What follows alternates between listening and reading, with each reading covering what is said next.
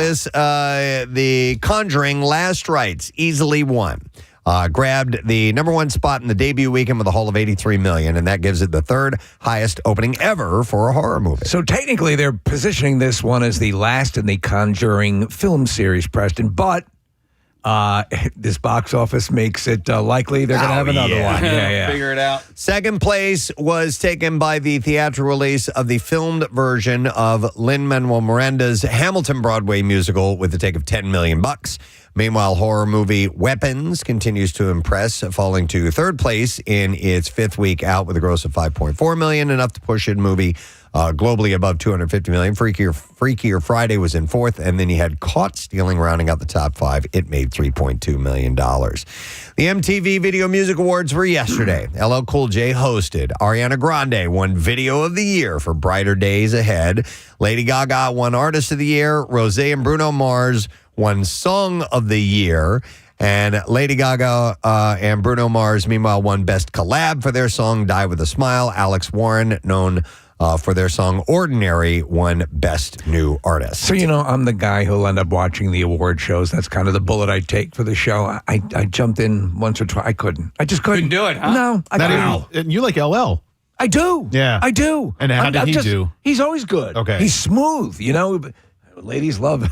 They sure Ladies do. love Cool James. Yeah, and he's top notch. But it's just The fluff around it is... Yeah. I'm done. So here's a couple of clips to play. Mariah Carey was given the Video Vanguard Award, which is given to artists who have a profound impact on music videos and pop culture. And we have a little bit of her. This is her accepting the award? Yes. Or her performing? No, this is her accepting. Okay, Trippy, yes. Here we go. Thank you so much, MTV, for giving me the Vanguard Award.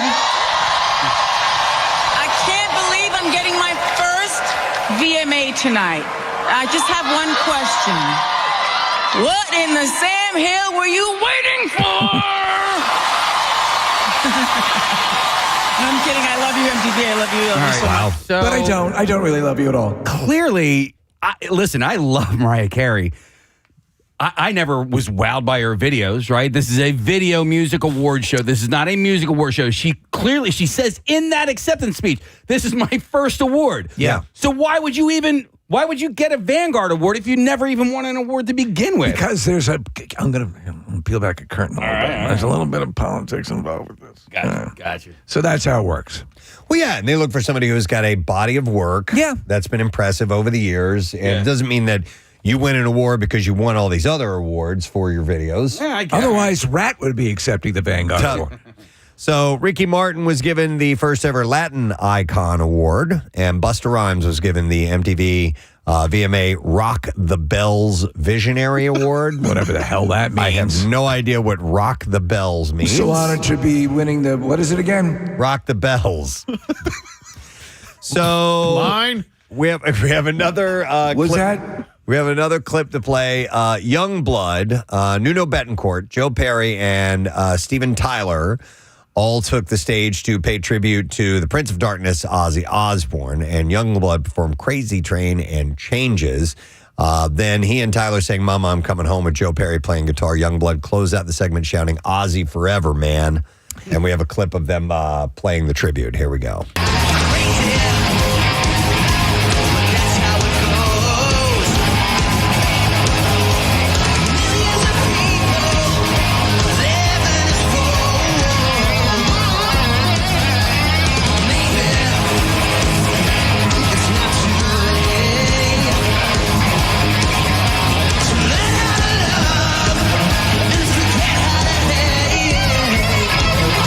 So, tribute to Ozzy. So I was not that familiar with Youngblood. Youngblood apparently was receiving some tutelage from Ozzy himself. Oh. And they had a friendship because Youngblood was wearing a medallion that Ozzy had given to him. Okay. And he kissed it and pointed up. He apparently a big student of Ozzy's. Okay. So but I was unfamiliar. No, can't say that I know a whole lot about Youngblood. No.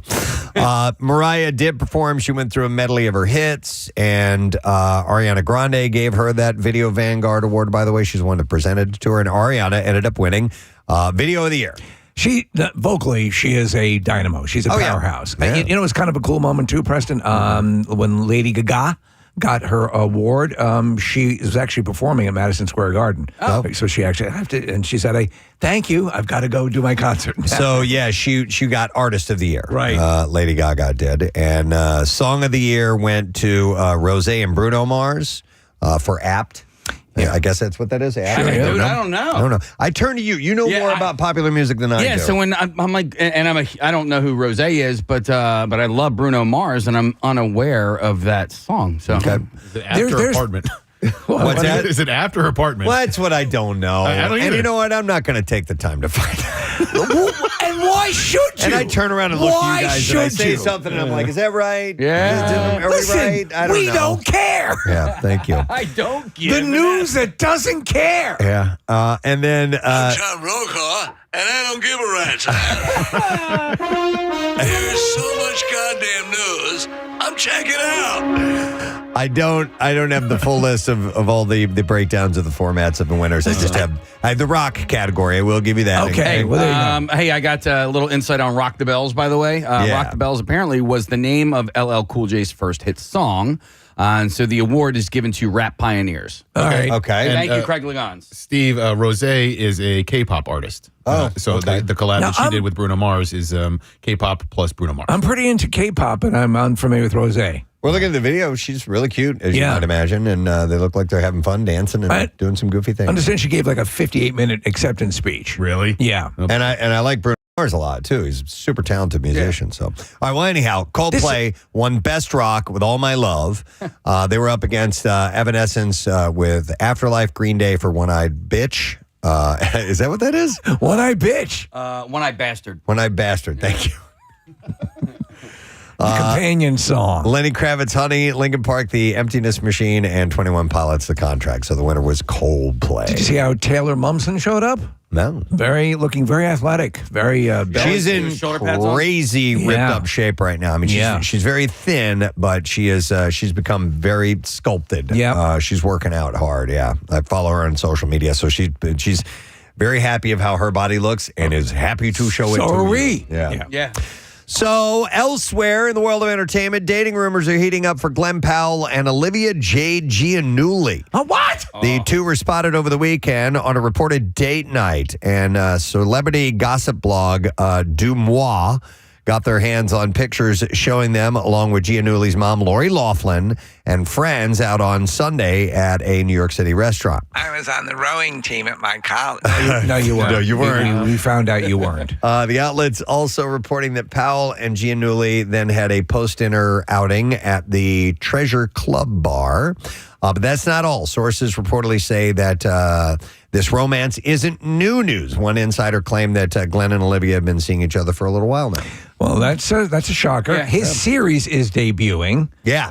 Yeah. I've seen the trailers for it, and they're actually positioning it as the NFL meets Mrs. Doubtfire. Okay. Yeah. So the creator is that guy, Tony Ascenda. Tony did American Vandal and the TV show Dave. I had drinks with Tony in Ireland last week. Tony's a great guy. He's married to Taylor Mishak. Taylor is in the TV show with Dennis Leary called Going Dutch. Yep. We had them both in studio. She's in Ireland filming the second season of Going Dutch. Tony and I and my wife went out for drinks on last week, and Tony said, wait till you see this show with Glenn Powell. He says Glenn Powell kills it. It's absolutely hilarious. He really loved working with him. And so Tony's going to be on the show in 2 weeks, I think, when the new show debuts. Great. Yeah. Excellent. And Look forward to that. I enjoy his wife's show as well. Yeah. With Dennis Leary. Going Dutch is a good show. Orlando Bloom broke his silence about his split from Katy Perry while on to the Today Show on Friday while chatting about his new boxing film called The Cut. He said that he's doing well post-breakup. He said, I'm great, man. I'm so grateful. We have the most beautiful daughter. And, when you leave everything on the field, like I did in this movie, I feel grateful for all of it. And we're great. We're going to be great. It's nothing but love. He did admit that he, quote, missed those big tig-old bitties. Tig-old bitties on Katy Perry. They're both dating, as you would well imagine. They're not wanting for people, Right. to date, so they're both doing quite well. Yeah, they've been busy since their split in July with the singer continuing her Lifetimes tour and the actor promoting The Cut, which hit theaters on Friday. That particular tour that you're mentioning, Preston, has had all sorts of technical errors, like things suspended from the ceiling and not quite hanging right. And I don't know who's handling the rigging for these shows these days, but they're encountering a lot of problems. They too recently celebrated their daughter Daisy Dove's birthday together with Bloom's ex-wife Miranda Kerr as well. Charlie Sheen is opening up for the first time about having sexual encounters with men. In his upcoming memoir, The Book of Sheen, and the Netflix documentary series, a.k.a. Charlie Sheen, the actor says, I flipped the menu when discussing his past sexual experiences with other men. Yes, I'd like a side order of man-ass, please. He expanded on the topic by telling People magazine, I'm not going to run from my past or let it own me. He said that it's liberating to finally be able to talk publicly about having sex with men. He said, it's effing liberating to just talk about stuff. He said, it's like a train didn't come through the side of the restaurant, an effing piano didn't fall out of the sky, no one ran into the room and shot me. Was I the only one who was not shocked by all the drugs, all the debaucherous, Caligula-level stuff he was doing? Of course. Yeah. I'm surprised livestock wasn't mentioned. While speaking to Good Morning America, Sheen said his sexual encounters with men began when he was using crack. He said that's when it started.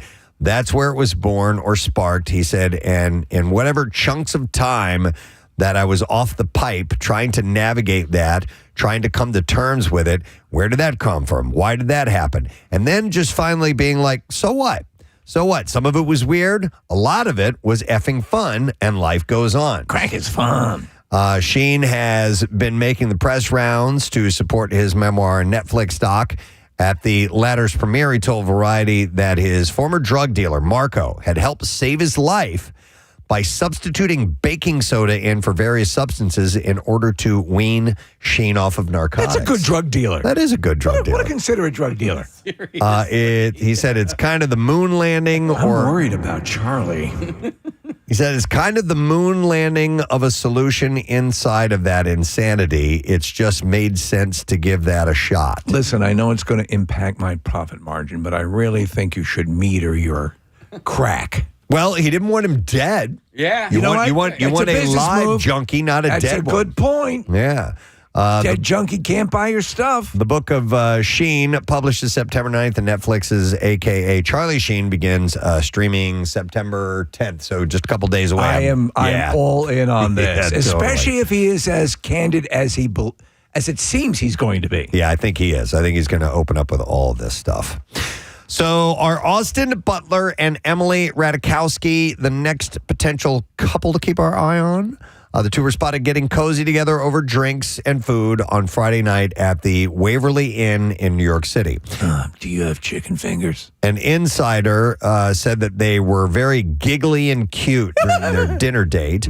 The Spy did admit that they didn't show much PDA, but they were in their booth together talking for 2 hours. I don't.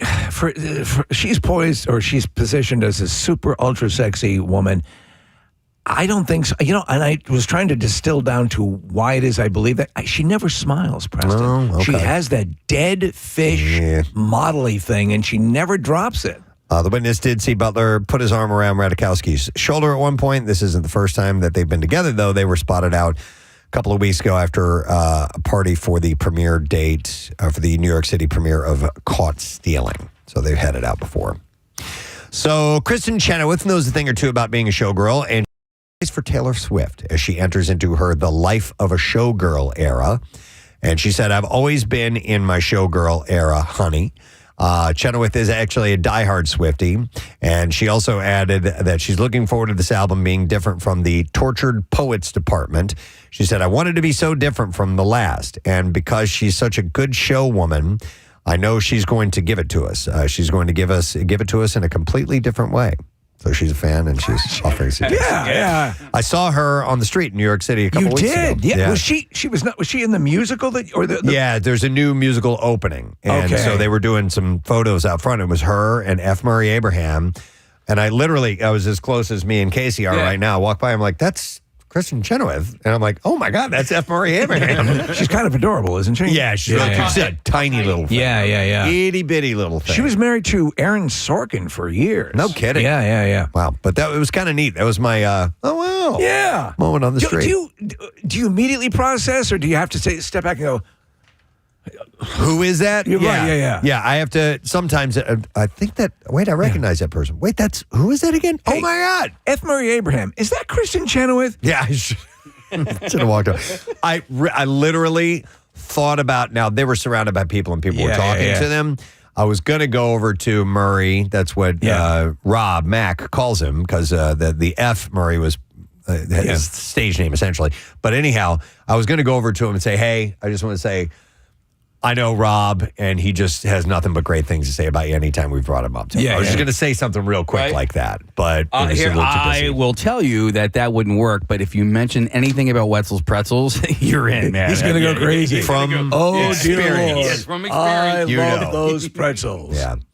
All right, and then we'll do one last story. Ryan Reynolds addressed rumors about possibly appearing in Avengers Doomsday while promoting his documentary, John Candy, I Like Me, at the Toronto International Film Festival. There have been conflicting reports about his involvement, which has left fans scouring the internet for the truth. And when asked about how he put John Candy Easter eggs in his Deadpool movies, and if there would be similar ones in Avengers Doomsday, he joked, there are 4 Easter eggs that I've got in there. I've written them all in my home in my PJs, and nobody's seen them. But he admitted that he has not stepped foot on set yet. And by the way, I don't know what the Easter eggs are that he's referring to about John Candy. I would like to know that now. I saw this, and I had no idea what they were talking about. I'll have to do a little research. And they leave a mystery hanging in the Deadpool and Wolverine with why is Thor crying? Like there's a scene of Marvel stuff that's happening in the background, like when they're watching some of the screens and the TVA, and they don't answer that question deliberately. And I'm sure it's because the answer is going to be revealed in Doomsday. Sometimes they're so subterranean, these Easter, like apparently there are Larry the Cable Guy Easter eggs in Schindler's List. No way. And I'm like, how, where? That's wild, man. Totally. I don't even think he started his career at that point. How do you do that? How do you do that?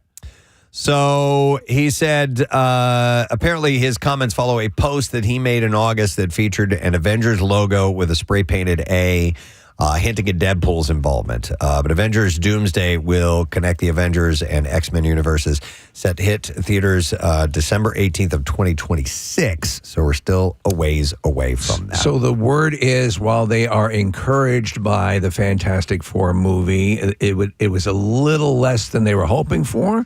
They're doing some tinkering to the Doomsday movie, but it should stay on schedule for that projected release date. Cool. Hope so. All right. We doing clips? Yeah, I'm just confused about this. Marissa, is this first clip supposed to be Steve Martin, or is it supposed to be Jennifer Daly? Because there's no Steve Martin up there. What? Yeah. It's a new semester. That's right. We have things. Casey, you have the wrong clip. If you do the second one, and then there's going to be a different clip coming in just a moment. Okay. All right. So we'll start with Miranda Cosgrove, Preston. So, all right. So this one? Yeah. Thank you. In the wrong Paris, a young woman joins a dating show thinking it's in Paris. Paris, France, that is, but actually it's in Paris, Texas. And here's star Miranda Cosgrove talks about how movies have molded her life. I have only been to 2 weddings in my entire life, but I do know now from doing the wedding scene like 50 times for 2 days in a row, I feel very prepared if I ever get married. I know what shoes to wear. I know like exactly how everything works. Layout, I know, the layout. I know how to do the walk down the aisle, how to say I do perfectly, the kiss. So I feel very ready in case I ever get married. I want to see you naked. The Wrong Paris opens this weekend, by the way. All right, next clip. Oh, sorry. Got to turn that up. So the Runarounds, is that what I'm doing here? Yes, sir. All right, the Runarounds shows the gritty truths of a young band trying to make it big. And here, Jennifer Daly talks about why she was born to play the cold-hearted record rep. When I auditioned, Jonas, the creator, was like, oh man, like just everything you are, like wanted to use my clothes. I have a lot of music knowledge and a lot of my friends are in big bands. I just had to be me. I hate to be like, maybe less bitchy in real life. I'd like to think that. Guys, I'm nice. I'm like, wait a second. because they wanted me to up the bitchiness. Well, I don't get the rain man cold, but The Runarounds is streaming now. You can find that on Amazon Prime. And there you go. That's your entertainment report for this morning, friends. So we're stacked and ready to go on a Monday morning. Back to school A to Z gets back into gear. We already played an awesome song from ZZ Top. Yep. Pearl Necklace. We are in the P's. We're going to go all over the place today as far as genres and bands. And in fact, we'll come back with some Beatles this morning. Oh, nice. How wonderful is that? So we'll take a quick break. We will return in just a moment or two. We're getting our work week started, easing back into things. So hang tight and we'll do that with you. Preston and Steve. Oil, a large amount of vegetable peels, large number of eggshells, it says here, artichokes in particular, and corn husks are things you should stay away from. Wow. Okay. Anyway, listen, thank you guys for your calls. We appreciate it. And thank you to Brian from Lewis, Delaware, for sending in that suggestion. We have to take a break because we're going to go live on Fox Good Day when we return. We have the bizarre file to get to. We have MMR's concert cash and your first chance at winning $500 and MMR bikini tickets. And you can walk on my team. You can participate and be a part of this if you donate and sign up for Team Preston WMMR. You get a team T-shirt. We will actually get to walk on Lincoln Financial Field. If you've always wanted to be down there on the field. Pretty cool. Chance to do that. Swoop will be there, Eagles cheerleaders. And not to brag or anything, but I'm this year's media honored hero. Yay! So I'm getting an award. So thank you, everyone. Please quiet down. No, if and you can hear my call late in the night. Whatever it is, I can't make that noise again.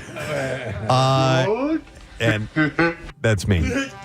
So anyhow, yeah, it's coming up on the 12th of June, and it's for Crohn's and Colitis Foundation research, education, and patient support services for those suffering from inflammatory bowel diseases, which are insanely painful, gang. So if you could help out, that would be great. And sign up for the team. And just go to WMMR.com and click on events, and you will find the info there, and would love to have you on the team. Preston, I got a text yesterday from Giovanna Pisano. Giovanna won our Isolation Idol contest. Remember that from 2020, right at the beginning of the pandemic?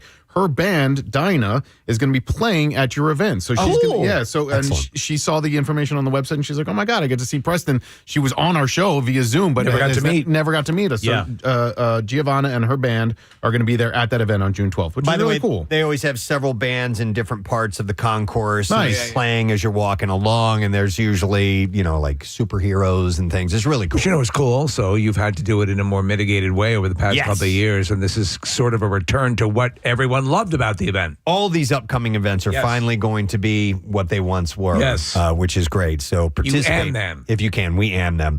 All right, I got this email. It was a little while back, but better late than never.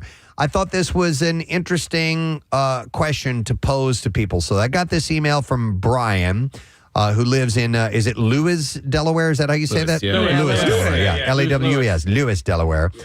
He said, hey, he said, I had an idea that I thought might be interesting. Recently, I learned that my in-laws have a garbage disposal, and they refuse to use it because they don't want to break it. They keep a trash bag in the sink for food scraps instead of allowing them to go into the garbage disposal. So they have a device that they never use for fear of breaking it. Yes. And he said, this is pure insanity to me. And it got me to thinking, if there are other things of convenience that some people refuse to use for fear of breaking them. So, and he also said, additionally, it's become clear to me that people love to do greetings when they go live on the air. I thought maybe a segment maybe called the Salutation Station would be cool. And it would allow people to get in and get their greeting fixed. Now, we'll worry about that another time. But anyhow, that's an interesting question. So you have this device that is made specifically for this one thing to do, yet you don't want to use it because you might break it. But what's the point of having it if you're not going to use it? I know this phenomenon exists with a lot of people. I'm a gadget guy, so I will use it. I immediately adopt something and I'll use whenever I get it. But I am aware of people who will buy things and never use them. I do it all the time. Oh, I do it are you guilty all of this? Yeah. the time. By the way, if you are in the situation, call us. I want to hear it. 215-263-WMMR. All right, what is it? So Ken? it's not that I won't use things; it's that I use them. Sparingly? Yes, when absolutely necessary. Like super sparingly? Yes. Will you actually do extra work even though you have something that could get something? Okay. So Casey and I we usually walk into work together, and he noticed it, I guess, a couple of times, and then finally said something to me. So this is just one example. Here at the station, when you walk into the building, there's the door that you can hit for, it's like a handicap, and it'll for somebody walking through, and it'll open the door for them. Yes. Right? Okay. So that's the only door you can get in the morning when we scan our key card because the doors are locked. It's the only one that unlocks. That unlocks, right? Once we get into the vestibule, all of the doors are open. There's several there's like doors. 6 doors you can go through. Yeah. I won't go through the other handicap door. I won't open that handicap door because it's automatic. It's and the door I'm straight using, through, yeah. So I'm using that door opener. It doesn't need to be. So I'll just go over to the one that I pull with my own hand and open. Because you're afraid if you open it too often, it's eventually going to cause this to malfunction. Correct. Okay. I do it with my garage door opener at home. You don't use your automatic garage So door I will opener? go out my front door if more often than not, because if I use the garage door opener so much, eventually it's going to break, right, guys? Oh, wow. Meanwhile, wait, hold on. I had to have it replaced because it did break after 13 years. So 13 years. It's going to happen anyway. 13 years. Yeah. I got 13 years out of it, but maybe did I get 13 years out of it because I used the front door? Is this why you were asking about a garage door? Yes. Oh, all right. Yeah. Okay. Yeah. So, the garbage disposal, though, that I will use. Like, I'm not worried about that one. Okay. I know. So on my wife's side of the family, one of the people, one of the not in-laws,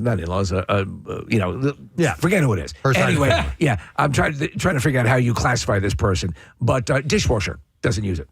Dishwasher sitting right there in the kitchen does not use it because of fear of it breaking. That a perception of water, a perception of other things, and fear of breaking. All of that sort of no, I don't want to screw with that. I had a friend who I worked with, dishwasher, but for a different reason, not for fear of breaking. She would not use a dishwasher because she hated unloading the dishwasher. Oh, yeah, I hate that. So therefore would hand wash everything, which you still have to put all that stuff away when you're done hand washing it. But there was something about putting it in, running it, and then opening it up and taking it back out that she did not want to. She didn't like picking up the work on the other side. Right. So in other words, when you're washing it right then and there, you're putting it away. So it seems like it's all in one. Yeah, like smaller amounts. Right. Yeah. But it's the same thing. Doing the same thing. Same thing. Yeah. In the almost 20 years that I've been a dishwasher owner, I don't think I've actually turned a dishwasher on maybe more than 5 or 6 times. Oh my God. I'll run it like twice a day. It's without weird. even dishes in it. It's weird though, because I just don't feel like the dishwasher gets the dishes clean enough.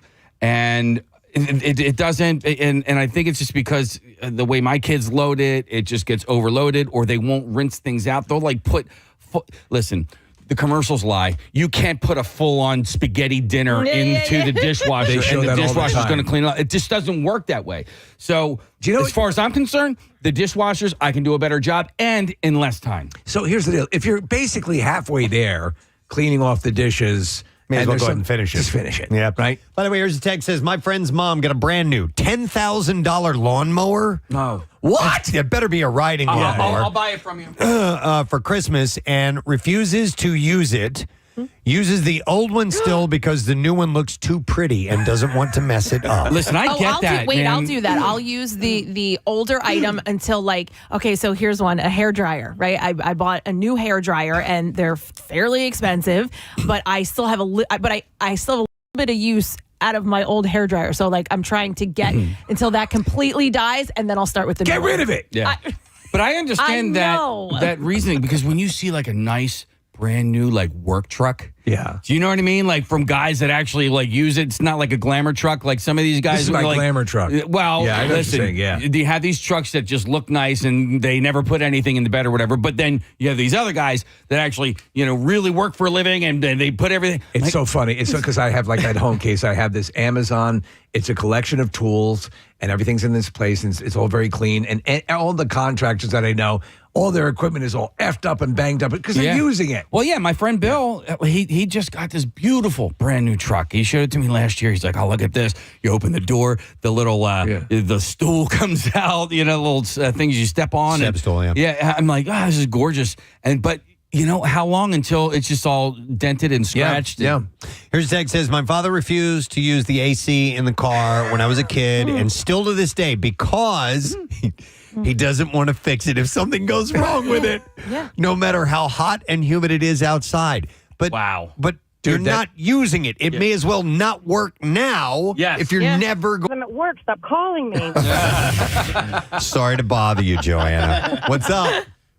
So my mother, they've been going on 15 years maybe, refuses to use our fireplace in the house. Refuses. Is it a gas-operated fireplace? It is not. It's regular, but she's afraid that it's not going to work. That It's not somehow, going to. even Fireworks. though they've had it cleaned, they've had it cleaned when they bought the house. They've had it cleaned since. There's nothing wrong. It's a regular fireplace. Refuses. She's afraid that a catastrophe is going to happen. Wow. It's going to break. I'm Joanna. like, fireplace. How do you break a fireplace? Yeah, exactly. Yeah, exactly. But let me ask you: Does she? If you get her, away from the fireplace and she can talk freely, will she admit to liking a fireplace? Oh yeah, she loves it. It doesn't make any sense. We never used a fireplace in our old home. Yeah. Thanks, Joanna. It's peaceful. Yep. Have a good one. You too. Well, we lived there for 10 years and never, and it was the first fireplace that I ever owned in my entire life. Did you not use it because you thought it was going to break? I didn't use it because my wife said we can't use it. Did you ever ask her why? What's that in your mouth? Spit it out. Spit it out. Spit it out. What did I tell you about baby birds? Stop it. I think she was worried about burning the house down, and A lot of people are. Yeah. A lot of people are of fireplaces and just in general. It's what it's made for. It's made to put a fire House in can there. set on fire for a multitude of other reasons. But we own fireplaces now. The news cycle was dominated this weekend by some hard-hitting news, some intense stuff. I don't know how you held up. I know. But it was a woman wanting her baseball back. Dude, it hit at the worst.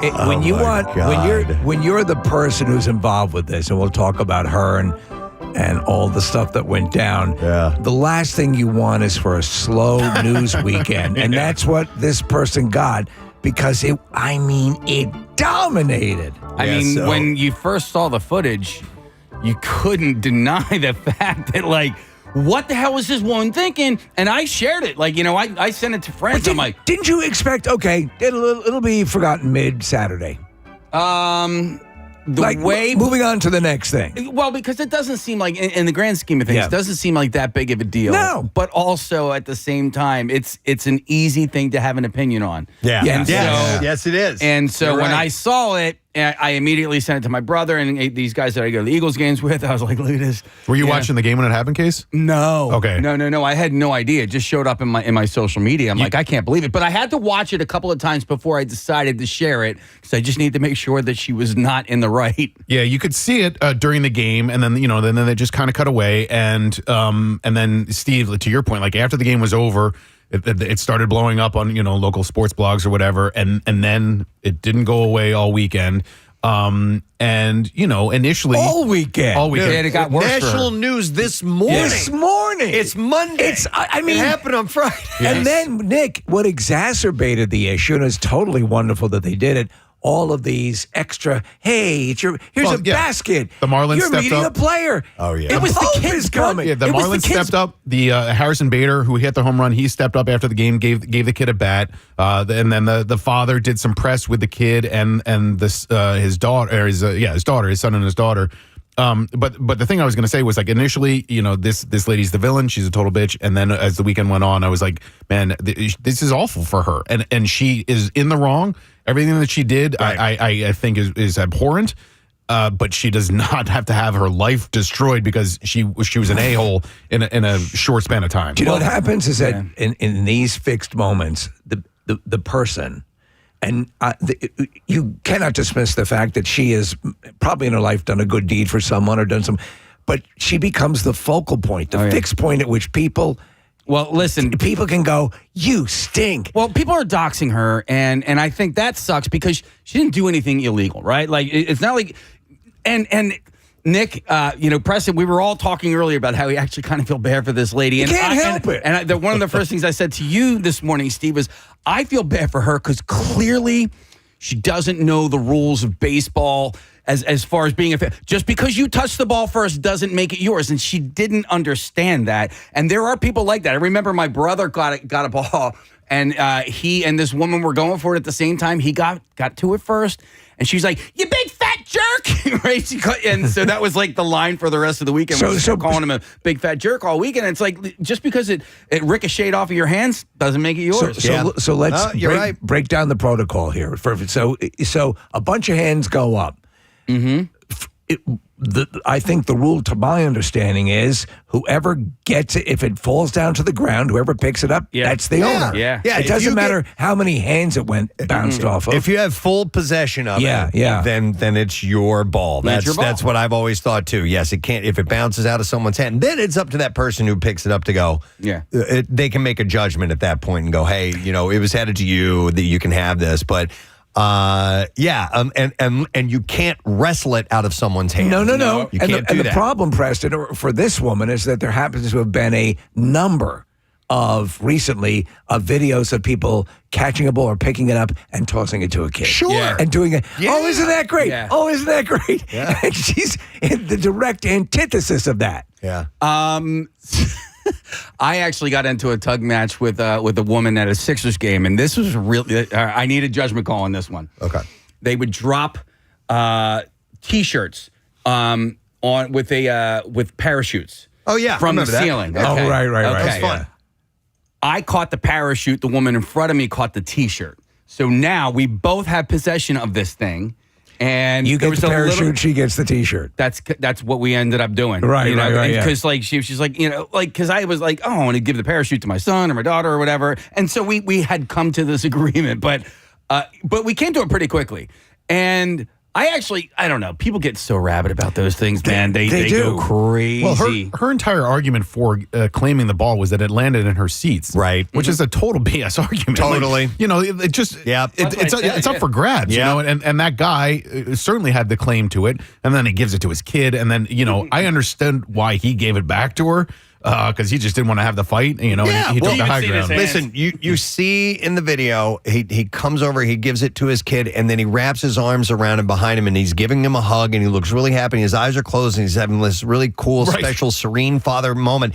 And then you see his reaction when she grabs his arm. Yeah. And he's like, whoa, whoa, whoa. He puts his hands up like, A, the hell's going on? Your hands off of me, and B, what's happening here? And there's a moment of severe confusion, and then she just leans into him. She was wrong, without question. Absolutely. She was way wrong, and deserves to be, maybe chastised a little bit. But she's getting beat to death right now. Not just eviscerated. I'll tell you this, too. The dad caught a little heat for some people who said he shouldn't have yielded the ball back. However, he was talking about it, he said he wanted to give he was completely flustered, but he also wanted to show his son, and I believe there's a part of this, how to de-escalate a situation. Absolutely. And all it could have done, all that would have happened was it would have made things even worse for that kid on this day where he's gone there to see a baseball game with this family. I don't know how often they go to games. Maybe this is just a once a year type of thing, or they don't do it that often. But yes, it could have been ruined by security coming down, being escorted out. He did the right thing. Yeah. It's just a baseball after all. It's a very special moment, but ruined by this woman. But he gives the most loving, paternal moment. Hug. Son, I got you a ball on your birthday. No, it was not on his birthday. He's turning 10 very soon. Oh, okay. But yes, I read that. I was reading an article about it. He was celebrating his birthday, but it wasn't his actual birthday. Okay. Still, it was a special father-son moment. But my sister asked me yesterday, and I haven't seen footage of this, She said that she gave him the finger afterwards. No, she was giving, what I understand, Case, is that she was giving the finger to the people in the stands because people started booing her. Okay. And so she was flipping, I think she was flipping double birds at one point. But I don't know. Listen, this all becomes the hearsay. All of this stuff, all of these things. And we were kind of talking, Preston, about, realize that when you do something, when you're in public now, and I'm sure if this woman could roll back the tape, she would have handled this in a different way because she's paying for it. And I would say, and I think we're all kind of saying, in sort of a weighted way, that it's a little overkill at this point. I heard that they offered the kid up World Series tickets if the Phillies win the World Series this year. Yeah. What? So the kid in the end, he gets to meet Harrison Bader. He gets the signed bat. He gets to go down in the dugout and whatever, or in the clubhouse and say hi to the team. Like the kid wins because of these actions, But he probably doesn't want all this attention either. It might be he might, yeah, or he might. But I don't know, man. There's a he did the interview too. I mean, NBC Philadelphia sat down or interviewed the dad and the kid and the daughter, and he agreed. They all agreed to be a part of it. Yeah, but you can't count on those things. No, those good scenario to come out of a bad situation, things to happen. But Steve, as we're saying this, how she's being beat up a little too hard on. Steve showed me a video. Yes, it's great. Did you see it? No. She's picking up the baseball, and they morphed her into Gollum holding the ring. Oh, no. Dude. Precious. It's awesome. Oh, man. And she's going to have to deal with that. Like all of this backlash, all this creativity, which is mean, but funny, she's going to have to deal with that for what? How much longer is this all going to last? Like a week? Or no, you know what? Some people are texting in, and I heard chatter as well. They're going to hang on to this till at least the end of October because the Phillies baseball Karen is going to be a costume for Halloween. It's going to be that for sure, and until the next thing comes along. And then we just saw a video. The Savannah Bananas parodied it immediately. Oh my God! They immediately parodied it. I heard people were calling her Cruella de Phil over the weekend. And here we are laughing. I know. I know. Well, I'm laughing at the creativity. Yeah, that's right. But yeah, I mean, those moments, and so I have no doubt that she's done stuff that's similar to this in her life. But again, you got to take the total person. Casey, to the point of being doxxed, to the point of being perhaps. I don't know what's happened to her, but it hasn't been pleasant for a couple days. I purposely stayed away from finding out what her name is and any of that stuff because I that part of me I feel bad for her. She just had a bad moment.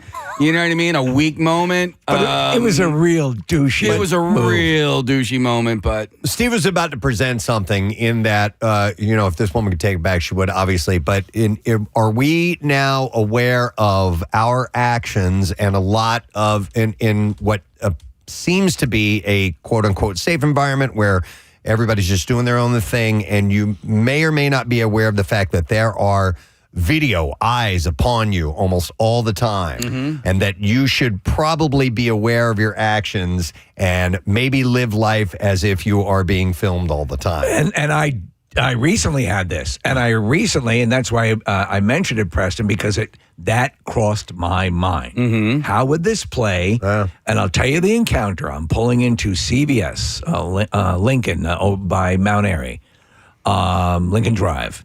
And it's kind of a wonky in and out, but I'm starting to pull into the driveway. By the way, I believe the law is when you're pulling in, you have the right of way. But this woman is in this crossover vehicle in the middle of the driveway into CVS. Oh yeah, I remember you telling me about this. You either pull to the right. Yeah. So I pull in. I'm waiting for her to pull out. She's taking forever to pull out because I'm sort of stuck with my ass out in the street trying to pull in. And I'm I'm looking at her. Can you help me? Can you cut your wheel a little bit to give me some room to get in since you made a dumbass move of being dead center? And so I'm like, God damn it, I can't sit here all afternoon. So I pull in all the sensors on the car. I'm that close to her car as I'm pulling in. Oh, geez. And I just look at her like, you couldn't have couldn't have cracked the wheel a little bit? We could have worked on this together. I wasn't asking for much, just the ability to enter the freaking parking lot. Yeah. So I get in and I get out of the car, Preston. I'm thinking nothing of it. She pulled over to the left, and she's like adjacent to the street, and her window's down, and she starts yelling, "Don't you look at me that way! Don't you mother effer, you mother!" Like, and then she's screaming, and she's like, and there are construction workers standing around looking, and there are a number of other people, and I thought, I was at the end of my day's rope to begin with. Oh man, I was borrowing rope to keep going, and so I'm like, oh, I could really go to town. But I did think about that. Yeah, I did think about that. That somebody could be filming you. So I said, and I drove around, reminded I did this. I just found my hands and go, I don't give an F. Except I said the phone. No. I don't give an F. And then I walked into the CVS. Okay. All right. Because I thought, I go over, I get in a verbal battle with this beluga behind the wheel here. And I'm like, no, nobody wins, especially if that footage ends up, like this. Well, so I was at the Eagles-Packers playoff game this past season, and I was in our tailgate, and these Packers fans, they were trying to goat people. So they came walking right through the middle of our tailgate, chanting Packer, blah, blah, blah. And then some of the guys that I was with, they started reacting to it. And then I saw a dude trailing with the camera, and I was like, guys, stop. There's a camera right there. It was a setup. There was a setup. Yeah, that's what they wanted. And that was it. Was a setup. Case, what was the other one? It happened in, was it at an Eagles game, or I forget where it was, but it was up in the stands. It was the last one of these prior to that. Well, so that was the same game where the guy was calling the girl an ugly C. Yes. That was the same game. Right. You were at that game? I was at that game. Okay, yeah. I remember that. Yep. And you remember that? Mm-hmm. Now, mind you, again, a reprehensible, I would say more reprehensible than what happened here with the ball. I mean, listen, well, never mind. Yep. Okay. Yeah, never mind. 610-660-9333 is the number. I'm going to read a couple of texts that are coming in if you want to chime in on anything. Now this I don't believe because things pop up about people. Sure, let's hear it. So this says, supposedly, she stole a signed set list and guitar pick off a kid in a wheelchair at a concert a week before. Wow. Don't know how true it is. I'm going to guess maybe. Yeah.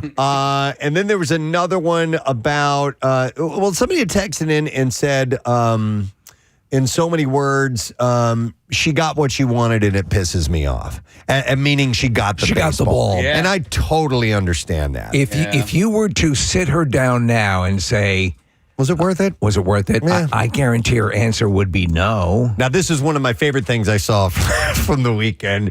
Did you see the statement from the Hamilton Public Schools? No. So there was a rumor, I guess, that she worked there. All right. And so they posted, and I'm assuming this is a legit post, but it says, the woman identified on social media as Phillies Karen is not and has never been an employee of the Hamilton Public Schools located in Hamilton, New Jersey. Social media and news reports indicating that she is are incorrect. Anyone who works for our school district, attends as a student, or lives in our community would obviously have caught the ball barehanded in the first place, avoiding this entire situation. I love that. There was another, so a couple of those popped up.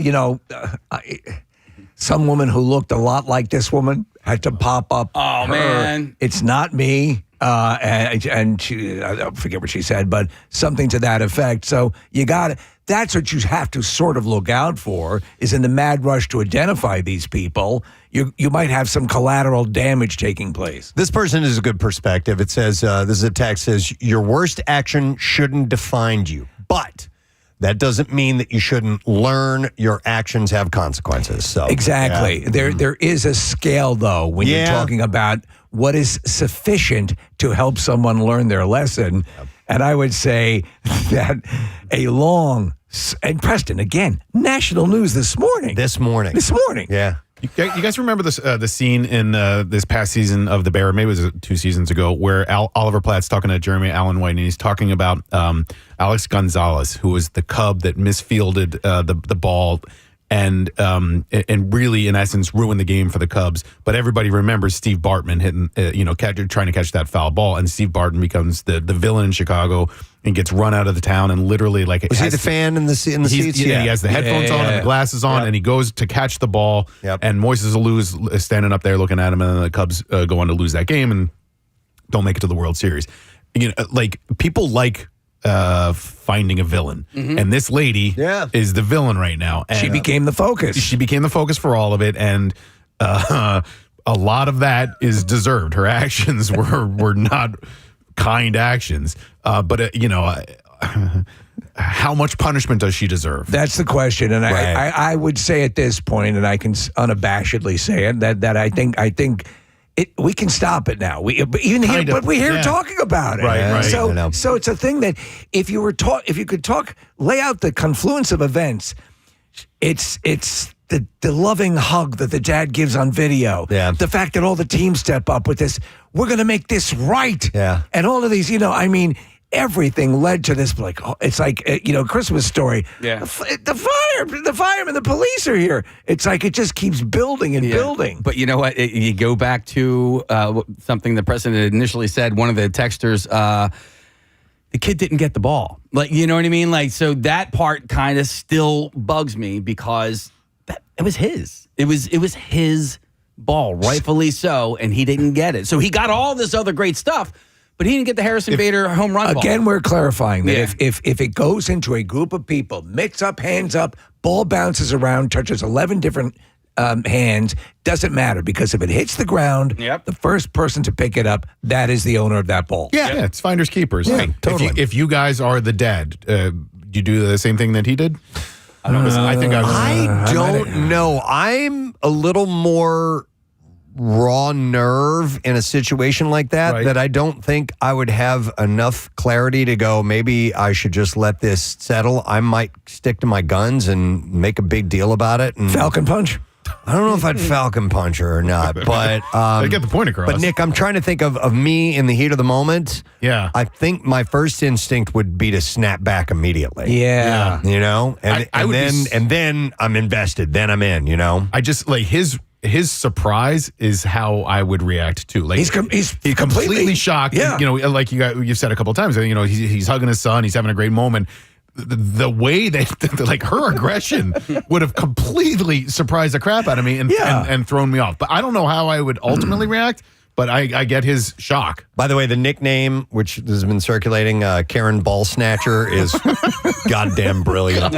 It's just fantastic. I mean, as we're sitting here, and in one side of my mouth, I'm saying, "Hey, you shouldn't beat them to a bloody pulp." But Karen Ball Snatcher is hilarious. That's objectively funny. I may be unaware if you guys are aware that this has happened. Has she, in fact, reached out or issued a certified legitimate statement? There have been a whole bunch of AI statements that I haven't seen anything, Steve, but I'll tell you what, man, I was watching the Phillies game yesterday, and Scott Fransky and Ruben Amaro, they were still talking about it. Like, they were addressing the bedlam that happened after Bader's home run on Friday night. Like, it hasn't left their minds. Do you know what it also pertains to, and it's germane to all of the Dickey fan stories that we've heard over the past couple years, and from vomiting on people, kids, all that stuff. It all has a cumulative effect. So when you see stuff like this, it's like, and again, this was not the worst of the worst, but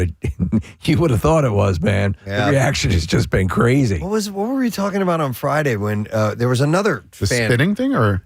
Yeah. Because somebody had said, look, we're just starting to phase out of the snowballs and Santa Claus and the batteries thing. And now we got somebody spitting on someone. And then this happens. I'm waiting for someone to take a full dump on someone.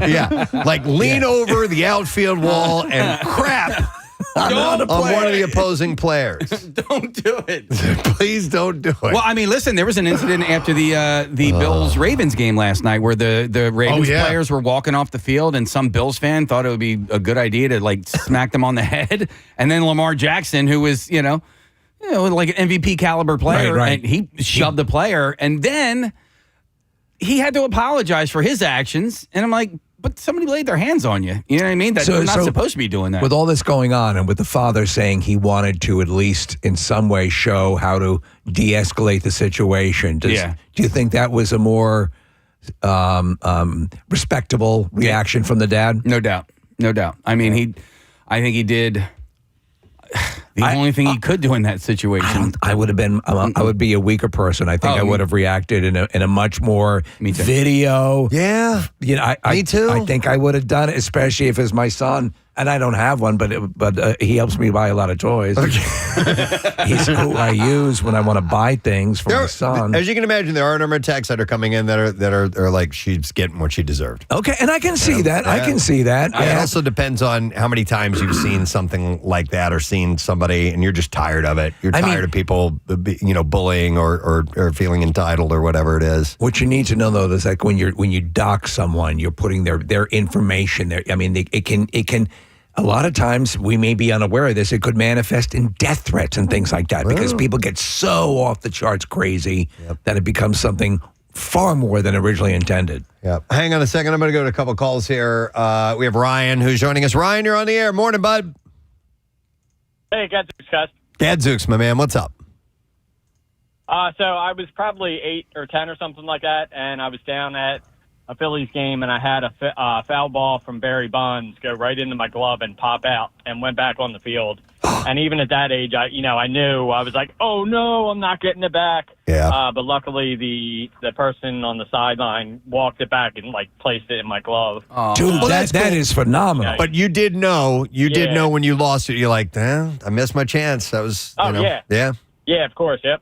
And that's a Barry Bonds. I mean, that's a real heavy catch if you can make it. But you got it. And those balls come flying in so hard, dude. It is. I caught an Ozzie Smith foul ball. I didn't really catch it. It ricocheted off my hands, but I did get it. But man, it comes in so fast. Yeah. Thanks, Ryan.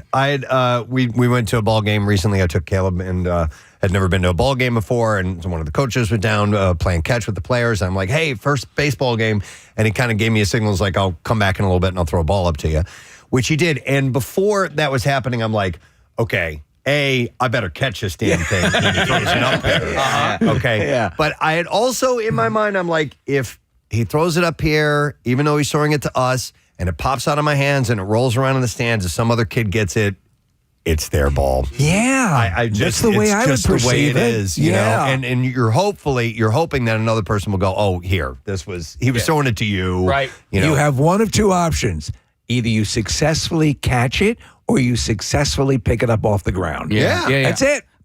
Wasn't there something at a golf match over this last weekend where one of the golfers was coming off of the, had just finished his round and threw a hat to a kid? It was clearly he was trying to throw it to him. It was at the U.S. Open. Is that what it was? It was tennis. Okay. And That's the guy who got it was a CEO of some company. Right. And he found out later on that it was a misunderstanding, he says, on his part. He thought he was being thrown to him.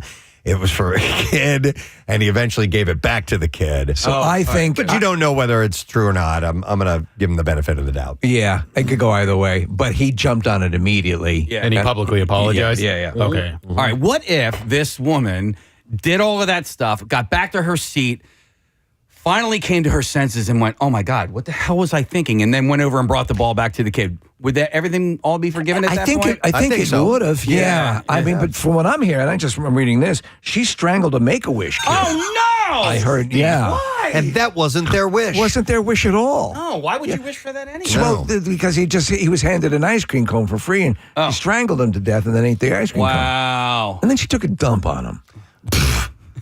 So they say we don't want to start this dumping trend.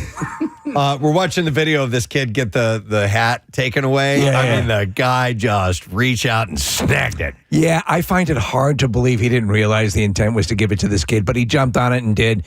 I mean, again, when the force of the internet turns against you, right? Well, maybe I don't know. Hell. We're watching it now. All right, so let me go to Patty, who's joining us. Hi, Patty. Good morning. Good morning. Hey, what's up, Patty? Well, about 20 years ago, I was at a Phillies game, and we were sitting on the right outside, and a lot of foul balls come that way. So I figured I'm bringing my glove. I can't see you who hit the ball. Oh, we're losing the signal here. My age. Oh, damn it. Anyway, so here comes this monster foul ball. I got my glove up. It's coming right to me. And the guy next to me knocks me down over the seat. I mean, I went to the ground. And I was pissed. And I turned around, and here it was my husband. Oh, my God. He said to me, I said to him, what are you doing? And he said, well, I never caught a foul ball before. Your own husband pushes you down to the ground to catch a foul ball. I'm telling you, man, people go rabid over this stuff, man. Yeah. Baseballs, T-shirts, whatever gets tossed into the crowd, people go crazy. Patty, stop and think about it, though. I mean, this sounds like it was prior to social media meme time. If that video had ended up being circulated, you know, your husband could have ended up being doxxed off the planet. Yeah. Well, with some of the crazy things he's done over the years, I think we'd probably have our own podcast. Okay, all right. All right, thank you, Patty. Appreciate it. So Jessica's got to comment. We're going to take a break here in just a second. But let me go to Jessica. You are on the air, Jessica. Hi. Good morning, everybody. It's so great to talk to you. I've listened forever. I just wanted to kind of touch on some of the things. I think Nick and Casey, you guys are kind of pointing to it. First of all, Preston and Steve, I totally probably would have reacted the same way. I would have been like, get away, blah, blah, blah. Yeah. But, I just, you know, I think it is a great opportunity for us to kind of recognize that, yes, actions do have consequences. Our son is going back to school. He's working at McDonald's right now. And if people's French fries aren't ready, he's had multiple people tell him to kill himself. Oh, my God. Right? It's insane. So I think it's a great opportunity for us to kind of look and reset and say, let's keep this all in perspective. And let's just bring it down a notch. If I can tell you, though, Jessica, I really do like those French fries. So when you need it, you need it, right? It's a crisis there. But to that point, the likelihood that you're going to encounter someone going from 0 to 60 these days seems to be a lot bigger than it used to be. People seem more on edge than ever. Yeah. And I mean, honestly, stop and think about it. And also, re-examine when you tell someone you think they should off themselves because your fries weren't hot enough. God. What does that say about you? Yeah. Come on. Right. Thank you, Jessica. Bring it down a little bit. You're exactly right. I personally am trying to one with the universe, relax. I'm gonna kick your ass. Don't freak out. I've had a hair trigger temperament. Thank you. God, let me speak. God damn you, Nick. Please. Always interrupting. Jesus, big-headed. God. Why do we even have this? You big-headed monster sitting here in the studio sucking the life out of us. I am. Cut to 9 o'clock at night. Nick, I just wanted to say I might have flown off the handle there.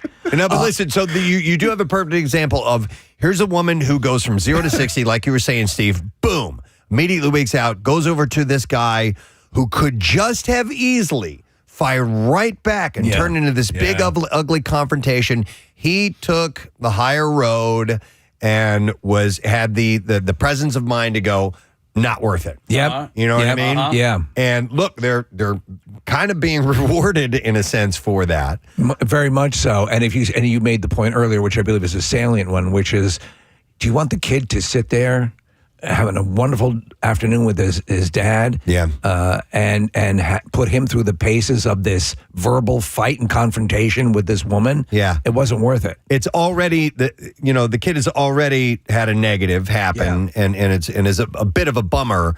But it could have gone from a bit of a bummer to, oh my God, this is a really bad defining moment that I'm experiencing here, and now he's getting all this. Yeah, he's getting bats and trips, and he's going to go to the World Series. Keys to your Lamborghini. What?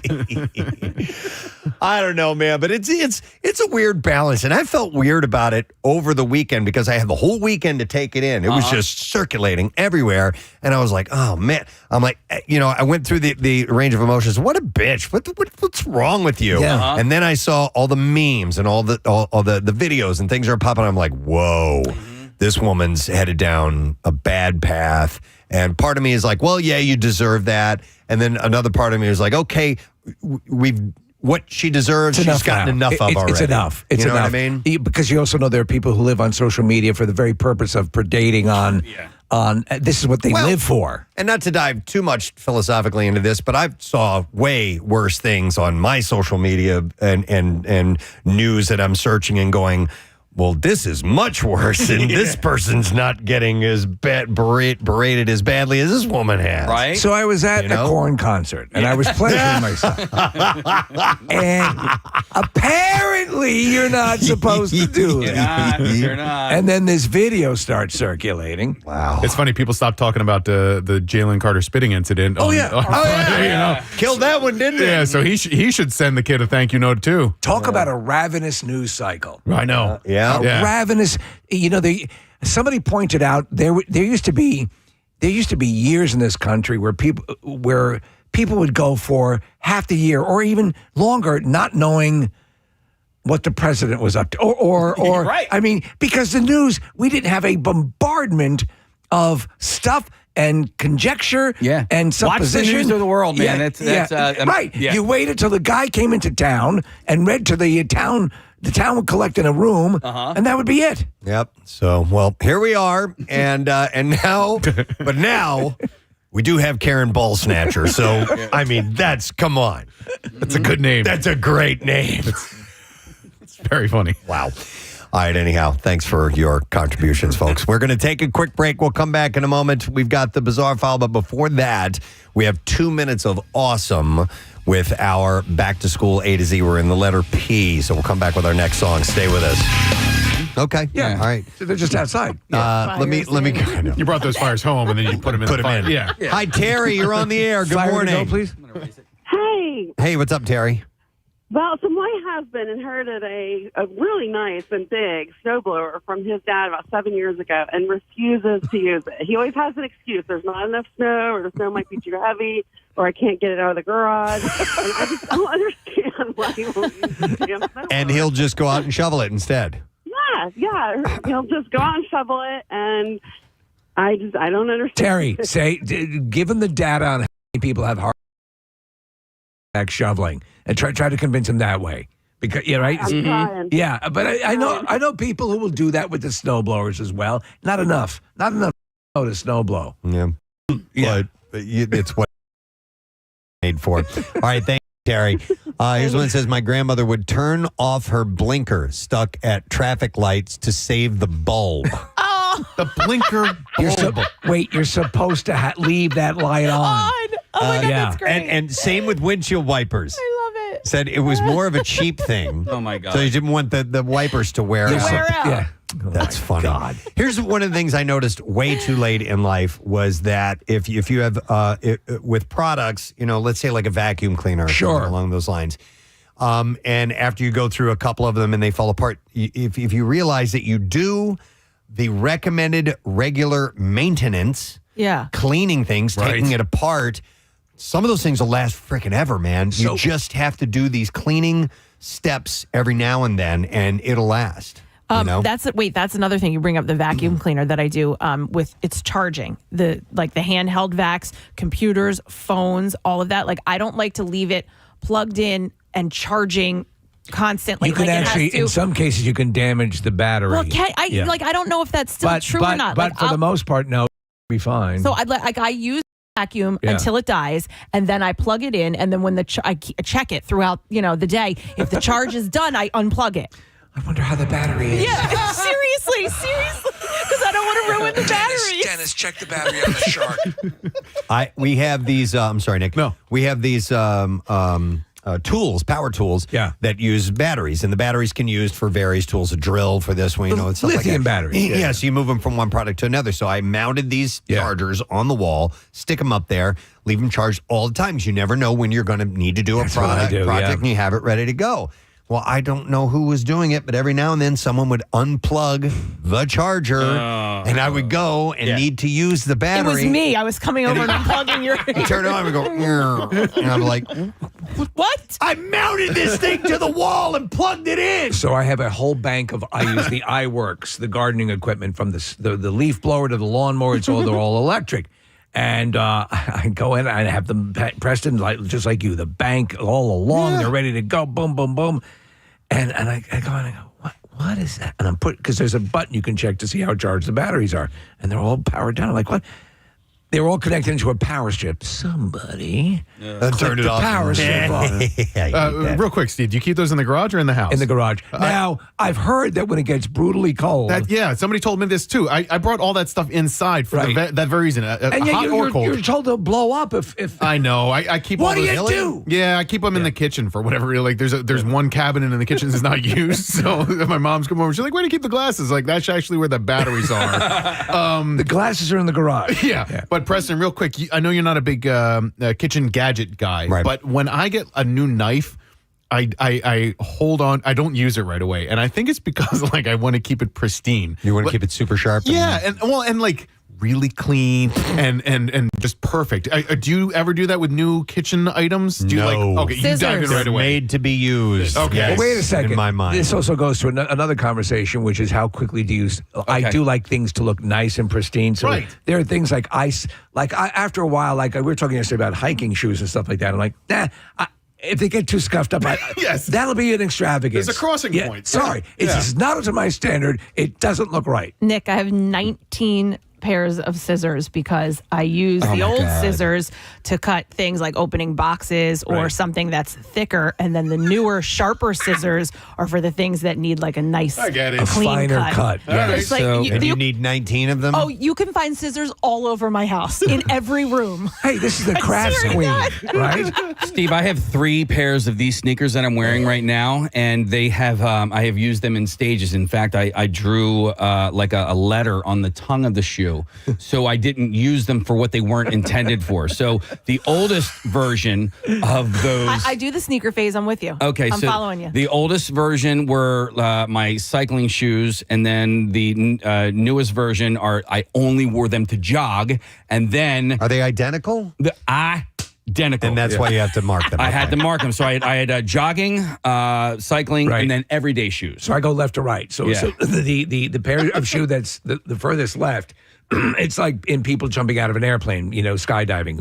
They're at the door. And so those are the ones that are the prime ones for using. And then they start to circle around into the Goodwill pile. Yeah, and now I have my lawn mowing shoes, and I'm actually really proud of myself, Kathy, because you have a lawn mowing shoe guy? No, I just want to go to a call when you All right. eventually stop talking. So, hang on a second, Preston. I got something for you here. Hold on. I need you to stop talking and listen to me. Go ahead. No, I'm proud of myself because my lawn mowing shoes I've been using for 3 whole years now. I'm going to go back to people not using things because they're afraid they will break. Yeah. And I will go to Barbara, who's been on hold for a while. Hey, Barbara, good morning. Good morning. How you guys doing? Good. What's up, Barbara? My brothers and I just sold a house that we inherited from my father. They bought it in 1986, and they never used the dishwasher. There you go. We had the realtor come in, and I was telling her, I said, I think the dishwasher's broken. My brother's like, no, it works. They just never used it. And is it from 1986? Is it that old? Oh, yes. The Yes, washer? it was the original dishwasher put in the house. I bet you that. So it would probably still run. It's not going to, it's a functional dishwasher. But did they ever explain why they chose not to use it? Was it for this reason, for fear of breaking it? Yes, they didn't want to, nothing technical. Like that was high tech back then in 1986 to them. Wow. Jesus. Yeah. That's hilarious. Apparently it's a thing. All right. Thank you, Barbara. Appreciate it. All right. I'm going to go back to an older situation as well. This is Joe who's on the air. Hey, Joe, good morning. Hey, good morning, guys. How you doing? Good. What's up, Joe? You guys remember back in the 70s when you get in the car, the seatbelts were kind of tucked up and folded above the window? Yes. And then little brackets? Yeah. Oh, yeah. Well, I'd get in the car, and my dad, he was kind of a perfectionist, and he wouldn't let me take the seatbelt out of the little thing above the window. because he thought it'll never go back neatly. So he never let us use the seatbelt. He would rather have you not use the seatbelt to maintain the aesthetic. Oh, yeah. I used to try to get it out. And he'd be like, don't touch that. You'll never get that. Get away from that. Stop playing with that. And I'm like, Dad, it's a seatbelt. He's like, you feel that dashboard? Push on it. Now, and, you know. Would he make you ride on the hood of the car so that you wouldn't screw up the seats? Oh. That's funny. crazy. Yeah. All right, So thanks. to this day, you Yeah. know, it's All right. still a joke. Thanks, Joe. I appreciate it. All right, how about this? Let's go to Stuart. Hey, Stuart, good morning. Good morning, guys. What's up, Stuart? I got one for you. All right. My mother-in-law, God rest her soul, she had an in-ground swimming pool in the backyard. Mm-hmm. She never went in it. She paid for the pool guy to open it and maintain it. And I asked her, how come you never use it? She just told me that she liked looking at it and she wanted waterfront property. Oh, my gosh. But she never used the pool. True story. Never used the pool. Wow. Yeah, All but right. if she's paying for the maintenance, it doesn't make any sense. Yeah. All right, a little bit different than what we're talking about, but that's interesting. Yeah. Well, and this is slightly different as well, but can you go to Steve on line 2, Preston? Line 2? Yeah. All right. Hi, Steve. Good morning. Hey, good morning, Press. Hey, what's up, bud? My best friend to this day, his father back in the 70s, 80s, and part of the 90s, whenever he would get a new car, would pop the hubcaps, put them in the trunk because he was afraid we're going to get stolen. May as well give somebody. Right. You know? Take the hubcaps off. Oh, that's funny. So he would immediately take a beautiful brand new car and make it look like a piece of crap. Yeah. Yeah. Oh, my God. For fear of them being stolen. Hey, these doors, someone might take them. Let's go to Jennifer. Hi there, Jennifer. Good morning. Good morning to you. What's up, Jennifer? Okay, so I'm a lifelong camper, and, with the internet, there are things like social media groups, etc. So I started following a bunch of camping groups on Facebook, and I discovered that there's a whole crew of campers that do not poop in their camper. They don't poop in their camper. They don't poop in the camper. Isn't that what it's for? Yeah, exactly. It's made for that specifically. What is? Did they give their reasons why they don't want to do it? I don't know. I think they're afraid of the black tank. I don't know if they don't want to dump their poop or what, but there's literally a hashtag no poop in the camper. Yeah, I kind of get that.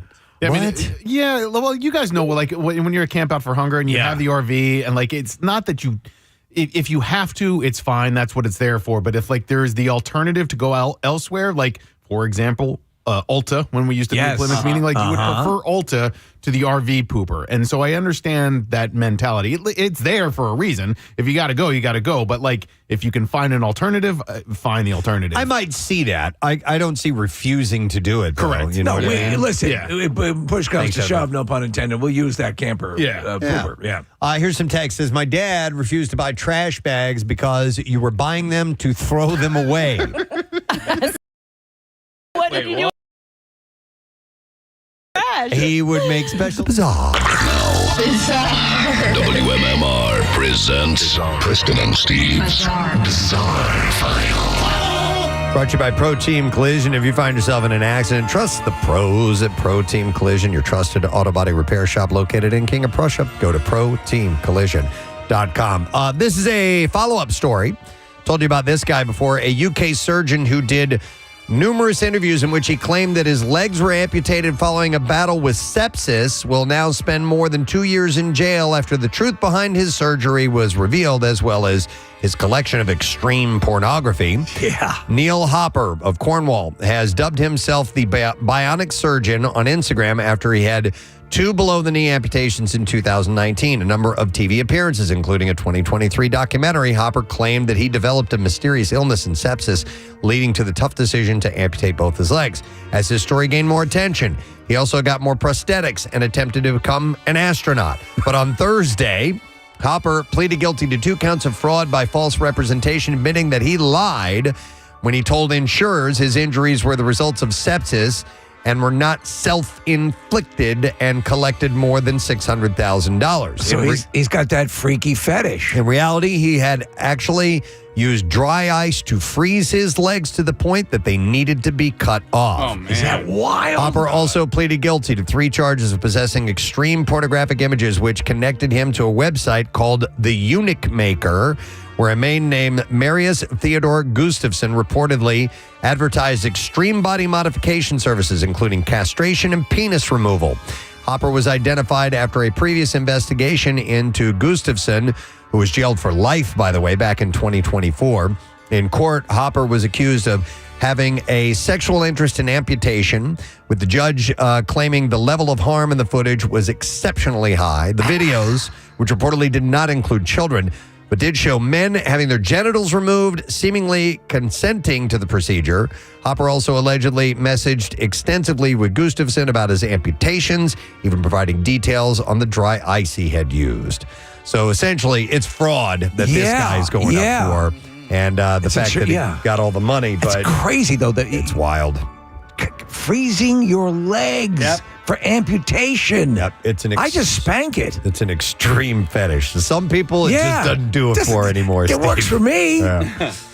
Well, a brand new, nearly $1 million luxury yacht turned over and sank 15 minutes after it was launched into the water, forcing its owner to swim to shore. The incident happened in northern Turkey on Tuesday.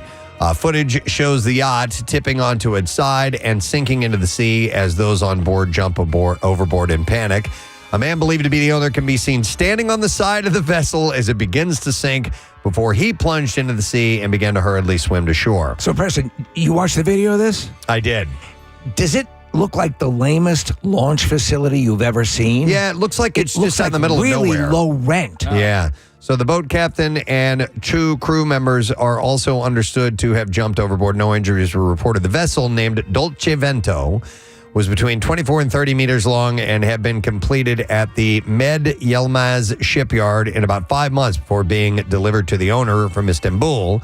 Coast Guard and port teams were dispatched and established a security perimeter, and rescue teams had been sent to the scene to begin the recovery work. So shipyard officials said a detailed investigation is going to be carried out. Experts have noted that stability problems, such as errors in metacentric height calculations, are among the most significant factors that can cause vessels to capsize or sink. But yeah, dude spent $1 million and it just sinks. It just goes straight down. Yep. Here's another follow-up story for you guys. A former Alaska Airlines pilot pleaded guilty in federal court on Friday for trying to shut down the engines of a passenger plane in midair from a cockpit jump seat, prompting an in-flight emergency. I remember this story. Joseph Emerson reached a plea agreement. He pleaded guilty to interference with flight crew members and attendants in federal court in Portland. Now, he said that he had used magic mushroom, psilocybin, 2 days before the flight. And he said, and I was still suffering from the after effects of this drug. He said, although I was sitting in the jump seat and interacting with the flight crew, I believed I was either dreaming and felt an overwhelming need to wake up. And he said, in an effort to wake up from my dream, I knowingly pulled the dual fire extinguisher handles for the aircraft engines while the aircraft was flying. He said, I knew doing this would shut down the engines, but at the time, I felt that in doing so, it would wake me up from my dream and I would be with my family. When I grabbed the handles, I intimidated the flight crew, who had to grab my hands and wrists to pull them away. Engines would not shut down. All this is going on in the cockpit while people are sitting in the back of the plane, eating mixed nuts. Yeah. Thanks to the efforts of the competent and well-trained flight crew, the engines did not shut down. They safely landed the aircraft. He is scheduled to be sentenced in a federal case November 17th, faces a maximum sentence of 20 years in prison, fined up to $250,000 as well. He pleaded no contest to his state charges during a plea hearing Friday afternoon after initially facing dozens of attempted murder charges. He was indicted on 83 misdemeanor counts of recklessly endangerment of another person and a count of endangering aircraft in the first degree. So that was the plea deal. When is he going to be able to get back to flying? Yep, I do not know about that. Probably in 20 years or so.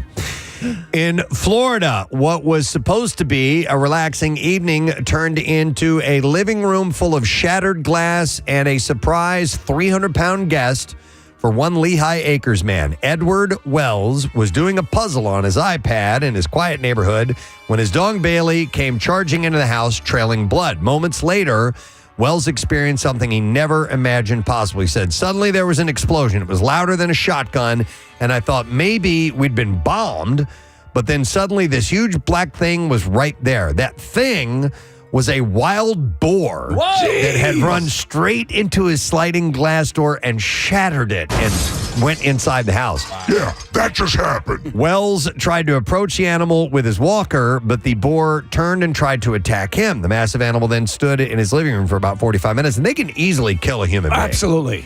Walker told me I had AIDS. He stood there for, he said, what, half hour, 45 minutes? I don't know. The boar remained in Wells' home, eating pieces of glass while he waited for deputies to You're arrive. a badass. That's a badass move. That's a positioning move. I'm going to eat this glass. When law enforcement officers tried to lasso the animal, it charged at them and even chased one deputy out the door. I'm going to jam this lamp up my ass. Sat there and chewed on his glass. Yeah, watch this, old man. The boar. Where's your wife? The boar eventually escaped and remains on the loose. So they're still looking for that thing. But man, oh man, that is wild. Good night, bitch. All right, and that is what I have in the bizarre file for you. We are in the P's of the Back to School A to Z, and if you want a little fresh ground pepper, we'll have that for you next. So make sure you stay with us. We'll be back in a moment. Stay put. Grocery store for small bags and Walmart for even larger bags for the larger trash cans. Even if he couldn't buy something to fill the bag, he would ask the cashier for a wad of those big bags. Oh, my God. So in essence, a lot of what you buy from the grocery, you're buying it knowing you're going to throw it away. That's funny. He wouldn't buy them because you're purchasing something that you're just going to throw away. Just going to throw it away. That's funny.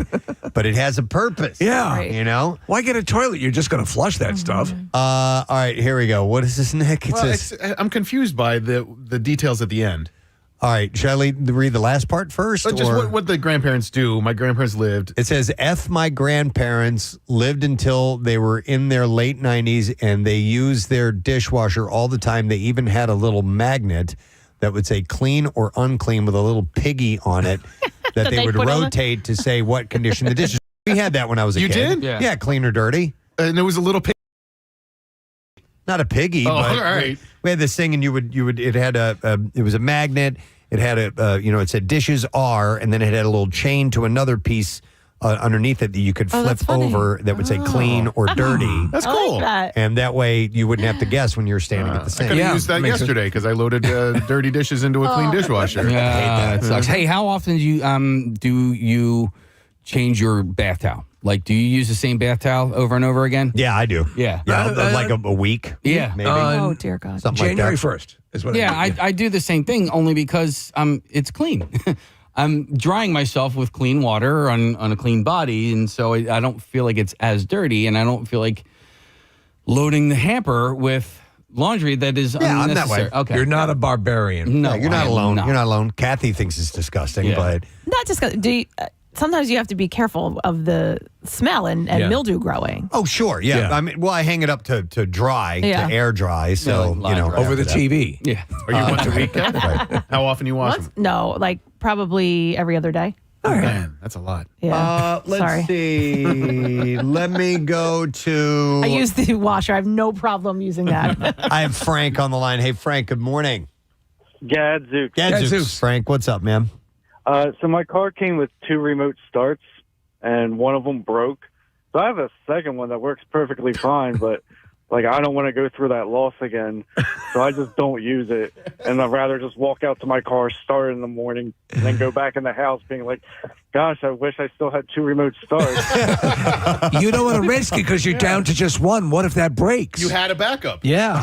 Exactly, but yeah, I don't know how to replace the remote start, so we're just not going to go. Like, what would someone do if they wanted to get a new one? You'd have to, I guess, go buy one. Yeah. Oh, my God. I'm not doing that. That right? All right. Thank you for Can't it. play me for a sucker. I appreciate that. Yeah, this all got started because of this email that we got who said that the guy's in-laws' garbage disposal, they refuse to use it because they don't want to break it, so they actually keep a trash bag in the sink next to it. It's funny, yeah. To just throw the scraps in. Which, by the way, I did. We had a clog, a drain issue, and we had I called Horizon out, and the tech came and fixed, and he said he was telling me some stuff about the garbage disposal that I didn't know as far as using. He's like, yeah, I mean, it's there for the purpose of breaking that stuff up and it going down the tube, but not everything breaks up that well and can eventually cause a clog. And he was telling me some of the things I didn't realize. He said what you shouldn't put in the garbage disposal, eggshells. Yeah. He said they eventually, he described them as a net. There's a membrane on the inside of the shell, and it goes down in there, and it won't fully dissolve, and it will. I have thrown thousands of eggs down into the disposal over years, and he's like, "Yeah, that's one you need to avoid." I was like, I had no idea. I think potatoes can turn into like a glue. Okay, so like there are a whole bunch of foods that you can't put down there because what's the purpose then? I know, but you got to be selective in what you can and can't put down there. Nick pulled up this list real quick. I know we have to take a break, Case, but let's see. Oh. Clam and oyster shells, really? Yeah, don't do that. I didn't rocks, know that. Don't put rocks in. What about wrenches? No, grease, oil, a large amount of vegetable peels, large number of eggshells, it says here, artichokes in particular, and corn husks are things you should stay away from. Wow. Okay. Anyway, listen, thank you guys for your calls. We appreciate it. And thank you to Brian from Lewis, Delaware, for sending in that suggestion. We have to take a break because we're going to go live on Fox Good Day when we return. We have the bizarre file to get to. We have MMR's concert cash and your first chance at winning $500 and MMR bikini that she had pasted. However, we didn't do the connoisseur last. We'll have to at some point pull that out. But I saw this really interesting article from BuzzFeed, and I know that some people can relate and probably have their own stories to share. But the title of this article was people are sharing the questionable ways their families cook specific foods. I love when we talk about stuff like this. And it says, and some are quite frankly crimes. So I'll read a few examples. Well, one man's crime could be another man's favorite. That's true. Right.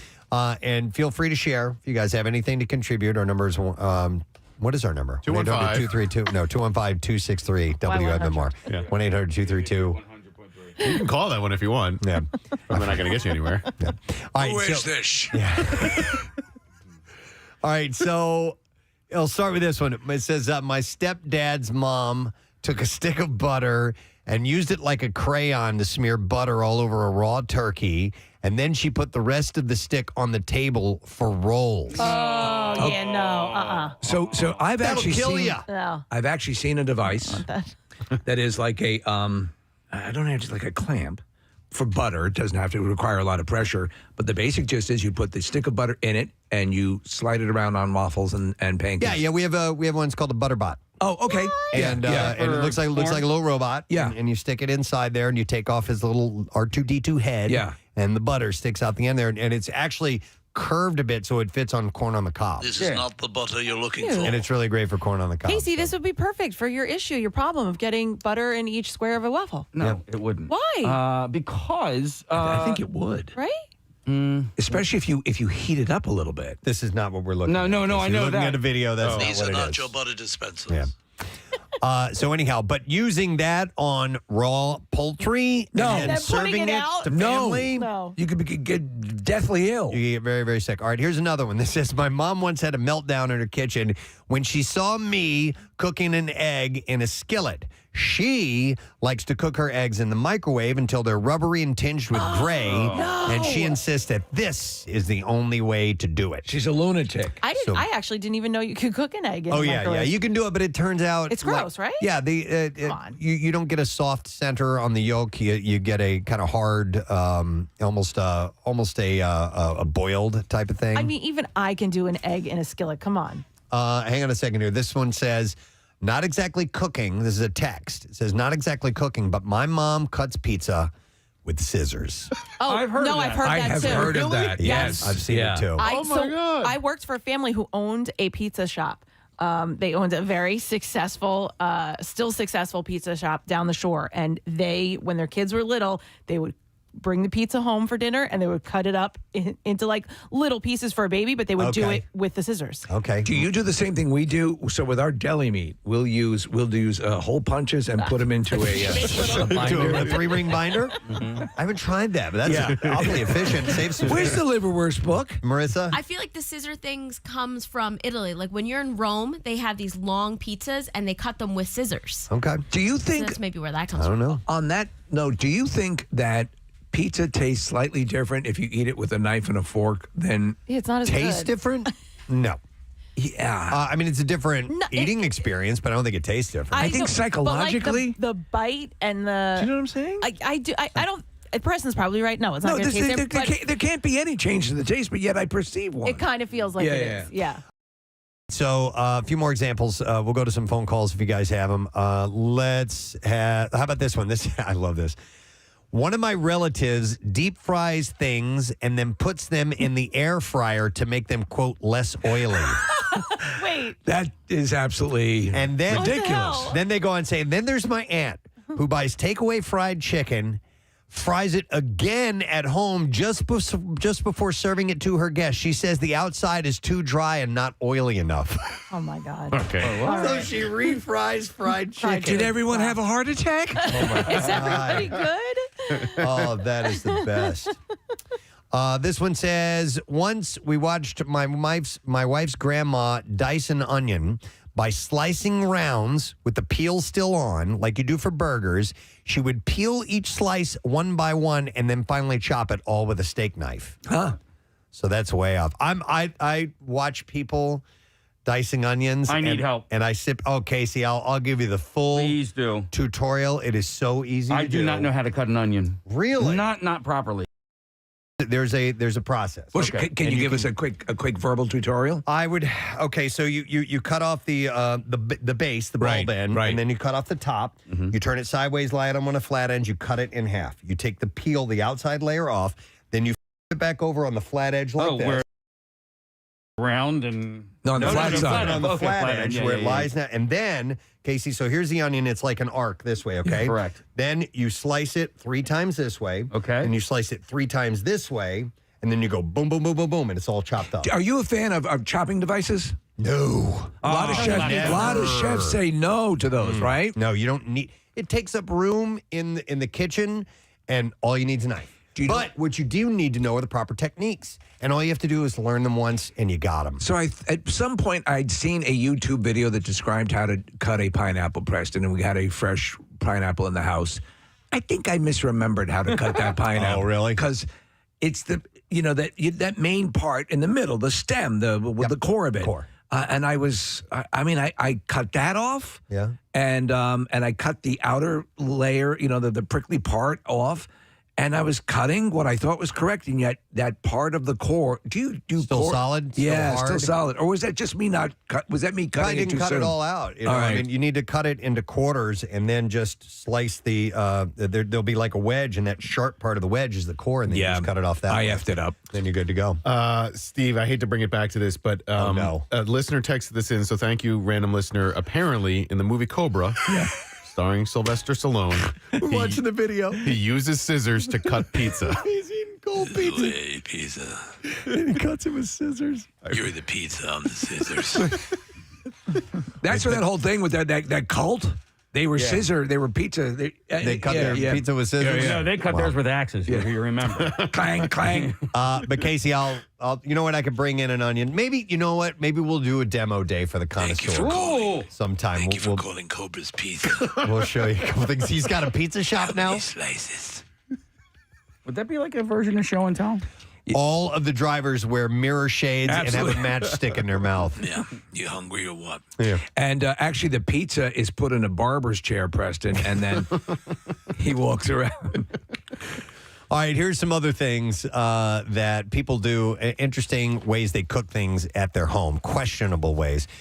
Here's another entry that says, my mom said that cooking the turkey on Thanksgiving Day was too much work when you're hosting, too. So she would cook the bird weeks in advance, carve it, and then freeze it. You might as well. No. May as well just go to the deli and buy turkey that way. It's not part of the, Thanksgiving experience that way. I'm getting the borderline criminal aspect of the whole thing. But also, that's just, the whole purpose is to have that fresh turkey. Listen, I cooked a turkey for the first time in my life. Like, I did it on this Thanksgiving. Just have a good weekend this weekend? It was nice. Yeah, it was, productive. And, we're gearing up for all the stuff that's coming down the pipe. Believe it or not, I'm starting to stage my Halloween decoration. Okay. Just to kind of get everything. Get ahead of the curve. Dust it off and make sure it all works and all that. Oh, yeah. We're going there. What about you guys? I had a really solid weekend.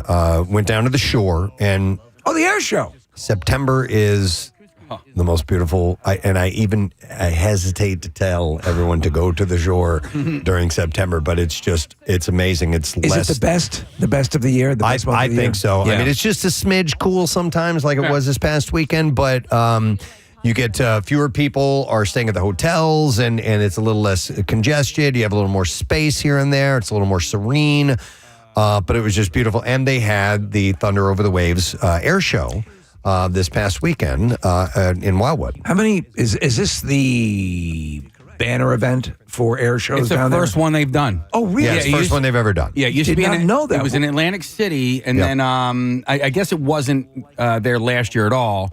And then Wildwood was like, "We'll take it." Yeah.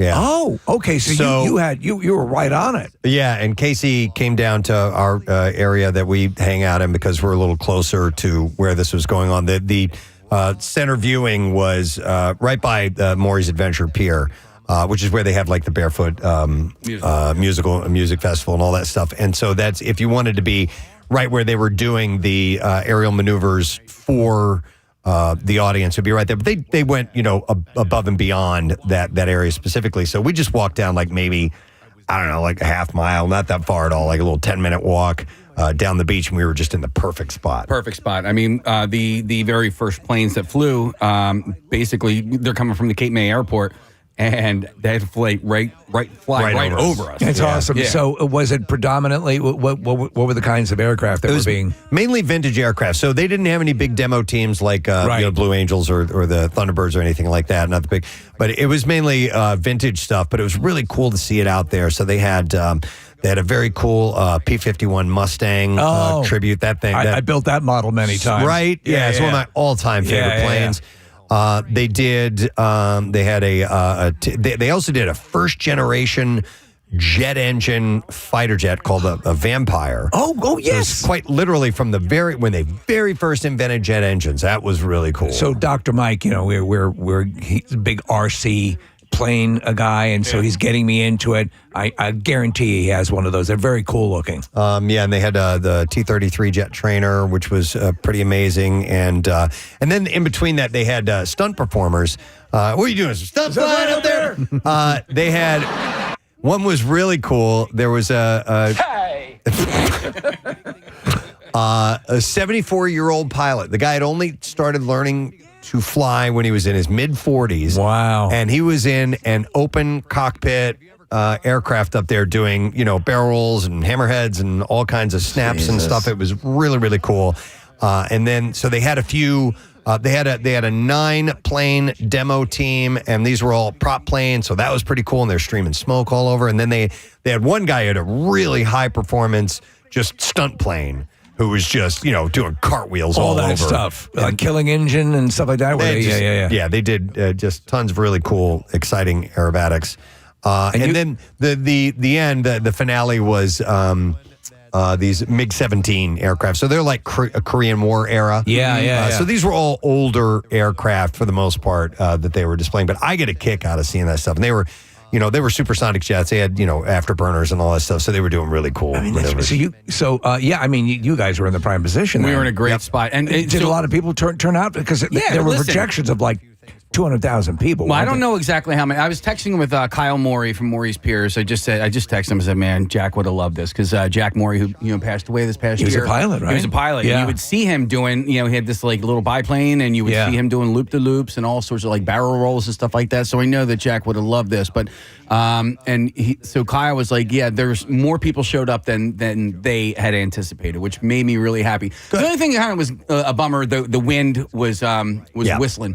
And so they had to kind of scrap one thing, right? It ended like an hour short, yeah. So they had to cancel a couple things. Steve, it was like 20-mile-an-hour sustained winds, and that was pretty much the weekend. That's a problem. We went down to the beach the day before, and it was like, okay, we hung out for a little while. We're like, this is enough. We can't stick around. It was just way too windy. So the Golden Knights opened it with a parachute thing, but as the show went on, they were going to do another segment later on, and it was way too windy, so they had to cancel that and a couple of other things. Golden Girls, right? The Golden Girls. Because they're We're going to jump fragile. out. Yeah. Go Blanche. You got to be careful because Bee's a big woman. Yeah. And B. Arthur. Dorothy. Dorothy. Thank you. It was great. It was a lot of fun, and I'm hoping that they will that this will happen year after year, and they bring in some more exciting, maybe some more modern aircraft as well. Because I love seeing the vintage stuff, but when you get to see like F-16s and F-18s and things like that, it's like, oh my God. So I've been asking you because we were seeing a lot of helicopter traffic in this area and some really badass military helicopters. So my brother-in-law is a big helicopter fanatic, and I'd go in and out. I'd hear them flying over, and then there were some really badass, sort of stealthy-looking helicopters flying over, and I was wondering if they were part of the air show. But there weren't, apparently. No, I think they're working on, because next year is the 250 year. I don't even know how to say that word. Semi-bi. You're in that helicopter. Steve, they had a couple helicopters, and I was thinking about that guy. You're in that helicopter, and you're nothing but a chameleon, lemon-headed, coward, terrorist, and I'm after you, buddy. I loved it. It's the best. It was so funny. They had one helicopter that was just a Coast Guard helicopter that was slowly going up the coast, and Steve, I had the binoculars, and I just couldn't find it. It was so funny watching him. When you're trying to I don't find see it anywhere. Where is it? He was getting mad. I am mad at binoculars lately. Really? Yes. Why is that? Because I feel the same thing that Casey experienced. We took them on our trip to France, and I was trying to look through them, and I couldn't see a damn thing. I don't know if it's my eyesight has gotten worse or the binoculars are bad, but it's probably me. Do you know what I'll tell you? Honestly, but I get angry. My binocular game has gotten really strong for my telephoto lenses that I'm using on the camera. Do you prefer using that to the binoculars, or do you use the binoculars and the lens? Well, the camera I really dig using. Right, yeah, so I can do that. Yeah. But it's the two-eyed thing with the binoculars I get thrown off. Son of a bitch. I know. No, it can be hard to pinpoint it. Once you find, even if it's moving, what you're looking for, that target, it's easy to stay with it. Finding it can be tough. But I was telling Casey. Where's the I'm like, Eiffel see this on Tower? the beach? Go straight up from that. He's No! like, I'm trying. I can't find it anywhere. I couldn't get the right angle. I'm like, I'm just looking at the surf. And if I go up now, I'm looking at the sun. I'm like, where is it? I'm with you, man. I feel your pain. But it was neat. It was really cool. I love air shows. It was a great way to spend the day. Are there any more planned for the season, or is that pretty much it? That was the last. Should we do our own air show? I guess the last big thing will be Irish Weekend. And that's like the 19th, I think, something like that. Did you guys go for that? No. No can do?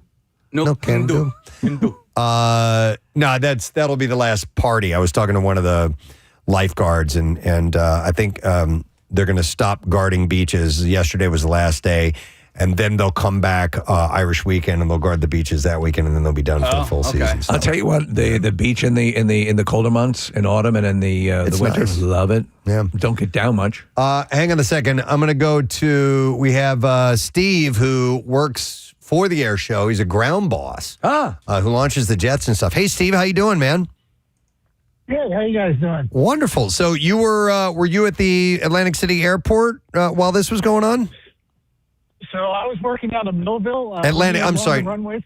Yeah, I said the wrong airport. Go ahead. Yeah. So I was working out of Millville. It's a longer runway, so we could have the jets take off out of there. Okay. And the wondering about that. I was wondering how far away, because I saw that C-17, and I'm like, well, there's no way that thing flew out of Cape he May. was not out from us. Okay, yeah, and so I think I was there when we put you in a Blue Angel in Millville years ago. yeah, Scarborough. That was amazing. So the MiGs and the T-33 and the Vampire were all flying from where you were. Correct. That's awesome. It was a great show, man. We really dug it, and hoping that it'll continue to have a home in Wildwood from here on out. I hope it does too. I mean, we used to do Atlantic City, and Wildwood is. I hope it makes up for all that, because it's a great place to do it, and it's a lot of fun. I mean, the people are awesome down there. It just couldn't get any better. What's the off chance, Steve, that they might get something like a Thunderbirds or Blue Angels to be a part of that show? There's always a possibility.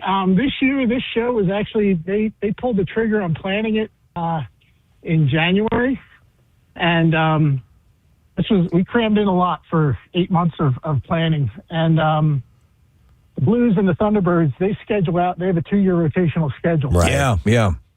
So hopefully, once they get a schedule going, Wildwood can get on it. I think it'd be a great show. Well, in the interim, see if you can book Jenna Hayes. She's a porn star. Might be available. I don't know. Oh, no problem. No problem. All right. Well, it was a great show. We enjoyed the hell out of it, Steve. Thanks for everything you guys do. And it's awesome you guys are touting it on the radio, and we do have one more show this weekend in Ocean City, New Jersey. Oh, another one in Ocean City. All right, terrific. Yep. That's very cool. Same group of aircraft or some different things? We'll have a different group there. Okay. Try to mix it up a little bit so people can bounce up and down the coast and see different acts. But yeah, I mean, we had some great acts at Wildwood. So it's cool. Had some great ones yeah. All right. Thanks, Steve. Well done. Appreciate it, man. All right. See you. So, if you didn't get a chance to go this year, plan on that. Hopefully next year. You should go to Preston's Instagram page and look at the video that he posted of what kind of plane was it? It was a T-33. It's a trainer jet. What they would teach the pilots how to fly, and it was also like Korean War era. I always loved the T-38, but this was a really cool aircraft too. But that was great camera work that you did, and I was talking to your buddy Will, right? So my attention was facing away from the ocean, and I saw the corner of my eye, the plane. I was like, oh, hang on a second, there's a plane coming, and then you immediately grabbed your phone. And you stood up, and I'm like, oh my God, that thing's gonna fly right over us. So like, and then that sucker got low, man. He's not real low. What is he, like 100 feet off the ground? Maybe something like that. Wow. Don't you love the engine placement on those things? Yeah, all the way at the end of the wing. So cool. Well, no, actually, those on the end of the wing are those are the fuel tanks. Are they? What? Yeah, the jet engines on the back. Yeah. So where are the bombs? They probably didn't have any that day. I don't think. Rip off. I don't think they It's were. a shame. Yeah.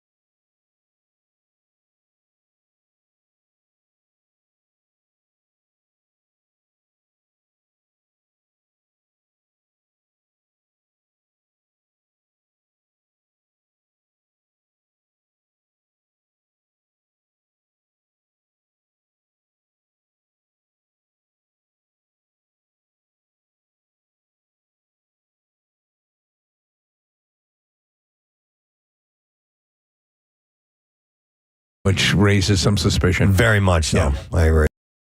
You had mentioned to pass along the same email. I got Robert Weisinger emailed and he said, "Hey, Preston, longtime listener, originally from Philadelphia, now living near Earlville, Maryland.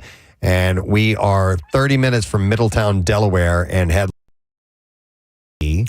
walked out with a 6-pack of your new brew." He's talking about No Sad Brew. Yes. And he said, "Very good brew for a light lager. Crisp, clean flavor, not overly light. Double thumbs up. You guys rock." So that was from Robert. I wanted to pass We're that very along. proud of that. It's going to be part of the whole push up and through Camp Out for Hunger. And it's again, I haven't heard a bad review on it yet. Everyone wanted, as you said, Preston, an approachable beer that everyone can really enjoy. And that seems to be the consensus. And you can get it at any 2SP location. And it's also available in Acme. So make sure you get your No Sad Brew as we have collaborated with these guys. And the proceeds go to Camp Out for Hunger, which will be here before you know it. Tomorrow we're Campbell's Yes, we are. corporate headquarters. Say hi to those guys. It's always They're fun. prepping for Camp Out for Hunger, which is great. I got this email too. And do a couple things real quick. We'll take a break here in a moment. It says, hey, hoping you guys can help us out. Our son, Julian, is in the Mullet Championship competition, round 2, and we'd love some help getting all the votes. Nick, I sent you an email. Oh, yeah. So Did you see the photo? I did. Yeah. I saw of him, the one of him facing away. In the ocean. Yes. Yes. True. So that's the featured photo. It's on the community page at PrestonandSteve.com. Go to the community page just to see this kid's mullet. It's fantastic. So this is from Taylor, his mom. She says, Julian is a hardworking kid with the kindest soul and totally rock and roll. He is doing this to raise money for Wounded Warrior housing, but it doesn't stop there. Julian's goal is to win the grand prize and donate part of his winnings to sponsor underprivileged kids in activities in the community, sports clubs, music, and etc.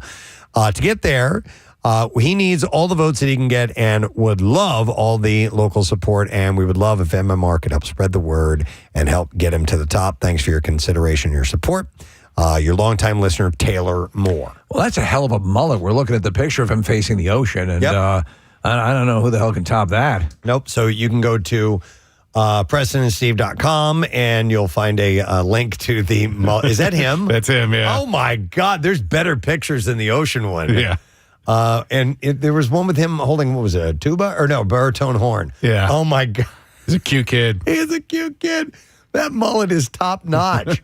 So vote for him and let's get him to the top and see if he can win it. It's good, man. Yeah, he's committed. All right, and then I got a shout out, and we'll take a break here in a second. It says, hey, everybody, almost 10 years ago, I sent in my first shout out to possibly your biggest fan ever, Jose Vasquez, my coworker turned good friend. He's moving and switching branches in our company this month. And this is from Nick in Brooklyn. And he says, I still don't know how we made it out alive while trying to drive and listen to your podcast at the same time. I guarantee he's listening right now. So I'd love for you guys to wish him and his family the best of luck on this new exciting step in life. See you around, you old crumb bum, and go Birds. That's from Nick in Brooklyn. So there is the shout out for Jose Vasquez. That's very cool. Yeah, absolutely. 10 years. In Brooklyn, though? Yeah, that's Brooklyn. Cool, man. Yep. All right. That's another state. So let's take a break and come back in a moment and get into more of the Back to School A to Z, of which we have landed on the letter P. What will be coming up? Find out in just a moment. We'll be right back.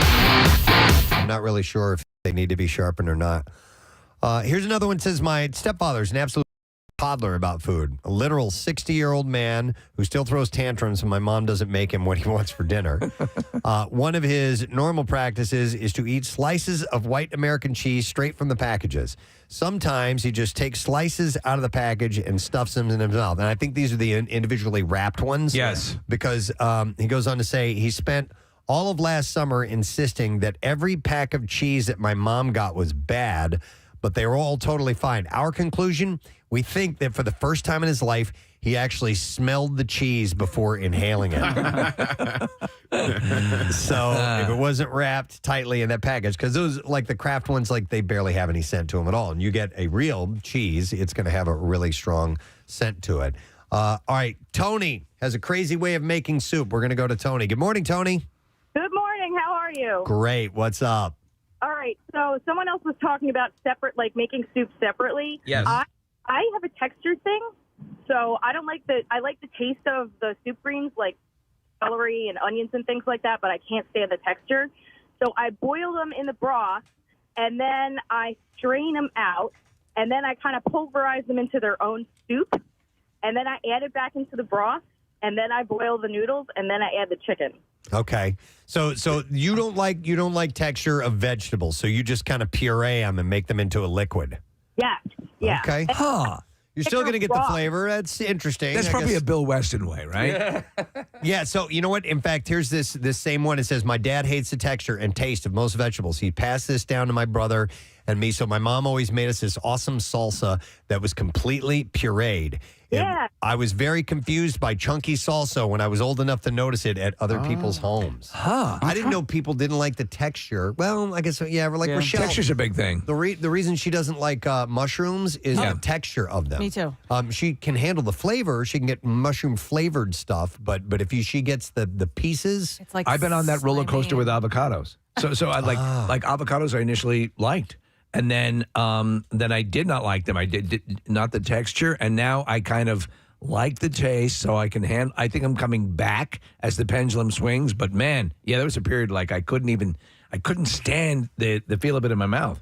What about Kathy, mushrooms? No dice for you? No, I can't do mushrooms. But I'm okay with the avocado. Like I don't. I know. That's kind of slimy too. It's a little different. It's a little different. Yeah, the It's mushroom offensive. is so. Yeah, I don't know. Avocado's It's so almost slimy. creamy in nature. Yes, and I'm okay with creamy. I'm okay with stuff. Say it clearly and into the I'm microphone. okay with creaming. What about mushroom flavor in general? You don't like it either, or? I don't know that I would hate it. I don't. What would be mushroom flavored? Do you I like don't know. I don't think sauteed I've- mushrooms on like a hamburger? Oh yeah, I do. that's awesome. Absolutely. So like a cream of mushroom soup. You know, I mean, Nah. there are No, little but there are pieces, chunks in there. Yeah, no, I but can't they're do very, it. very What tiny. about split pea soup? Something like that. Oh, I'm okay with that. Yeah, I'm fine with that. Casey's not good on. My wife despises it, and I love it. Yeah, the only one I've ever had is like a canned split pea soup. Oh, yeah, If but I had the it real thing. homemade, You got to I have think free maybe. range. Speaking of canned, hang on a second. Here was a one that said, my mother has entire cookbooks dedicated to cooking in the microwave, and she thinks that there are only two ways to cook vegetables. One, place frozen vegetables onto a dish, add water and margarine, microwave until mush. Two, dump canned vegetables and liquid from a can into a pot, add margarine, heat, and microwave until slightly warm. I only realized that I actually liked vegetables for the first time I tasted fresh green beans that had been lightly sauteed with olive oil, garlic, and salt. So some people, if you grow up on the canned or frozen stuff, you don't know the majesty, the wonderful of That would have held of- true with a couple of like pineapples. Again, I only had canned pineapples when I had fresh. Like, well, a whole new world. Right. But Casey, yeah, we'll have to get you some split pea soup. I hated peas when I was a kid. Couldn't stand them. They were disgusting to me. I love them now. It's the way it goes. We were talking over the weekend about Brussels sprouts and how they're a revelation these days. But when I was growing up, Brussels sprouts were prepared boiled. And so that was like terrible It to would me. blow out your O-ring like nobody's I business. wouldn't even give it that chance. I hated them so much they never made it into my body. I love them baked. Like now, yeah. Yeah. All right. How about this one? When I eat at my in-laws, here's the in-laws again. It's always stressful. They're wild about portion control. My mother-in-law always cooks one potato per person. And they're baby potatoes, like the size of a ball. So like you can't have extras. She said during Thanksgiving, she hover around and snatch your plate away. Second you're finished. Don't even think about seconds. Remember, one potato per person. What's that about? Are they? I guess they don't describe whether or not they're very thin. That's weird. How about I made Christmas dinner once, and my sister deemed the ham trash because I didn't take the bone out. Apparently, Gordon Ramsay wouldn't have done that. And I was deemed unfit for next Christmas dinner, so she took care of it. She cooked a tube of deli ham instead. Really? A tube of it? How's everyone's tube? How's your tube of ham? God, that sounds awful. It's very good. This is good tube. Let's see. Let's go to Bob. Hey, Bob. Good morning. Hey, good morning, guys. Hey, what's up, buddy? When I first got with my girlfriend when we were kids, about 18, 19 years old, come home from work, and her mother, she's like, oh, we're going to have spaghetti the poor way. Bunch of soggy-ass noodles with tomato soup poured over top. Tomato soup? Soggy-ass noodles with tomato soggy-ass soup noodles. poured over them? You should have used ketchup. Well, exactly. Almost the same thing. Yeah. Man, no, that's not even that's just the stupid way. Yeah, I agree. Thanks, man. I mean, Appreciate especially it. since you can go to the supermarket. There's tons of marinara already in jars ready to go. Yeah, costs about the same as soup. Yeah. Probably. So, how about Justin? Hey, Justin, good morning. Good morning, Ed. Good morning, Ed. What's up, buddy? So, due to that TikTok app, I come downstairs this morning and my son I saw him pouring cereal, but he pours the milk in before the cereal. Oh, my God. Okay. Can you divorce your children? Yeah, he said all the kids in his class do it, and I questioned him. I said, that is un-American. We do not do that here. Well, it's just stupid, too, because you can't fill up the bowl with cereal. You're just getting a surface layer.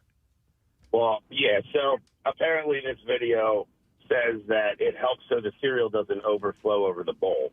What? I mean, yeah. Are you that... You can stop pouring milk at some point, and it will not overflow. Stop! I know, right? Help! All right, thanks, Justin. My daughter likes to let her cereal sit in milk until it gets all mushy. Oh, okay. Wow. Not me. I think I might have been that way when I was a kid. Yeah. And now it's like if it sits there too long, I don't even want it. You know what? I've found my ability to buzzsaw through, especially cereal that I like Frosted Mini Wheats or the was it Kanashi? What are the Kashi? Oh, their stuff is. I can go through like half a box.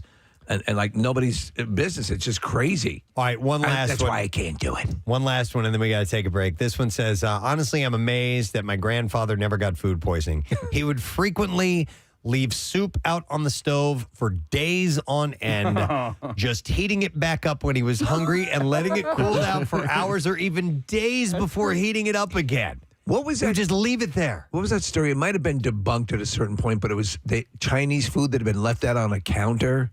Oh, yes. And they thought it was a meningitis case or something like that. And it turned out to not be what caused that guy's illness. You're right.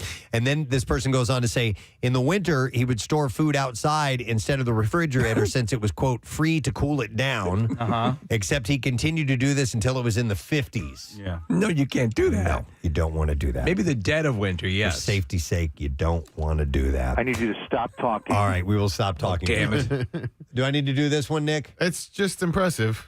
This one says, my mother-in-law makes mac and cheese without milk, just cheese on top in a sheet pan and melts it in the oven.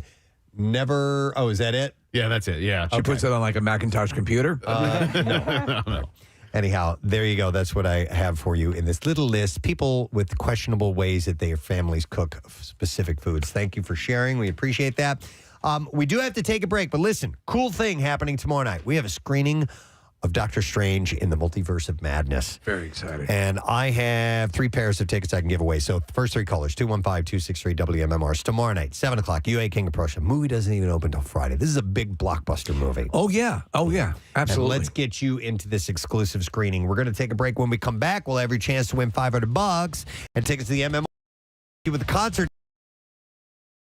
B-File up 2. Stay there. You're a crumb creep. In less than 2 weeks, we'll be broadcasting live at Keenan's. That's right. For the Coors Light opening of the Jersey Shore, Eggs with Peg, the 5 different names that it has. All we know is that it's a party we haven't had in a long time.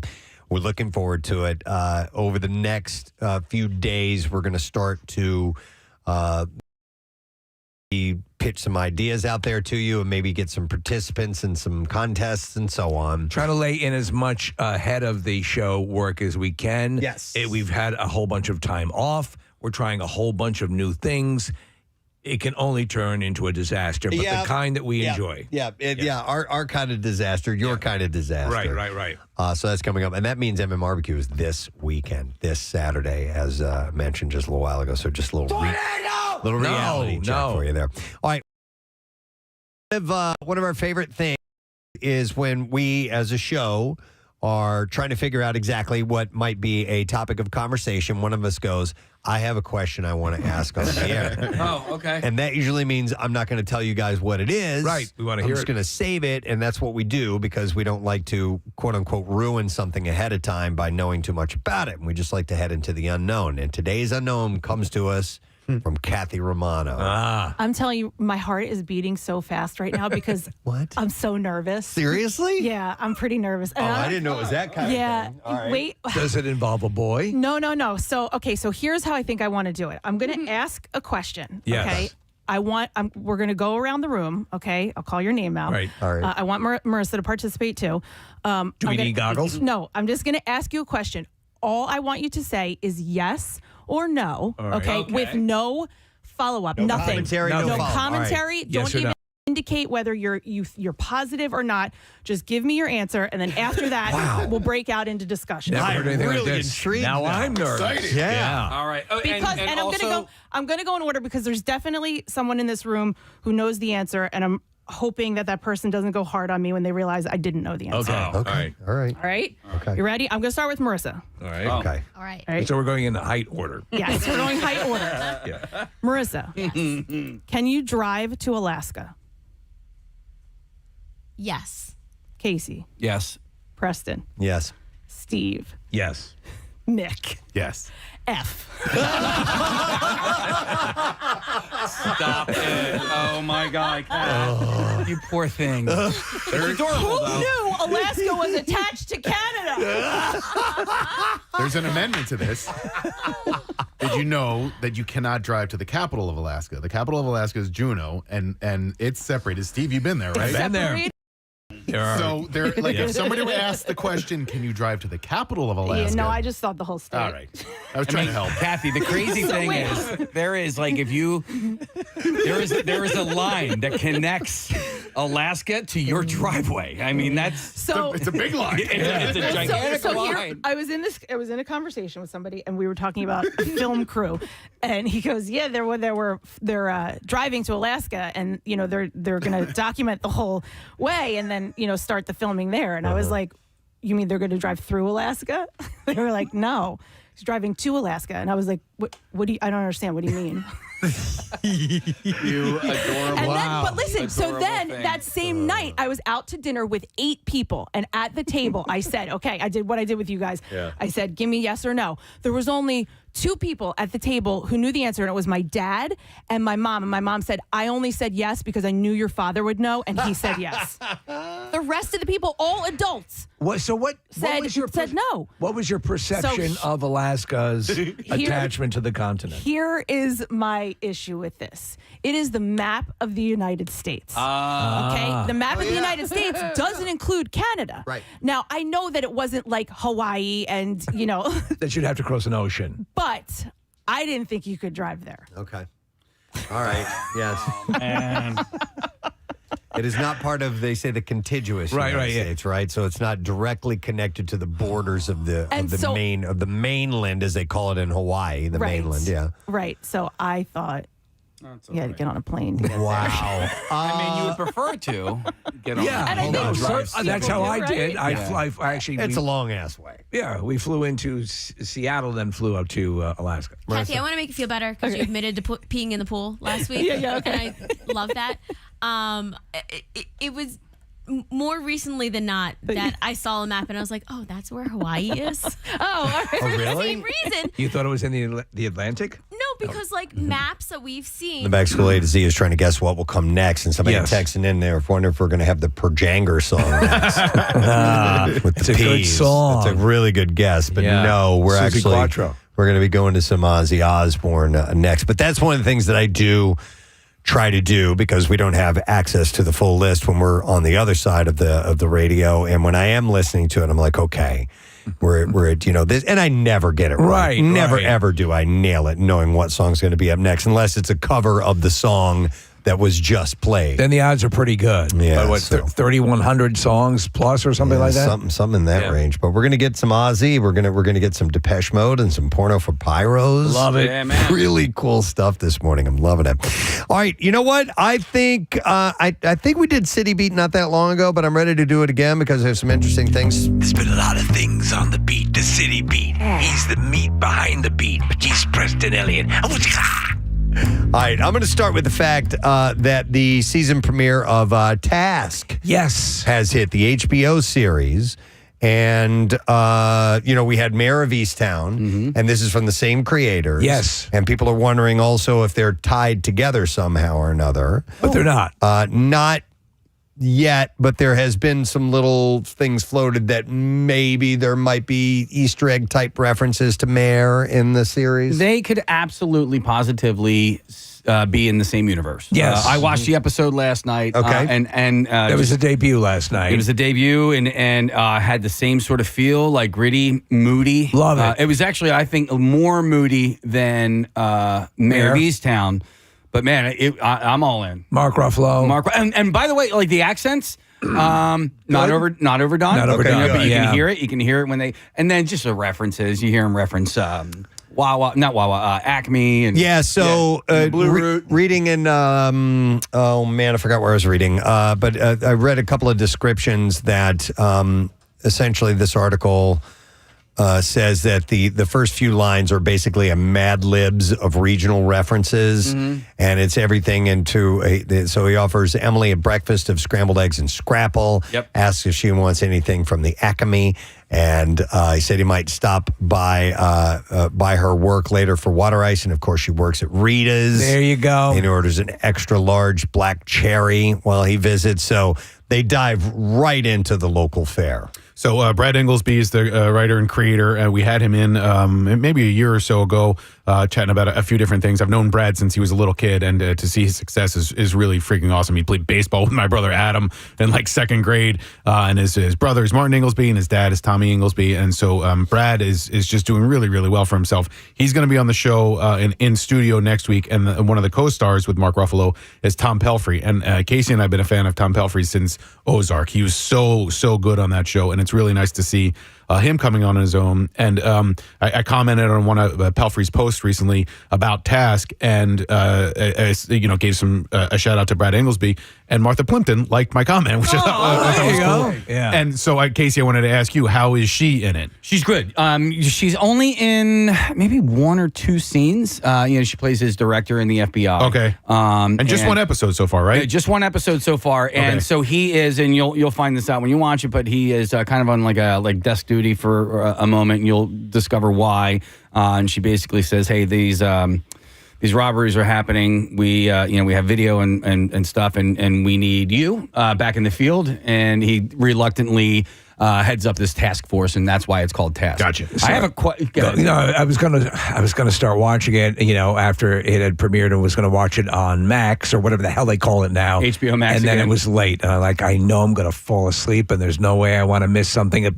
Is it building something intricate, Case? Oh God, yeah. Okay. Yeah, well, then I'm glad I made that decision. The way the first episode ends, you're like, oh. All right. Where's this going? Yeah. I have a question though, because there is a scene in this first episode where Tom Pelphrey and his two friends go swimming and cliff diving into a quarry. Okay. And I want to know where that is. I've got it. Oh. So, and by the way, this article was in the Philly Voice that I was referencing earlier.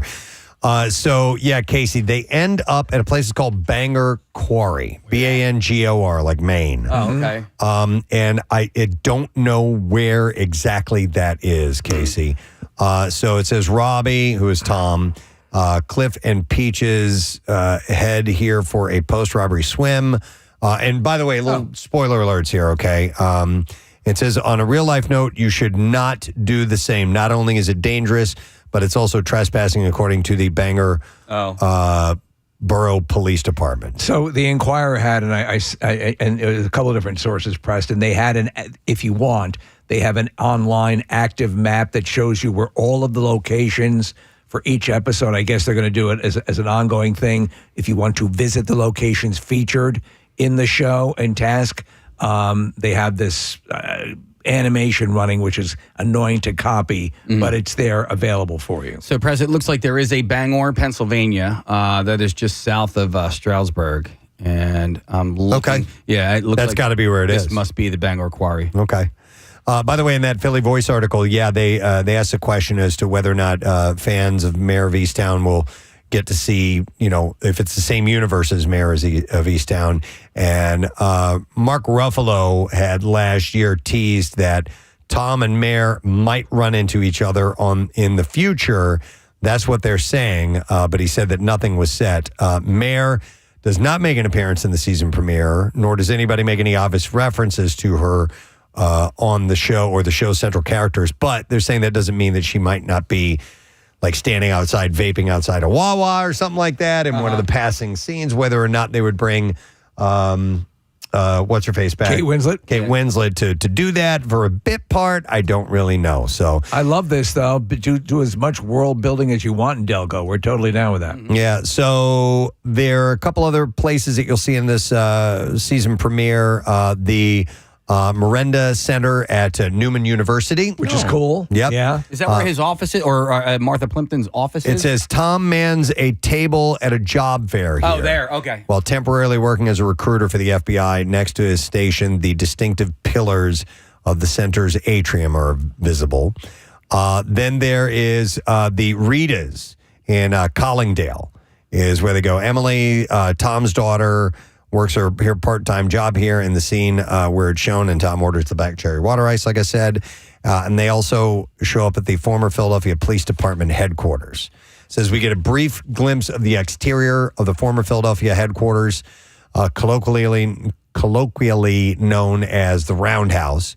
Whether the interior is the same building is unclear, but in the show, this appears to be where the FBI's Philly field office is located. Okay. So, by the way, I don't think that Philadelphia has an FBI field office anymore. Do you remember for years we had an FBI agent? Yes. That she would check in with us from time to time when there were stories that concerned, federal cases, and she was really cool. But I want to say that they got rid of the Philadelphia field office, which is wild. My friend is in the FBI here in this area. I don't know where he reports to. Well, see if he happens to know. It's possible that they don't have it. It'd be hard pressed to believe that they wouldn't have an FBI office in a major city. Marissa? I think there's one across the street from the Constitution Center. There's an FBI office. Well, that would be in Philadelphia. Yeah. It's like 6th and Arch. Okay, but I thought reading years ago that they got rid of it. I don't know. We'd have to do a little research on that. So we know for a fact that Mulchworks ends up, because we were at Mulchworks when we were doing a commercial for Mulchworks when HBO had taken over the site. And I think Mulchworks, Preston, is doubling for City Hall. And City Hall is doubling for Mulchworks. That's weird. Perfect. Nick, what'd you find out there? Marissa's right. 6th and Arch. Okay. All right. Then I have bad information for you there. I'm glad we got that clear. Or maybe it was a cover-up. Yep. Maybe. Just a cover-up? Yeah. I don't know. Who are you protecting? What are you asking these questions for? I don't feel comfortable anymore. Yeah. All right, more City Beat stories. I thought you guys would like this, and a new report from Niche. Niche again. Yes, Niche again, and they have dubbed the best suburbs to live in the United States for 2025. They rank suburbs across the country based on factors like cost of living, crime rates, employment rates, access to bars and restaurants, commute times, and ethnic diversity. For the research, suburbs had to be outside a principal city with a population of at least 1,000. All of the top 20 suburbs on their list offer great public education, friendly communities, job opportunities, and leisure activities. But which one is the best? Which one is the best? Anybody want to guess? Is it in our area? It is. Okay, it's got, I would venture to say Media, Pennsylvania, but... No, it is once again. Chesterbrook? Yes. It's a repeat. Yep. For Chesterbrook. Chesterbrook regularly lands in the top of lists like Hang this. on now. Is that the name of a town or a community? Like if you're writing your address down, do you write the word Chesterbrook, PA 19? I don't know if they have a post office dedicated to that or not. Yeah, it's my office. It's 19087, which is the same zip code as Wayne. And Wayne is a really, I live in Villanova, and Wayne is 2 towns down. Wayne is a really strange zip code because it covers 3 different counties. It's in Delaware County, Montgomery County, and Chester County. All of Chesterbrook is in Chester County, and I know this just because I grew up in, everybody that was in Chesterbrook, all the kids that were in Chesterbrook growing up, they went to the same middle school as me, which is Valley Forge Middle School, and then we all went to the same high school, which is Conestoga. Casey, that's a long answer to your question. Chesterbrook should have its own zip code. It should be its own town, but technically it's a part of Wayne. We're just the show to do it. 29 years ago when I first moved here, I almost moved into Chesterbrook. I looked at an apartment there. Yeah. And the only reason I didn't move there was because at the time I had a big screen TV and it wouldn't fit. I mean, a rear projection big screen TV. You're talking about a massive, bigger than a king size bed. Was it a second floor apartment? Yes. Yeah, and those we couldn't stairwells. get it up the steps.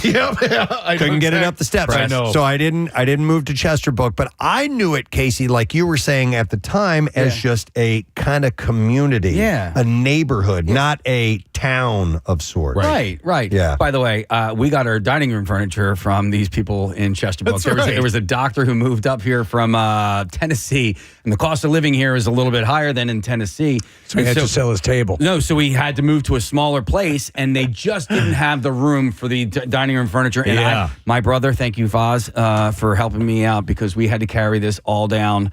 And it was a Bassett furniture, just heavy duty, really good quality furniture. But it was just me and him carrying this up and down that second floor apartment. So these are your members of Chesterbrook as well. So not only was Chesterbrook named the best suburb, but it was also ranked as the best place to raise a family in the United States by Niche. Wow. And the 3rd best place to live in the country overall. That's a big country. I mean, it's a cool spot over there. I mean, it's it's right by King of Prussia. There's lots to do. I would like best overall. I like a town, though. I like walking around a town area. There's not really any mass transit into there other than SEPTA buses. So I'm just personal preference or whatever. Media, Phoenixville. Narberth. Yeah, those types of towns with trains rolling in. That's where I would go. But Chesterbrook is, I mean, so many kids that I went to high school with lived in that community. You want your share of stores, perhaps a main street, some haberdashers. But even like when he's mentioning Wayne, if you're close to Lancaster and you have all of those shops and everything like that, and you have that mass transit, right? You got the the Amtrak and SEPTA line that goes through there. Where, Lancaster? Lancaster Avenue. They're horsepower. Lancaster Avenue. I'm like, where did you jump from? Horse-drawn Wayne trains. To Lancaster. Okay, Lancaster Avenue. I got you. Lancaster actually ranks high in a lot of these surveys because it's really affordable, and it's a nice town. It's not centrally located like and it's not a big city like a Philly or New York or whatever. But Lancaster, a lot of people live out that way because they can afford it. I could see that. Chesterbrook has a population of just 5,439 people. The median home value there is $432,000. Not outlandish. Right. So, all right, and we have a couple of other spots in our region that are on this list in the top 10. According to national press over the past 20 years, I was firmly believing we sucked. So when did this happen? Yeah. So, past couple of years have been, these have popped up there. So number 2 is Carmel, Indiana. Number 3 is Madison, Alabama. I mean, these are all areas I've never heard of. Never. Number 4 is Johns Creek, Georgia. And these are all near metropolitan areas. So the one in Indiana is near Indianapolis. The one in Alabama is near Huntsville. The Johns Creek, Georgia is near Atlanta. Then number 5 on the list. Number 5? Ardmore, Pennsylvania. 8 miles away from Philadelphia, or at least the city limits. How about that? And then number 6. I love Ardmore. Number 6, following that up, is Penn-Wynn, Pennsylvania. Where's Penn-Wynn? Right around the corner. It's part of Narberth. Like it's on north of Montgomery Avenue. Okay. That's Penn-Wynn. And that's more of a suburb as opposed to a town. Think Chesterbrook. Like Narberth is a town, right? Penguin doesn't really have that, but you know where that Wawa is on Montgomery Avenue, next to the Staples. You know where the Staples is? It's next to the Wawa. No, I don't get over that way. That Go down a half a mile, you're going to see a rock that looks like a bear. All right, so you know where my daughters go to high school and went to high school? Yeah. Right there. Okay. Right there. Like a block past that. It's in the school. Yeah. Gotcha. And those are our areas that are on these lists, but that's 3 in the top 6, man. That's pretty damn impressive. I think it is, honestly. I listen, and I love going to other little towns. You know what I mean? I just, I'm like, I think I want to live here. You know, when I was down stakes, raise a family. I was in Sedona, Arizona. I was like, this is really, really great here. A couple places up in not New Hampshire, Vermont. Like Burlington's cool little town. Shelburne's cool little. Little Rock's fine town. You know what Chesterbrook's great for? Trick or treating. Yeah. Best trick or treating I ever had growing up was going to Chesterbrook. Loads of Would you go into? I mean, because your townhome communities, you can bang out like 50 of them and get a lot of candy real fast. I do it as an adult. Yeah, why wouldn't you? Free eats. One of the only times I ever went to anyone's house in Chesterbrook was the infamous Cecily Tynan New Year's Eve party. Oh, jeez. Where I showed up with a 7-layer taco salad and a half-drank bottle of Kettle One vodka. And what were you Not wearing? half-drink, maybe a quarter. You were wearing bib overalls and a straw hat? No, it was just casually for a black tie event. Nick, you could go trick-or-treating as an adult. You just wear a mask all together. Sure, that's not going to freak anyone out. They won't know. Trick-or-treat. Just trick-or-treat. Yes, officer, there's a pedophile at my front door asking for a Mars bar. 2 years ago, the mom who was walking the kids around, she trick-or-treated too. I was like, here you go, lady. You can have some. What? Yeah. Wait, she was actively asking? Yeah. And not for a little kid? She had a bag and everything. She was doing Turner trick-or-treat. Okay. All right. The other ones, by the way, following up the top 10, number 7 is Brookline, Massachusetts, which is near Boston. Yeah, that's right outside Boston. Cinco Ranch, Texas, which is near Houston. Okemos, Michigan. Okemos, yeah, that's Is it right near Okemos? Lansing. Yeah. Oh, okay. Is that near where your daughter goes to school? Yeah. Gotcha. Yeah, cool little town there. All right. Well, that's good. Lay down some stakes and raise a family there? And then Naperville, Illinois, which is not too far off from So Chicago. these are all, as you said, large city adjacent? Yeah, so they're suburbs. Yeah, So yeah. they're just outside of metropolitan areas. So I thought that was kind of interesting. That is an eye-opener. Proud of the fact that we've got some of the best locations to live in the country right here. All right, more City Beat stories. Casey, Steve sent me this one last week, and I thought you might find this quite interesting. It's about a young man named Aiden Wilkins. He is the youngest student to ever take a class at Ursinus College. That's crazy. I saw the story last week. This is insane. He is 8 years old. 8 years and old. He's enrolled in an entry-level neuroscience course. 8 years old. So we talked about stuff like this not that long ago, and Preston, when you said, "Are you of intelligence level?" And we talked to geniuses. And we did, a number of them. We found out that many of them were of intelligence level. Yeah. And so you don't know if you're doing the right thing by this kid. Just let him be a kid. I think the thing, you keep them in a closed room where they have to work on theories 24/7 and deny them love. The interesting thing about gifted kids are, unless you're not challenging them, from what I've heard, is that they can become restless and bored. Yeah. Living by the sword. So this kid, from what I understand, he's only taken the one class. He's not like fully enrolled at Ursinus, correct? Okay. Well, I mean, still 8 years old, but you do. So my neighbor Steve, his son would fall in the gifted range, I would say, and he's been advised. He himself, though, Steve, is a teacher and comes from that realm. He knows that you challenge, but you don't. Oh, you're different. Yes. You create normalcy. Yeah. Yeah. If you can. Yeah. So for every sure. time you walk out of the room, you go, "Dear God." So he's 8 years old. He's a Royersford student, and he wants to be a pediatric neurosurgeon. He's taking an entry-level neuroscience course. as a dual enrollment class through his high school. So he's 8 years old and he goes to high school. That's got to be tough, man. Yeah. He's entering his sophomore year. Imagine going to your senior prom and you have to sit in a child seat. Well, no, it's an online school. Okay. It's called Reach Cyber Charter School. That's amazing. He's entering his sophomore year after advancing quickly through the earlier grades and making distinguished honor roll last spring.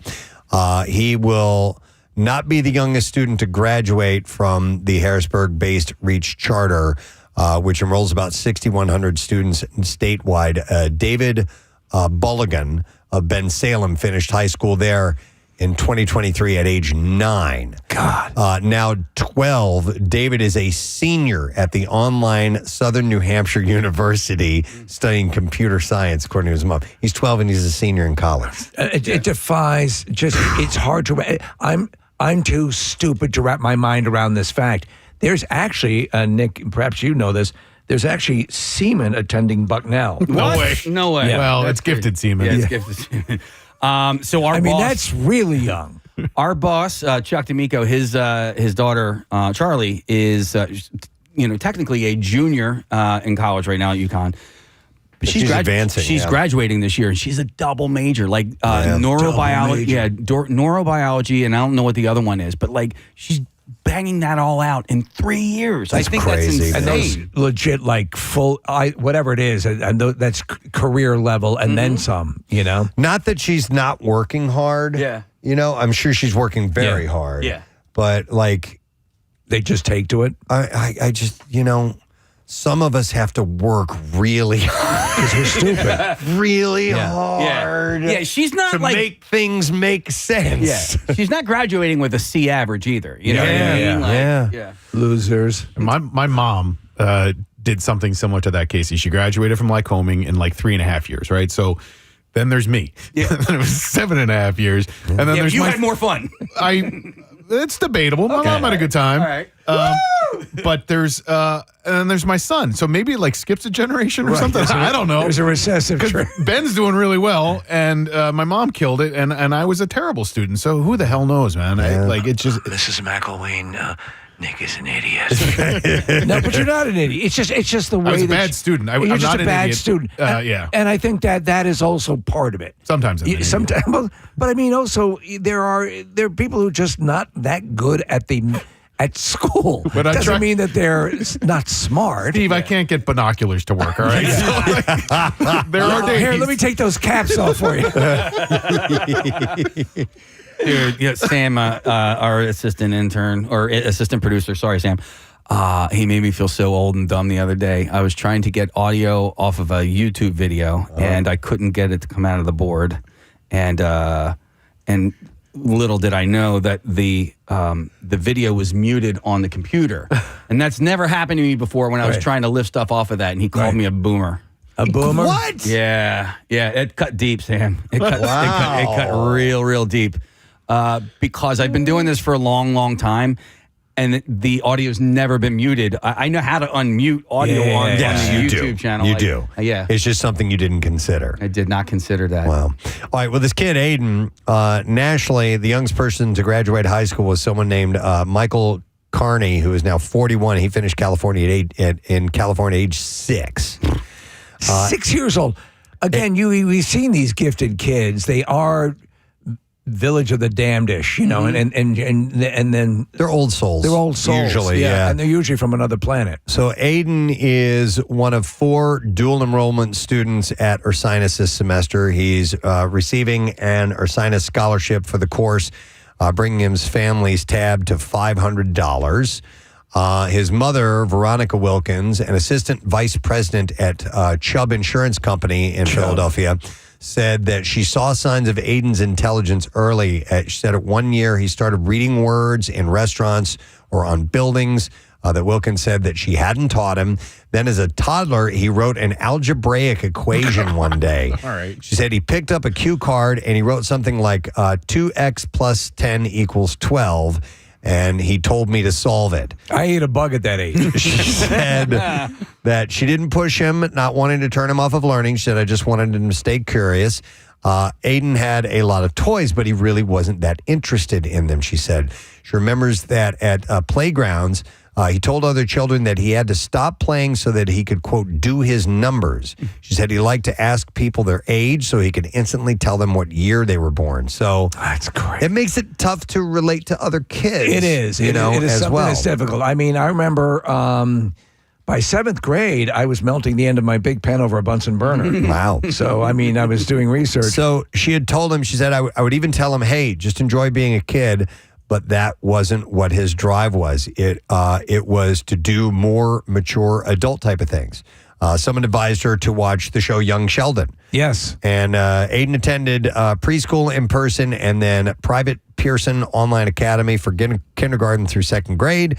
Then Wilkins heard about David Balagan graduating from Reach and called his mom, who gave her advice. And then she enrolled Aiden as a 3rd grader in March 2023, and he tested into the gifted program. She said in 5th grade, or he said in 5th grade, I literally told my mom, I feel like I'm teaching the class. Oh, wow. Are you of intelligence level? Shut up. What did you just say? Dude. Are you of intelligence level? Here's some yarn. Why don't you go play with that? Yarn. Have fun, buddy. You've seen Village of the Damned, right? With the kids who are all uniformly the entire No. during one afternoon, the entire town passes out. This small town, and they are all the women of childbearing age are suddenly pregnant. Oh, geez. And they've been impregnated. We don't know by what, but they're all these gifted children, and they, are suddenly being raised, and they are scaring the hell, rightfully so, out of the townspeople. They're just too smart. Yes, yeah. So anyhow, he had said in 5th grade, he said, I literally told my mom I felt like I'm teaching the class. And since then, he shot to 10th grade in 2.5 years. Jesus. Fully completing the coursework for each grade. At Reach, high school students can take classes year-round and accelerate as they are able. Aiden and David are among the few students who accelerated in the younger grades, the school had said. His favorite subject is science. He said at least his least favorite is math, though his mom said he is quite good at it.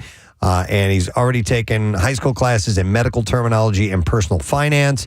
And he has other talents, too. In March, he competed in the high school Shakespeare competition at DeSales University in a role as Puck from Midsummer's Night Dream. I can handle things. I'm smart. Dude.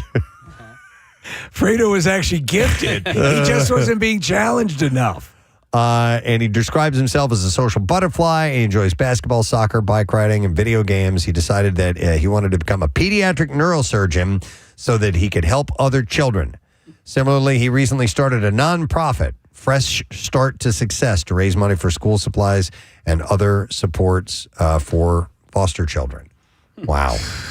I mean, those wild. are levels. That's level, of intellect and capability. That's an intelligence level. How do we know? Yeah. How are you? Are you of intelligence level? Well, I'll tell you what There's nothing that betrays our lack of understanding more clearly than that. Right. And to point out my own stupidity, just want to make a correction on something I said earlier. Okay. Penn Valley is not the same thing as Penn Win. Preston, I believe that you said that the town that was honored on that list was Penn Win. Yes. I confused that with Penn Here's Valley. some yarn. Why don't you go play with it? Me and Preston are going to go play with the yarn. So to all the people, I apologize for getting Penn Win and Penn Valley confused. Penn Win is closer to the south side of Ardmore and Lankenau. Okay. I was wrong too there, Nick. Yeah, so teamwork at being idiots. All right. You and me, buddy. Teamwork makes the dream work. Hey, if we're going to go down, we're going down together, guys. We got yarn. Yeah, we do. Nah, All right, I have another City Beat story. A national cannabis provider in Pennsylvania is suing 10 hemp distributors over a commercial scheme it says amounts to illegally selling marijuana outside the state's regulated medical system. The complaint was brought by 3 subsidiaries of the Scranton-based Jushi Incorporated. Jushi, which operates 18 licensed stores in Pennsylvania. It alleges that unregulated wholesalers and smoke shops are engaging in an unfair trade practice, which is selling intoxicating marijuana products under the guise of hemp in a state that allows, I really hit the P on that one, didn't I? Hemp. In a state that allows legal sales only in medical dispensaries.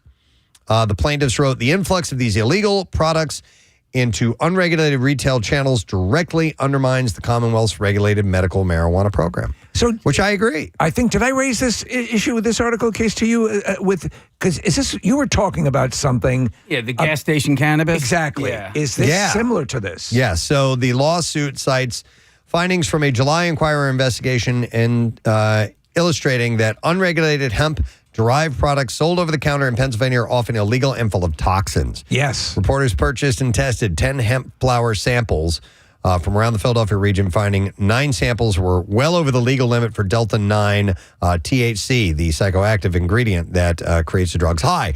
7 appeared to be conventionally grown black market weed, and most contain toxic levels of mold, pesticides, and heavy metals as well. You got to be aware. Like, I get my Viagra at Things Remembered, and I'm not sure that it's actually Viagra. How are your boners? They're not good. Okay. Well, al dente. Al dente at best. Yet for years, hemp companies have sold these products in plain sight at corner stores and gas stations. There you go.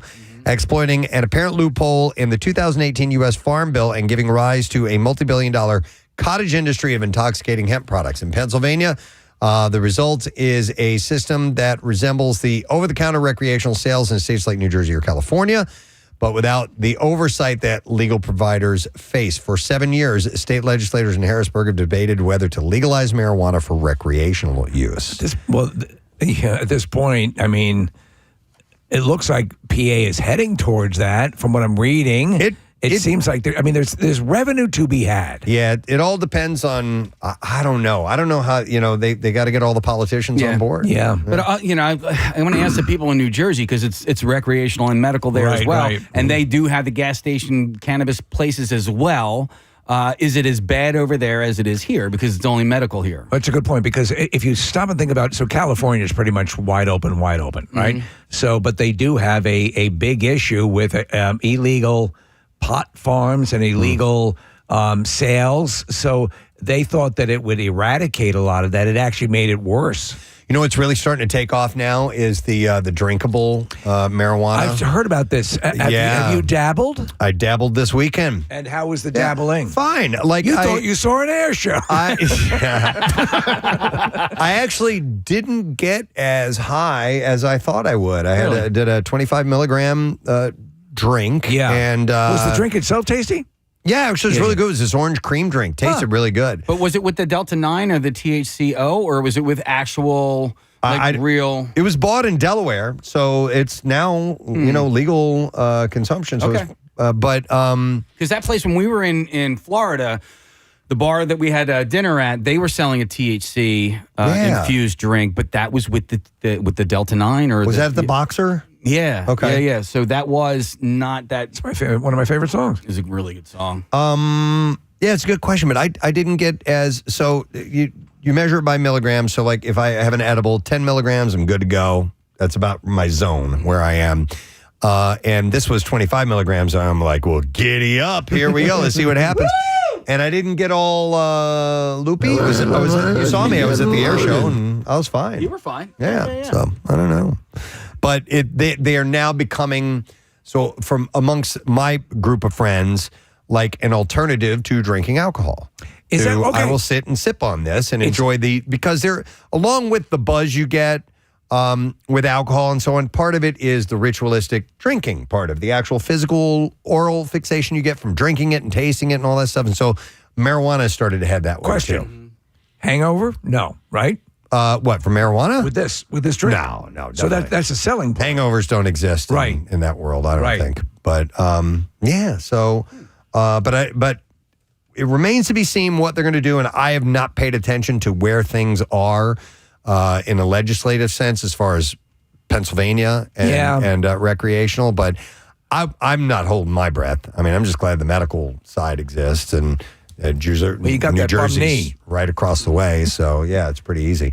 Can I double back to something about the FBI? Yes. Marissa just brought this in. This is from Tony D'Amizio, who is the editor of North Penn Now.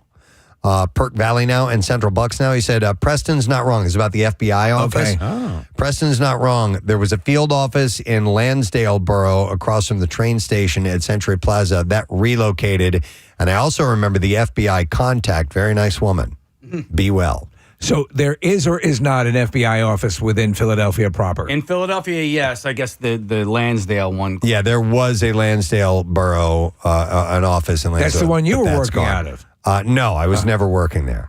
But I thought the Philadelphia field office had closed up. Maybe it did, and they were going to move it or something, or I misread it, and I was like, "That we can't not have it." The FBI In a major city in Philadelphia. So I mean, but they did close down the Wawa.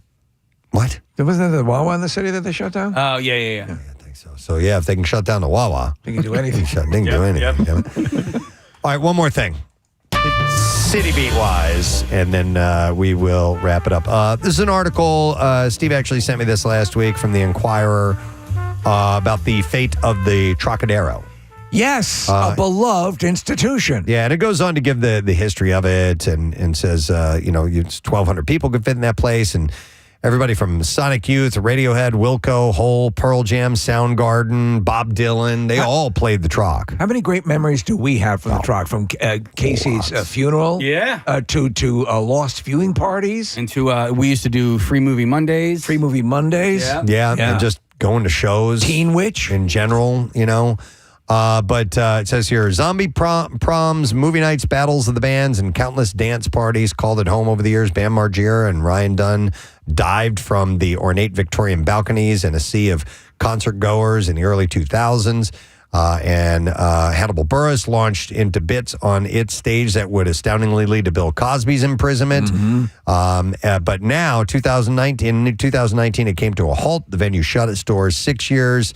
And several rumors later, what is happening? That's the question. Well, nothing. Okay, all right. That was the whole article. Pretty much nothing. The Troc's fate remains unclear. Stephen Pang, who bought the building in the late 70s, declined to be interviewed. His daughter, Joanna, who led operations for decades before the venue closed, could not be reached for comment. That's Patty Pang.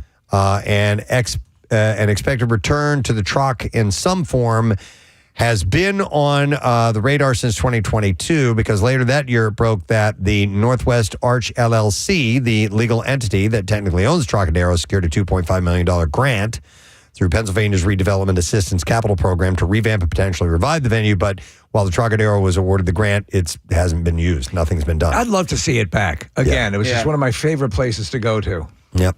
And to see it kind of there. So it's just simply locked up. There's nothing going on in there. Yeah, nothing at all. Do you want me to give you a tiny bit of history? Yeah, let's take it back. Take it back 300 years. So it opened officially on August 29th, 1870. 1870. As the Arch Street Opera House. Contrary to its name, the venue specialized initially in minstrel shows, musical comedies, and vaudeville. Minstrel shows? Minstrel shows. You don't see that once a month. In 1896, it would be renamed the Trocadero Theater, and several years later after that, its focus became burlesque shows, and that remained so for about 75 years. They did burlesque shows. So that I was aware of, that it had that rich burlesque history. And the burlesque was bumped into oblivion in early 1978. That year, it was added to the National Register of Historic Places and was already considered a historical gem for the region. Stephen Pang became the owner and set about remodeling it and repurposing it into something of a Chinese cultural arts center and martial arts movie show house. That year, he also rented it out to organizations including the Pennsylvania Opera Theater, which likely performed the first actual opera in the building with a rendition of The Barber of Seville. In 1986, the Troc again transformed. This time, the changes were led by Rick Bladstein, who we know that name. Yes, yeah. Then a nightclub impresario who known for spots like the Empire Rock Club. He headed up remodeling the building into a rock venue, and alongside a young Steven Starr began booking acts there. First show came that March with a performance by guitarist-singer Nils Lofgren and former rocker Steve Forbert. And according to the Inquirer, the Troc's remodel was so good, much of the building's glorious old architecture was left intact. The two performers were upstaged by the venue. Bladstein remained on the helm until 1991 when David and Stephen Simmons of Khyber Pass pub fame took over, and the pair set sights on the popular alternative music scene of the day with an eye toward groups like Fugazi and Butthole Surfers, who we played earlier this morning. Yeah. as well as hip-hop acts like De La Soul. And they worked out an all-ages main floor and 21 and up balcony, making the first all-ages club in which liquor was served. So I love that balcony, and I love sort of at the time, there was a dilapidated sort of feel to it in certain spots of the venue that just it added to the character. Yeah. By the way, the last performance it was in 1996, it says here. Really? Well, you know what? No, because I went to shows after 1996. Oh, yeah. It said it briefly closed after a Halloween show. Fittingly, the last performance came from the Misfits.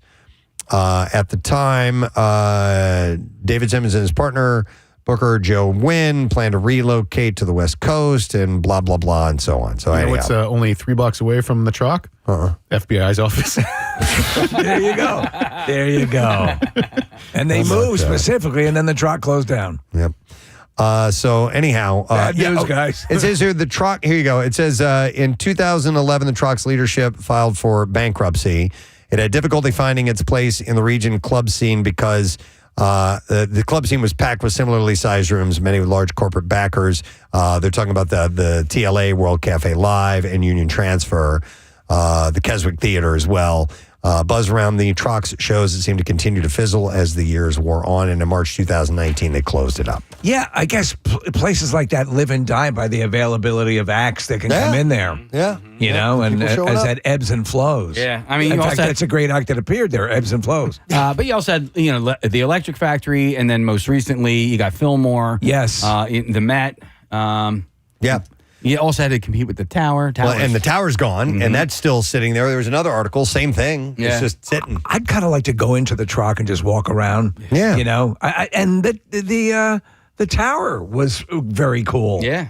Number good. Remember the Nightman Cometh performed live at the Tower. Man, I was thinking about that over the weekend because Rob and Glenn were in town. They were doing a bottle signing thing, and I believe that when we all went to that, and Danny DeVito was there, and he grabbed Kathy's ass. Yeah, I think that was 2009 or 2010. It was great. That's how long that show's been on, and that's how long ago that show was. I mean, that was 15 years ago. Man, I know, right? Wow. All right. But anyhow, we'll see if anything comes of these places sometime in the near future. All right, that's it. We got to close up City Beat time. Thanks for being a part of it, though. We have Back School A to Z, which is fully underway. We'll take a quick break, come back, and play a song from that in the letter P, mind you, some Ozzy as we return and into the Bizarre File. So stay with us.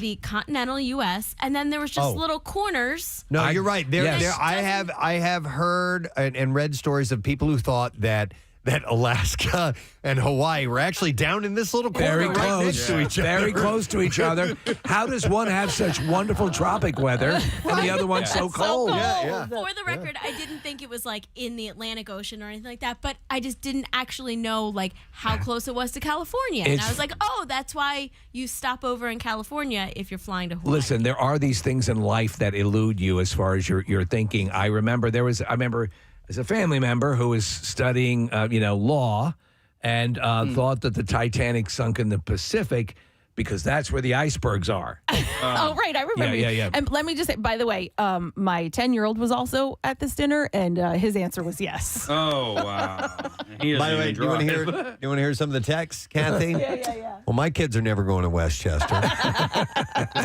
That's lower, slower bucks for you. Somebody says, Jesus Christ, you guys drive me insane, Preston. You need to learn how to pronounce contiguous. Did I say that incorrectly? Contiguous with contiguous, a hard not G. a hard G.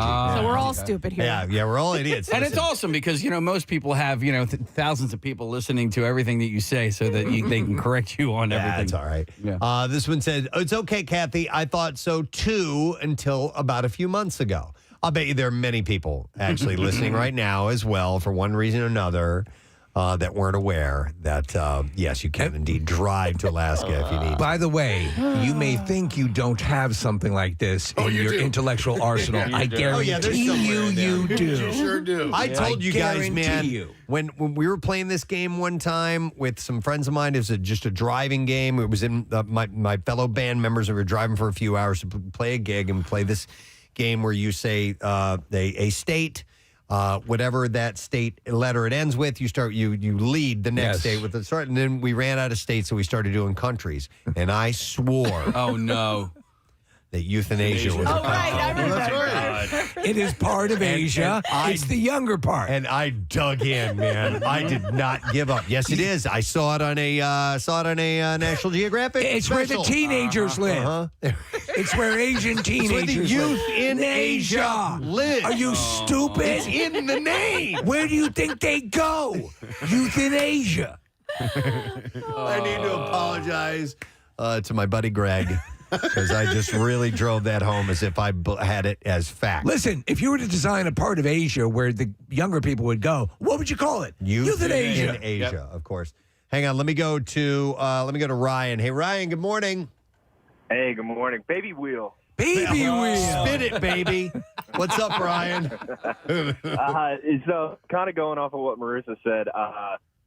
My wife, for the longest time, didn't know where Hawaii was.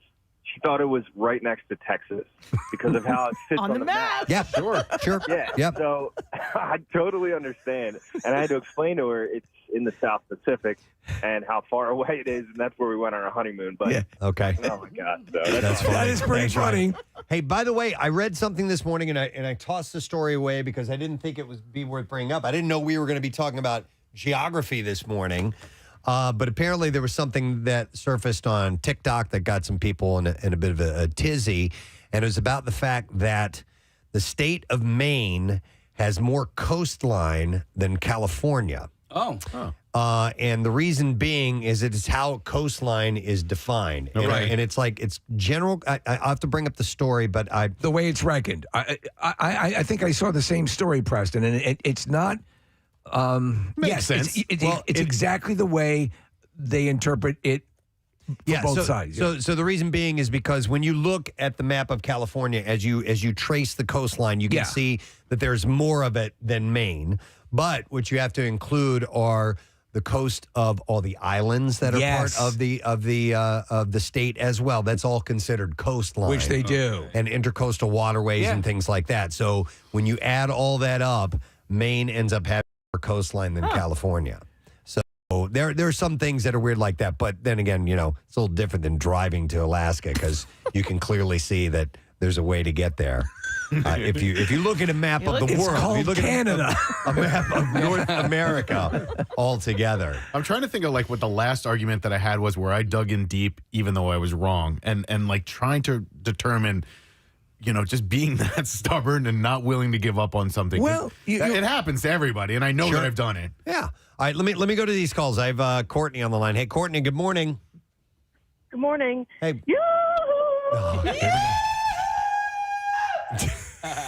What's up, Courtney?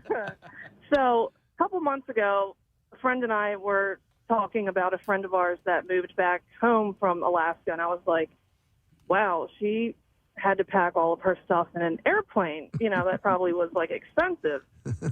And she's like, you can drive from Alaska. And I was like, what? No, you can't. Well, it's out in the middle of Canada. Yeah. And was it, Courtney, was it because of the map we've seen that have the little cut of Alaska and Hawaii? Yes. Okay.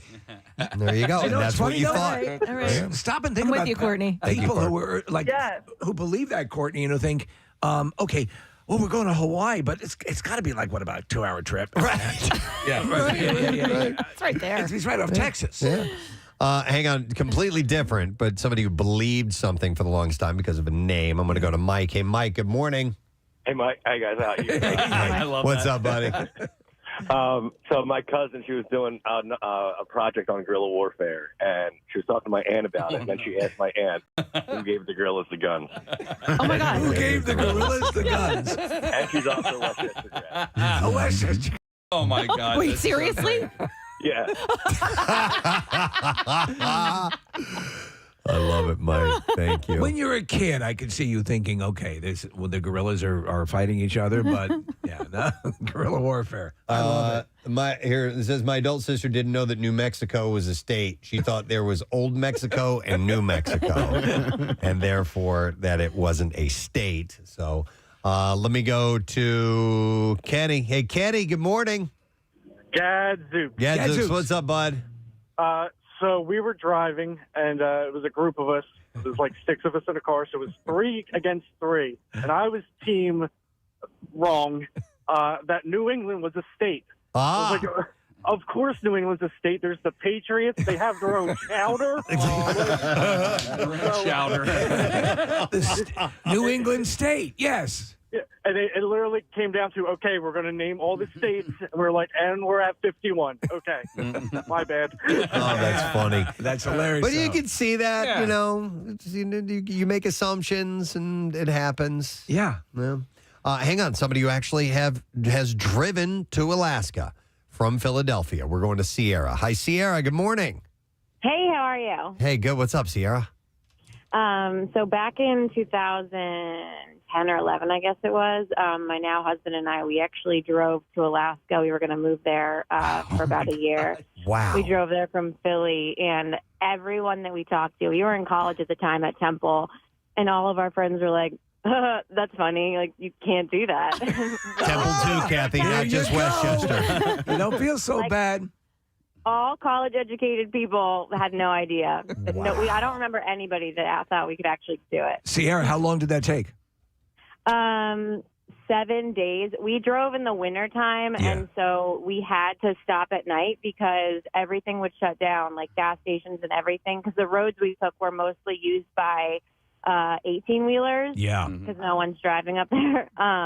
And so because the roads would ice over, it was really dangerous. So we kind of had to like plan our stops every night. No, that's amazing. I mean, yeah, you're in areas that, and with it, as you said, are only used by interstate and inter-country truckers. So, yeah, it's actually called the Alaskan Highway. Yeah, wow. That's and pretty it's well. like the only major road that runs What did you through drive? a lot of parts. Were you in a car or did you drive an RV or something? An F-150. Okay. There you go. Blue truck. You had the right vehicle. Yeah. Man, oh, man. Yeah. And how come you guys ended up not moving there? Because of us. It was just, we just decided to take like a year off of school from college and just go up there and snowboard and hang out. And then we came back to college again. You got your fill. All right. Cool. All right. All right. Yeah. Thank You're you. back. Appreciate it, Sierra. So somebody who's actually done it, Kathy. And see, there were a lot of people that didn't know. A whole bunch of them at Temple, apparently. I'm going to go to Nick. Hi, Nick. You're on the air. Good morning. Yo, guys, put a bomb in a possum and feed it to a shark. Yep. Right. That's the solution. Yeah. What's up, man? All right. So I went to O'Hara, Casey's alma mater. Thank you, Go Delco. And senior year theology class, we had to do a project on different things, and this one girl picked euthanasia, which we were learning about, what you guys were just talking about, was the mass killing of people. Right, right. She literally did her senior theology project on youth in Asia and stood up in the middle of the class and went 10 minutes into her presentation about it. Everybody's laughing and like snickering. And the priest, it was Father Urian, finally goes over to her and goes, you can sit down now, hon. Oh, no. That's mortifying. People, like, their jaw was on the ground. She's talking about how children are not being fed in Asia and everything, and we're looking at her like she was not even close. You're not even in the right ballpark. Oh, no. That would have been me. Yeah. Had you seen the word, though, had you seen the word euthanasia? No, actually, it wouldn't have been me. I actually thought euthanasia was a country. Yeah, that would have been your geography class. Yeah, it would have been my geography. That's the capital. Yeah. Wow. All right. Thank you, Nick. Oh, I feel horrible for people when that happens to you. You realize, you realize how dumb that really was. Kath, when did you feel stupid, but probably not because you were in company with other people who did? I actually laughed so hard. I mean, now that I'm telling the entire area, I'm sure plenty of people make me feel stupid, but no, at first I laughed. I was like, oh my, and I went like this, Preston, look, I took my hands and I just went like this, like mind blown. Wow. Here's a text that says, hey guys, my wife is incredibly one time a few years ago, she said in response to something, frogs don't have blood. And I was like, what? He said she thought that they were, like bugs or something, just a sack of goo.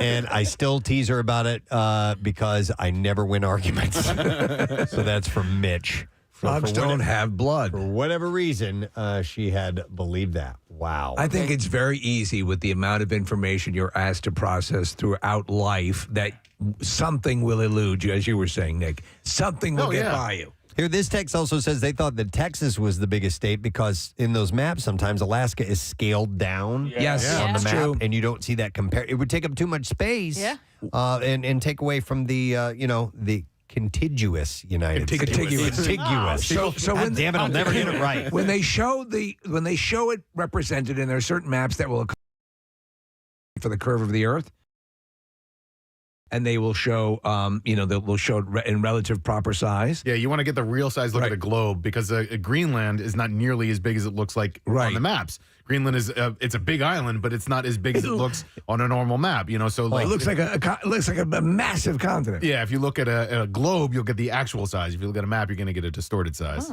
Let me go to. Hang on a second. You can't drive to Greenland, Kathy. Let me. Well, I know now because I was looking at maps all weekend. We go to Joe next. Hi, Joe. You're on the air. Good morning. Before we do the B file, we have a big friggin' deal. It is getting a 4-pack of tickets for half off for Treehouse World. Oh, yeah, right. Awesome. Treehouse World. Doesn't that sound fantastic? Yeah. Adventure awaits. Climb, zip line, and explore at Treehouse World in Westchester for half the price. I got to get my son over there. He goes to school at Westchester. Yeah, man. He'd be all over this. Get the exclusive offer while supplies last at WMMR.com/deal. So again, that's 4-pack of tickets for half off to Treehouse World. I want to check that out. I know. We're looking at video right now. Nick has just pulled this up of kids on zip lines and ropes courses and things like that. So Have you seen this show? It's on one of the DIY channels, or maybe it's one of the travel channels. I don't know what the hell it is. But anyway, it focuses in on people who have gone treehouse living. No, They I've not seen build their that. houses up in trees, but I mean like state-of-the-art, amazing stuff. I've been watching a show Rochelle and I were watching yesterday where they convert vans into living the van life. Yeah, I love that too. Which is pretty cool Yeah. as well. So, but yeah, living in a treehouse, you can rent like luxury treehouse hotels that are out in the wilderness, which would be kind of a cool experience. Steve, I don't know if the guy that I'm thinking about is featured on the show that you're talking about, but there's this dude in the Pacific Northwest, and he builds these incredible Is it with his tree houses. family? Yes. Yeah, that's the guy. His daughter's involved. Yes, yeah. You know who bought one? Who? Eddie Vedder. What? Yeah. Really? Yeah. Down to no Nick. Yeah. And it looks really awesome. And right? I would like to hang out in a treehouse with Eddie Vedder. With Eddie Vedder. Yeah. Nick, look, a squirrel. Yeah, I know. Yeah, I see it, Eddie. I've seen them before. I've seen they're in Seattle too. You Huh? haven't seen them eye to eye. So Treehouse World, go to WMMR.com/deals and get the big freaking deal for that at Treehouse World. All right, B-file time. Here we go. WMMR presents Preston and Steve's Bizarre File. Hey, look, Nick, it's a squirrel. Right up there, right on that branch. They got those in Look Pennsylvania. at his cheeks. He's got something in his mouth. He's got nuts in his cheeks. You've had nuts in your cheeks before, right? Yeah. Eddie sits there with an echo effect amp just everywhere. Yeah. All right. So authorities in Southern California say a Good Samaritan helped a woman escape a domestic violence situation at a convenience store. In this case, the woman used hand signals behind her back to alert those around her about needing help. Police were called, and part of the incident was caught on body camera video. Officers arrived at a 7-Eleven after someone reported suspicious activity. In the video that was posted by police, a man and a woman can be seen standing side by side. Police say the woman had been trying to alert someone. She was using this hand signal behind her back, and I'll explain what that is. The Good Samaritan recognized the gesture and called 911. The suspect, John Palombi, is later seen in the video outside of the store speaking with officers. When asked to stand up for a search, police say Palombi took off trying to run. Within seconds, he was tackled. He was later arrested and booked. Police say he had an active warrant and he was carrying a stun gun.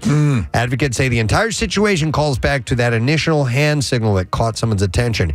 It was created by the Canadian Women's Foundation in 2020. The signal for help provides those experiencing domestic violence a discreet way to communicate when they need help. And it involves you open your hand and you take the palm of the hand and then you tuck the thumb in before folding the fingers down to trap the thumb. So it's almost like you make the number 4 and then you bring the fingers down to trap the thumb. And she was doing this behind her back. And I've seen videos showing this I've seen before. a number of videos where there's one where a little girl did it. She was being abducted, and a woman was able to step in and save her. So if you see someone who is doing that repeatedly, it's a sign that they need help right away. Authorities are holding the suspect without bail, by the way, but it worked and possibly saved this gal's life. A New Hampshire teenager on a deep-sea fishing trip this week hauled in a 177-pound Atlantic halibut, a fish so big that it weighed more than him and could be a world record. 177 pound, did you say? Yeah. Halibut? It's huge. Jackson DeNeo. Who says that fish, man? That thing's huge. 13-year-old from Hampton, New Hampshire. That's a halibut. Fishing about 100 miles off the New England coast on Cash's Ledge Monday morning when he caught the fish. Must have put up a hell of a fight. Denio said, I think I screamed. He weighs about 120 pounds. This thing was 177 pounds. It's amazing. So he's 5'9". He said, I don't know exactly what happened, but I was very excited. So he had set out on Sunday with about 30 other on an overnight charter trip with the Al Goron's deep sea fishing and whale watching. After everybody had caught plenty of pollock and other fish, Denio told the crew that he wanted to catch a shark, so they told him to fish at the bottom. Minutes after he dropped his hook with pollock on it, Denio got a hit and knew he had something big. He fought that fish for 30 minutes, bringing it near the boat, only to have it dive back down. He was eventually able to get the fish to the surface, guided by crew and cheered on by fellow passengers who uttered plenty of oohs and ahs, spiced with profanity as the fish became clearer. Jim Walsh, the captain, said, I'm standing there watching him. All of a sudden, the fish took off. It bit it, started pounding away. He said, I looked at him and I said, were you on the bottom? And he goes, yeah. And I said, you don't have a shark. Walsh said that he was most impressed with Denio's composure. He said he didn't let go once. He never let anybody else touch the rod, and he worked it.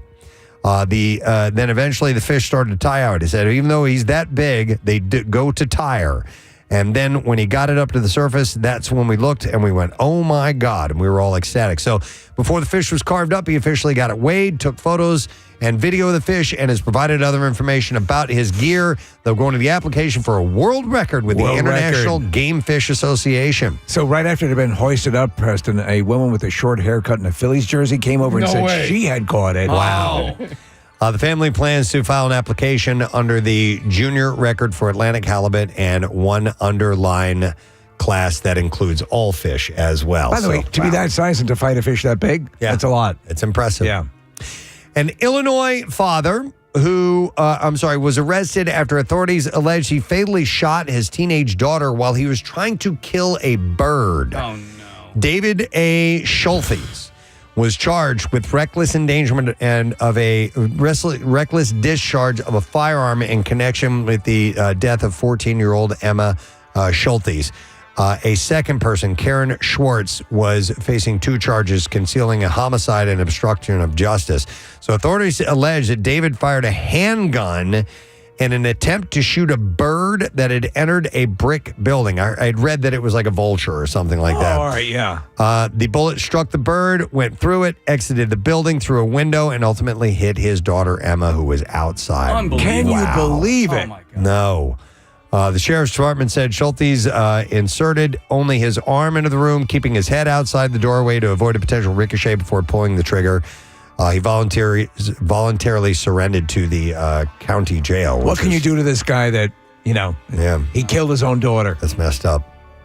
A 42-year-old man has been arrested for allegedly sending more than 1,000 threatening messages to the Utah Division of Child and Family Services and threatening to kill law enforcement officers. What did I do? Sam Hale Merritt was booked on Tuesday. The Logan Police Department was contacted by the Utah Division of Child and Family Services about the threat. A caseworker told police that Merritt had allegedly sent about 1,500 threatening messages. The detective reviewed the messages and found some included threats toward law enforcement and Merritt's probation officer. The threats stated that if officers touched him or handcuffed him, he would kill them. Merritt did not. He knows how to play the system. Comply with the arrest, and officers used a reasonable amount of force to take him into custody. He's accused of spitting in the faces of 2 officers and kicking 2 others who were trying to place a spit hood on him. Merritt also allegedly threatened to kill and bash their teeth out.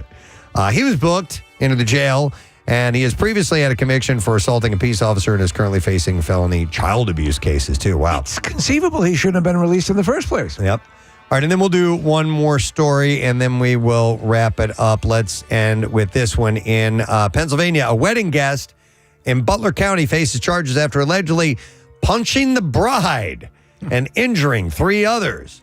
John Ciani is charged with 4 counts of assault. Police were called to a wedding at the Woods at Eisler Farms for a fight. You may now punch the bride. And according to authorities, Cianci punched the bride after being cut off from alcohol, knocking her to the ground. God damn it! He then allegedly attacked 3 other people who were trying to subdue him.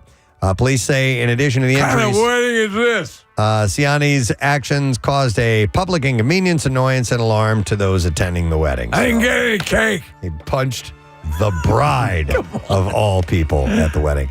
All right, and there's your bizarre file for you, my friend.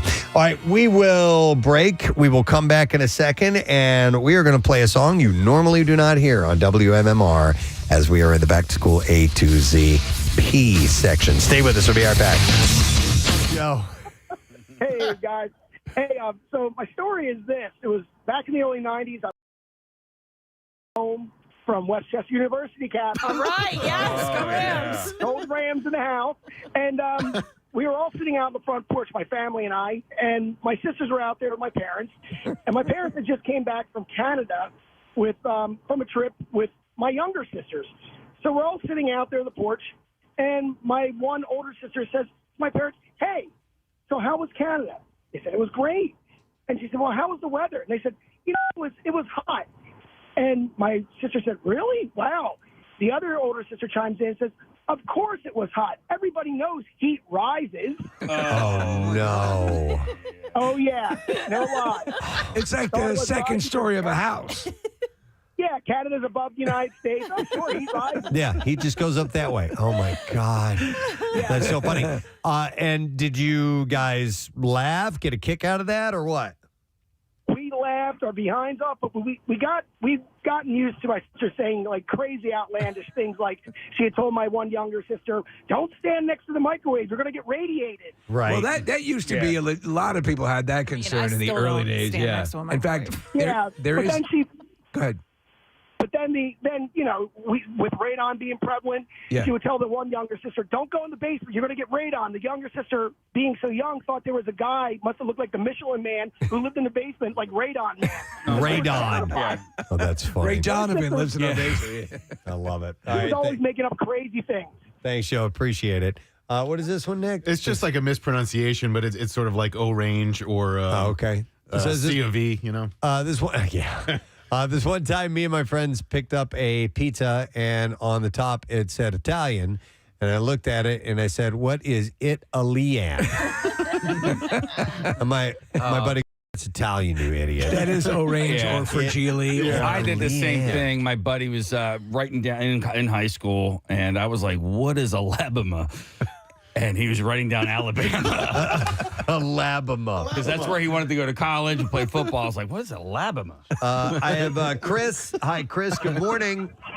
Listen, a-holes, I don't always use ranch dressing. Well done. Good. One of my favorite moments. What's up, Chris?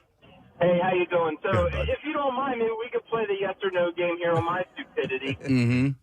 Okay. Do we know why pounders are called pounders, the beer? No. Yes, I do. Assume. I know. Pound them. Yeah. No, because of the. It's a pound. It's a pound. Yeah. It's 16 ounces of liquid. I'm 39 years old, and I just realized that last week. Why'd you think they called them pounders? Because you can pound them. Because you can pound them. There you go. Now there's 16-ounce beers. Now, I wonder love if thanks, Chris. Is there some sort of lineage between the fact that pounding, we call it pounding a beer because of a pounder? Oh, like the term pounding came from the fact that it was a pounder? I don't know. Yeah. Got to pound that down, man. I didn't know. So, I mean, there was a point in my life where I thought like all rivers ran north and south and that, but there's also, speaking north and the south, I thought when you flew to China, yes, that you just kind of flew east and west. And because my buddy Vince, he goes there for business. I was quite a assuming bit. that too. Yeah, I was like, I yeah, didn't you think just about go going over the top all the way around. So I'm thinking, I'm like, well, is it faster to go east or is it faster to go west? And he's like, no, you go over. I was like, oh, you can go. I didn't know you could fly over. You can fly north over into. Yeah, the map can be a strange thing because when we have, and we've flown to Europe together before, and the next thing you know, you're getting close to Greenland, and we're like, aren't we going like way north to get there? And if you look at the map, no, that's the path you take. Right, pretty much, yeah. and so things on a map versus a globe look a little bit different, and that's why you can be thrown off a little bit. By maps that you've seen. They were pointing that out. I was watching this special about the Titanic sinking and the perception of where things were. And the fact was the Titanic was going along a route that was, at that time, was highly trafficked. It was basically like two opposing lanes, one going one direction, the other going with maybe a 50-mile spread. So that was the way they were going through. But when you saw it depicted and where the ships were placed on the map, it seemed, that was spread out incredibly far, but it wasn't.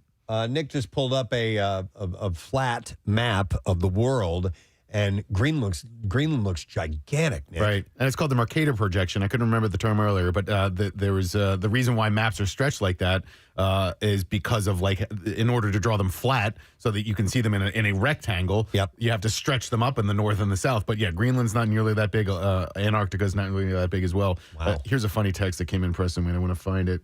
The Mercator projection was Rick Astley's first band, right? I did not know that. Yes. Wow. Let's see here. Somebody texted in and said, I thought that it was Roman Cokes, not rum and Cokes. Roman Cokes. Get a couple Roman Cokes over here, please. Oh, that's so funny. We have some Greek Cokes. Yeah, roll out of the Roman. Sorry. Let's go to Colin. Hey, Colin, good morning. Hey, Gadzooks, guys. Gadzooks, buddy. What's up? Hey, so my sister-in-law, who just graduated from college, we were all hanging out like a year or two ago, and we were just talking about traveling, and she was going on and about how she had been to another country before, and all of us were like, oh, that's news to us. Where you been? She's like, well, we went to that wedding. Remember Steph's wedding? And we're like, yeah, that was in Colorado. She's like, yeah, the country of Denver. And no. Are you kidding? That's a lie.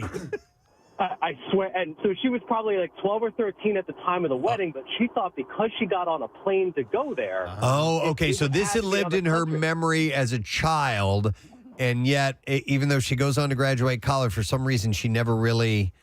that's hard to believe. There's some other issues at work here. But wow. Was there any head trauma involved at any point? Did she fall too? It's funny you say that, but that's a totally separate story. Okay, all right. She dissociated Denver. That's from wow. the That's reality of tough, Denver, man. Colorado. That's funny. All right, thanks, I find Colin. it hard that somebody wouldn't set you right on that. All right, this one I like. All right, so and they, I have to spell this. They said they thought that prog rock, P-R-O-G, rock, was prog rock, P-R-A-G-U-E, and all the bands were from Prague. It says that I'm 32 and I have 2 master's degrees. All these bands, great bands coming out of Prague. These bands out of Prague, love they all like really long songs. It's like the Mersey beat. That are very, meticulous and difficult and have odd time signatures. That's so weird that just in Prague. I love this Czech music. Yeah. Thank God. Let's see. How about Joe? Good morning, Joe. You're on the air. Good morning. Hey, what's up, guys? buddy? So I'm an RN at emergency department, and one of the guys I work with, he's about ready to graduate nursing school. So we were talking about some of the old shows we saw. Sonny and Cher came up, and he never heard of them. I says, "You never heard of Cher?" musician. She was in movies. So he looks up Sharon. He says, "Oh yeah, she was in this movie Burlesque." Burlesque? You mean burlesque? Burlesque. So his new name now is Burlesque. Every time he walks by, hey, Burlesque! No! Man, Oh, He'll never Joe. live it down. He'll never live it down. That's great. that's true, Thank yeah. you, Joe. It's one of my let it- favorite movies, by the way. Burlesque. And then, when you make a statement like that and you realize you're wrong, and it's like, oh, no. And why did I say that out loud? There was, Steve, I think it was Wink Martindale talking about getting a word wrong, and he was on, I think it was Tic Tac Toe. He was the host of that show. Right. And one of the clues, the answer was orangutan. Yes. But he had never seen the word written down before. And the person answered orangutan. And he goes, "No, it's orangutan." No kidding. Or something like that. And he said, Right, yeah. I felt like the biggest moron in the world, but he had never seen the word orangutan. It's. Well, I still will say. Fault orangutan. Yeah, with even the though G it's on the end, me orangutan. too. Yeah, Yeah. and it's not. It's orangutan. Yep. And then you gotta pretend like you were just joking. Yeah. Yeah. Well, listen, Kathy, that's not as you're in company. You have people along with you. Few out there. Yeah. This is apparently an entire class of Temple that believes it as well. 5 points Delco. Let me go to. There was hang that on. other story, Casey. Watch yourself. I'll go to Sam. Hi, Sam. Good morning. Hi, good morning. Hey, what's up, Sam? So I have two things. First thing is I just found out recently, by the way, I'm 24 years old. I just found out recently that there's a Virginia and a West Virginia. Understandable, though. You think they'd just be referring that they were actually separate, but that you're in Western Virginia right now. And right. Yeah, is that what you thought? It was one state, but there was a western part of it? Yeah. Okay. Yeah. Yeah. No. So, and I mean, I think it's understandable. Absolutely. I'm going to give you that one, Sam. It's understandable. The other thing is that my friend thought that she's also 24. She thought that buffalo chicken, like, buffalo chicken dip, stuff like that it came from a spicy chicken.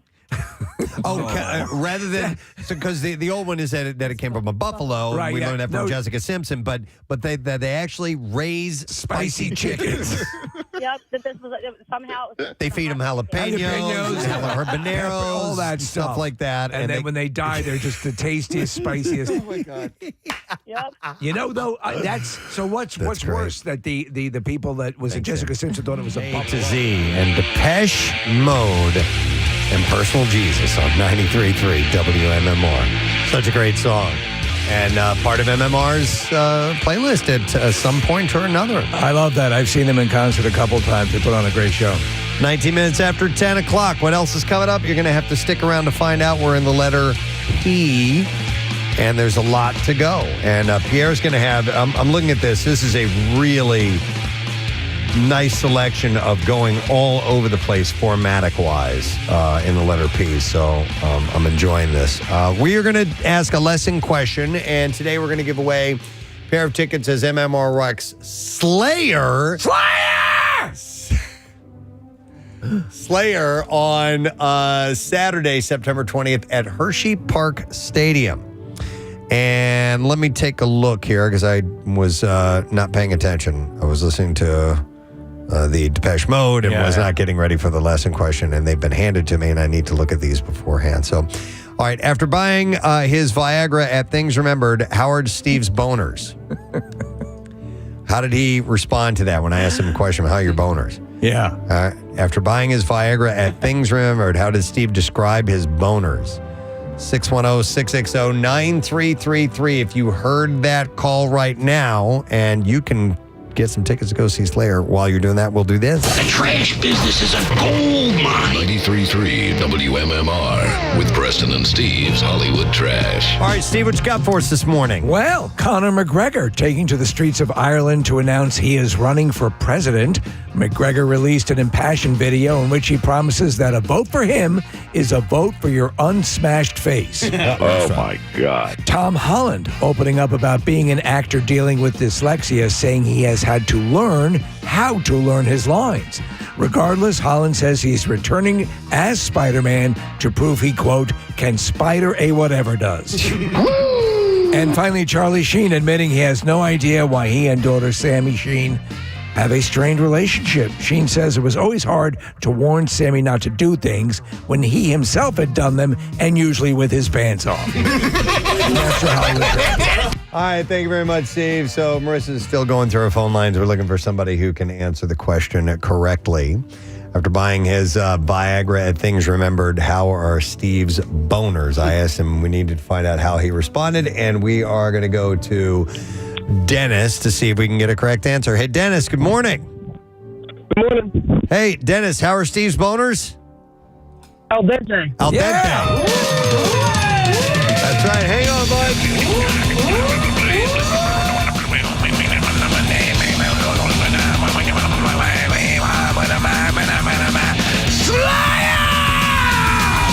And you get to go, my man. We're going to give you a pair of tickets to MMR Rock Slayer Saturday, September 20th, Hershey Park Stadium. Tickets are on sale now via Ticketmaster. Now, Preston and Steve's Music News on 93.3 WMMR. Brought to you by United Tire and Service, their end of summer sales event. You can get $100 back from BF Goodrich, and they're going to double it with $100 in instant savings when you buy any 4 BF Goodrich tires. Don't drive alone, drive United. So the MTV Video Music Awards were yesterday. Figured I'd pass along a little bit of information about it. LL Cool J was the host. Ariana Grande won Video of the Year for Brighter Days Ahead. Lady Gaga won Artist of the Year, and Rosé and Bruno Mars won Song of the Year. So those are the big ones, obviously, that they go after. Mariah Carey was given the Video Vanguard Award, which is given to artists who have a profound impact on music videos and pop culture. Ricky Martin was given the first ever Latin Icon Award, and Busta Rhymes was given the MTV VMA Rock the Bells Visionary Award. As far as rock music goes, there was a tribute to Ozzy Osbourne, which was very nice of them to do. Youngblood, Nuno Bettencourt, formerly of Extreme, Joe Perry, and Steven Tyler from Aerosmith all took the stage to pay tribute to the Prince of Darkness himself. And Youngblood performed Crazy Train and Changes. Then he and Tyler sang Mama, I'm Coming Home, with Joe Perry playing guitar. Youngblood closed out their segment shouting Ozzy Forever. Do we have a little clip of that, Casey? Yeah. And you can hear Nuno playing guitar in this part.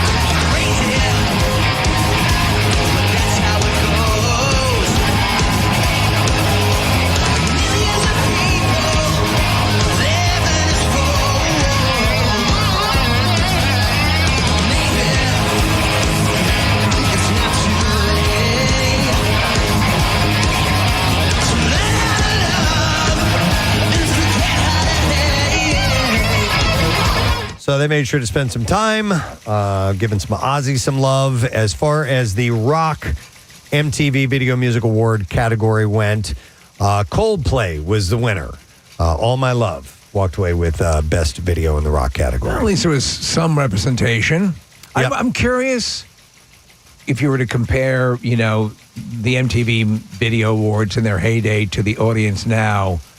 What the I would assume some have had siphoned off over the years. There's a guy we all used to work with at Y100 named Pat Right. Schmidt, and I just saw he posted on Instagram. He took his daughter to the VMAs last night. He lives in Brooklyn, and she said, "What's a channel?" What's a channel? And how old is she, Case? Maybe like 8. Oh my God! Yeah. I guess so, right? Yeah. Yeah. Though YouTube channels, right? Yeah. Yeah. Wow. But still, shoot me in the face. Yeah. Just shoot me right in the face. Oh, man. I know. All right. Well, I was really bummed out to see this news this morning. Rick Davies, one of the 2 co-founders, frontman, and chief songwriters for the band Supertramp, which evolved from a progressive rock group into an unexpected chart-topping ensemble with the album Breakfast in America, has died after a long battle with cancer. He was 81 years old. Now, he wrote and sang such Supertramp hits as Goodbye Stranger and Bloody Well Right, in a deeper and less distinctive voice than his erstwhile partner, Roger Hodgson. And also, man, he's the guy playing keyboards. Listen to this. Listen to this piano part right here, this riff.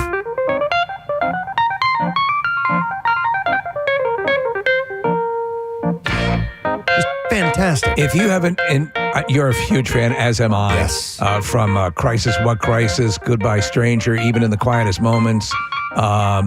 Breakfast in America you mentioned, and the live album from Paris is so good. Yeah, just terrific stuff. Yep. So he did co-write the biggest hit of the band, which was the Logical song.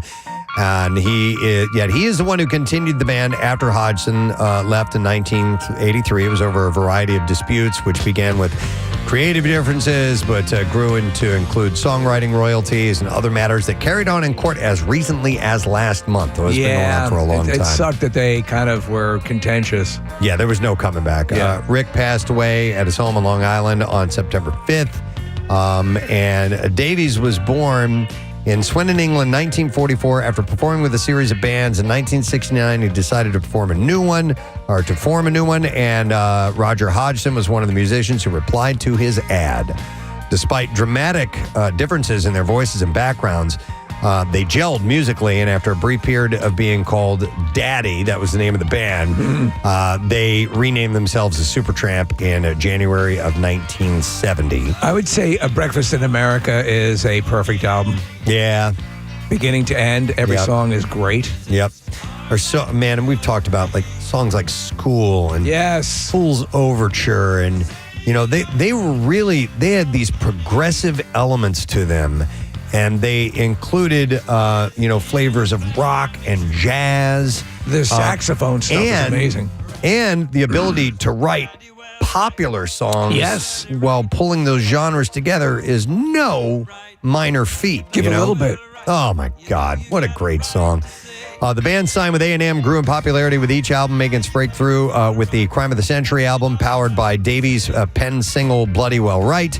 Their success and profile grew with each successive album, including 1977's In the Quietest Moments, which featured Hodgson's hit Give a Little Bit, until they broke wide open with Breakfast in America, and that was released in the spring of 1979. A Logical song may have been written and sung by Hodgson, but it was driven by Davies' prominent electric piano. He also wrote the answering refrain on the song's last chorus. His song Goodbye Stranger was the album's second hit single, and Supertramp were suddenly a globally popular band. So I love this group. I love listening to Supertramp. Every fraternity house in America has their own version of beer pong or pyramid or whatever, and we had ours in college. And if you were to be on the winner's side in our version of beer pong, you got to pick whatever album you wanted to play, whatever record you wanted to play. And we had a CD system. This was in the 90s, so there's no streaming. It was all over CD. Yeah. And Jeffrey Leroy Boyson was a huge Supertramp fan, and he was great at beer pong, so he won a lot. So we listened to Breakfast in America all the time, and I'm grateful to him for it because it's such a good record. And so had he not been as good at beer pong as he was, you would never I probably know. wouldn't have been as big of a fan of Supertramp as I am. The bandmates fell out 1983. Hodgson left following the band's seventh album, Famous Last Words. Davies continued the band from 4 more albums, the final being 2002's Slow Motion, and continued to perform as recently as 2022, although often under the name Ricky and the Rockets. He was diagnosed with multiple myeloma in 2015, and ultimately he lost his battle with that. So sad news, but what great music left A lot behind. of great music. Yeah. Dave Grohl will be honored at the Hope in the City of Angeles Gala on October 18th at BMO Stadium in Los Angeles for his volunteer work with homeless people. The 56-year-old former Nirvana drummer spent hours cooking barbecued food for people experiencing homelessness in Los Angeles. In 2023, he cooked ribs, pork butt, brisket, cabbage, coleslaw, and beans for 450 homeless Californians and 50 shelter staff, sleeping in a parking lot overnight while the meat cooked. Hope the Mission says that Grohl has volunteered for days at a time, preparing and serving meals to people experiencing homelessness and food insecurity without fanfare. Tickets for the gala start at $300 and include a red carpet VIP entrance before dinner and the main event. And then one last thing, EA Sports' new hockey game, NHL 26, will feature a heavy rock and metal soundtrack when it releases on Friday. The game includes songs from major acts like Spirit Box with Perfect Soul, Turnstile with Dreaming, Disturbed with I Will Not Break, and Cassiette. Cassiette? Nick, it's spelled Cassyette. Honor of Ruth McElwain. That's got to be Cassyette. Cassyette. With Go. Other rock artists on the soundtrack include The Hives, Newfound Glory, Rye Bread, Silverstein, Scowl, Rye Bread, Perchanger, and We've Got Tonight. Yeah. Exactly. Wow, I got to get this game. The full track list has 40-plus songs mixing rock, metal, and other genres. EA Sports creative director Mike Engelhardt says NHL 26 is the most true-to-life experience we've ever built, and was created for fans who crave hockey authenticity. Man, I haven't played that game in, at this point, almost decades. I should probably go out and get the new. That game was my jam, man. I played that game all the time. I did too. But probably same price. I don't think I played since like 2000, 2001 maybe. I think hockey translates the best of video games. absolutely. I just do. And even I, really didn't dabble that much in the sports games. Really enjoyed that. All right. That is what I have in music news for you. Let's take another break. We'll come back in a second. We'll play our last song for the Back to School A to Z for the day. We're in the P section. And if you're a pet lover, you'll love it next. Stay with us. No, it was Chicken of the Sea. Well, both of them. Yeah, that. Both of those shit, things. both Yeah, of yeah. those? So, Oh. or I think so. But yeah, the Chicken of the Sea, she didn't know it was tuna. Sea chicken. Yeah. So, yeah. Oh, my God. These little brain fart moments, man. But remember when They're the you best. jump on someone, remember that there's just something waiting in your mind that may not have been exposed yet. You but- just wish that you have these revelations while you're by yourself. Right. Oh, my God, yes. Yes. And then who do you admit that to if you do? Then you know? can sort of, oh my God, do you know that I used to think that? Well, have you ever had? I've had it where you'll be reading and you dodge a bullet because you're reading something. Oh my God! Right? I've been way off. Yes. Yeah. Oh, yeah. Yeah, most definitely. Wow. All right. Well, wallow in that for a little while this morning. like And that. thank you. Marissa posted a poll and she put it as an anonymous. Did you know you could drive from Philadelphia to Alaska? So far, 83% knew yes, Yeah, you could. They sure That did. was- Come on, people. If you didn't know, just let me see. Fess up. Help me out. Help a gal out. 16.9% didn't and Yeah. know now. Yeah. I'm not alone. All right. Well, listen, let's take a break and come back in a second and dive into some bizarre file stories will make you feel better. Definitely. We'll do that in a bit. Don't forget, Coolest Teacher. We started that today. Burlington County Institute of Technology. You guys are the first ones up. First time that name has ever been called, by the way, I've been told. So text the word teacher to 39333. We'll send you the voting link. You let us know who deserves the honor. We'll be back in a little bit. I wanted to go back to the story that Kathy had in the news, and it was a woman, a local gal who has gone viral because her grandmother. Yep. So her grandmother was from Conshohocken, and her grandfather was from Ambler. They met and they got married. I forget what year they were married. 1952 they were married. And they went from Philadelphia to New York City for their honeymoon. And the grandmother took all of the outfits. 93.3 WMMR. Thank you, Kathy. Steve, you want to share some info? Yes, I do. After a couple years, the Mutiny on the Mashalou is back. It's my wife's signature charity event for Max Fund, which benefits TNR programs and helps get homeless cats and medical treatment, provides a centralized fund that pet charities can call from anyway. It's been a couple years, so it's back on the Mashalou. It's sponsored by Rafferty Subaru. Parking will be free. They're giving a special dispensation that evening. The wonderful people down there are taking care of the parking. So let me tell you what you get for your ticket price of $40. It's pretty amazing. You get great food tastings from Algorithm Restaurant, Zaz Ice Cream, Tuck-Ins, Nothing Bun Cakes,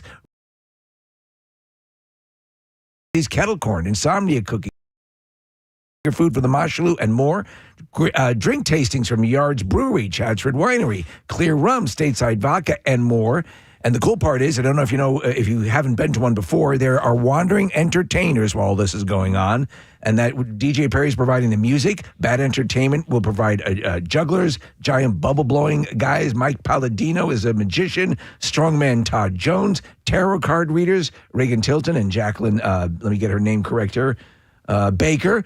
Bryn the Contortionist is going to be the Pirateers, Kittens to Pet. It's a big thing. That $40 is going to go to the charity. Everyone is donating their wonderful services and food gratis. So it's a win-win for all the animals in the tri-state area. It's only $40. That's pretty damn good. Hell yeah. And everyone's very generous about it. You can go to maxfun.com to order your tickets. It's June 8th, Thursday. It's from 6 to 9, so it's before your weekend plans. I'm going to be there, and there's going to be a lot of people hanging out there. We'd love to see you. Have a good time. I'll be there. Oh, awesome. And so I'll be hitting it. It's just great to be up on the deck of the Mosh Show. Love that place.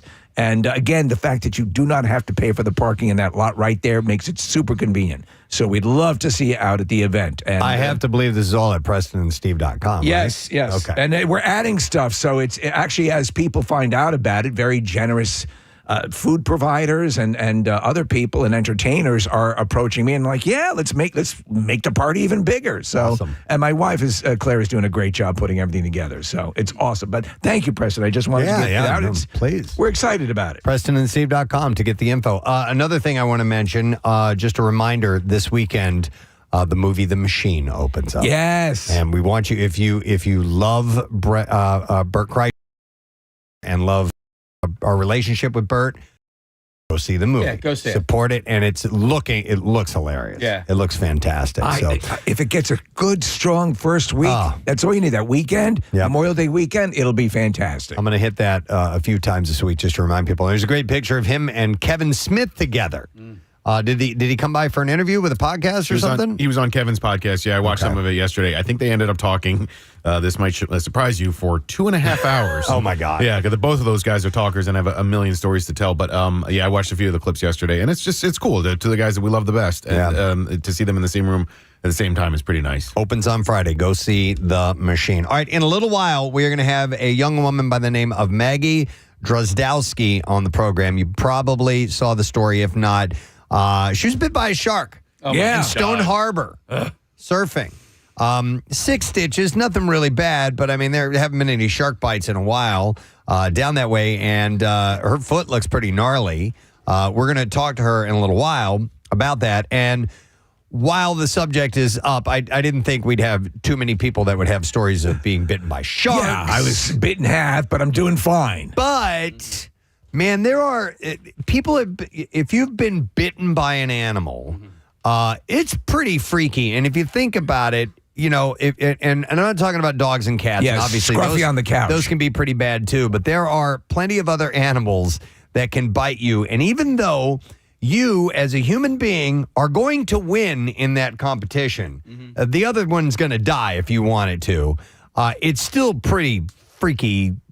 Terrifying. There was a story recently about a woman, a dairy farm, was bitten by a cow. Oh, yeah. Bitten by a cow. Sure, man. And like a lot of damage, broke her arm. Yeah, 215-263-WMMR. If you were bitten by an animal, not just, your pet or a dog or a cat, something a little bit different than that. We'd like to hear about that. My friend lives on a farm, and the neighboring farm has cows, and there were babies there. And so we were there once, and we went to go look at the calf. And my friend stepped into where it was, and she was like, you guys stay there, because she said if the mom gets pissed, you don't want to be in here for that. Sure. So you just don't think a cow's that way. Yeah, just thought like a cow. Docile. We can get out in enough time. Like, they're slow. They're big. You're only seconds away from an utter catastrophe. Come on. Seriously. Come on. You know what freaks me out though? Like the little reptiles that can latch on. A kid, like a little boy's playing with one, and it just latches onto their finger. So Trish here from our sales department, she and her husband have bearded dragons. And I was at their house one night, and she was showing them to us, and I stepped away for a little bit, and she's like, oh, I got bit. And I turn around, and she's got blood pouring out of her hand, and she thought it was funny. Yeah. I'm like, dude, you just got bit by a freaking... By a dragon! A dinosaur! Yeah. I remember my fraternity brother got bitten by his python. He was going in there. He had the mouse in his hand, and the python was like, no, I'm going to go for your arm. Dude, my friend growing up had a snake. That snake ate him more than the mice and crap he'd put in the tank. He was constantly getting bitten by that friggin' snake. Dude, the scene in Road Trip where Tom Brady... Which just totally wraps its mouth around his hand. Oh my God! I don't get owning snakes and stuff like that. But I did see a picture of a snake. This guy dressed up as an Uber driver. He goes, "Oh my, like little Billy got his first job. He had a helmet on this thing and a little backpack that said Uber Eats on it. On the snake? On the snake. It was hilarious. I'm like, okay, first cute snake I've ever seen in my life. I've never seen a helmet on a snake. No, you have to see this. It's like an albino python. I've seen a snake smoking before. Are you serious? Yeah. Oh yeah. Really? Yeah. There's a really good picture of a I saw snake an with a adult man cigarette pleasure a hanging out of camel. his You did? Tijuana. Let me go to, I have Luke. Search snake smoking if you want. Yeah, and the helmet thing. Nick needs to see that. And the helmet thing, too. Hi, Luke, you're on the air. Good morning. Good morning. Hey, what's up, buddy? Yeah, I just want to tell a story about how I used to be a UPS driver up in Vincenttown, New Jersey, and I had to make a delivery to a farm that had a bunch of where they would raise horses, where you would sit on those carts.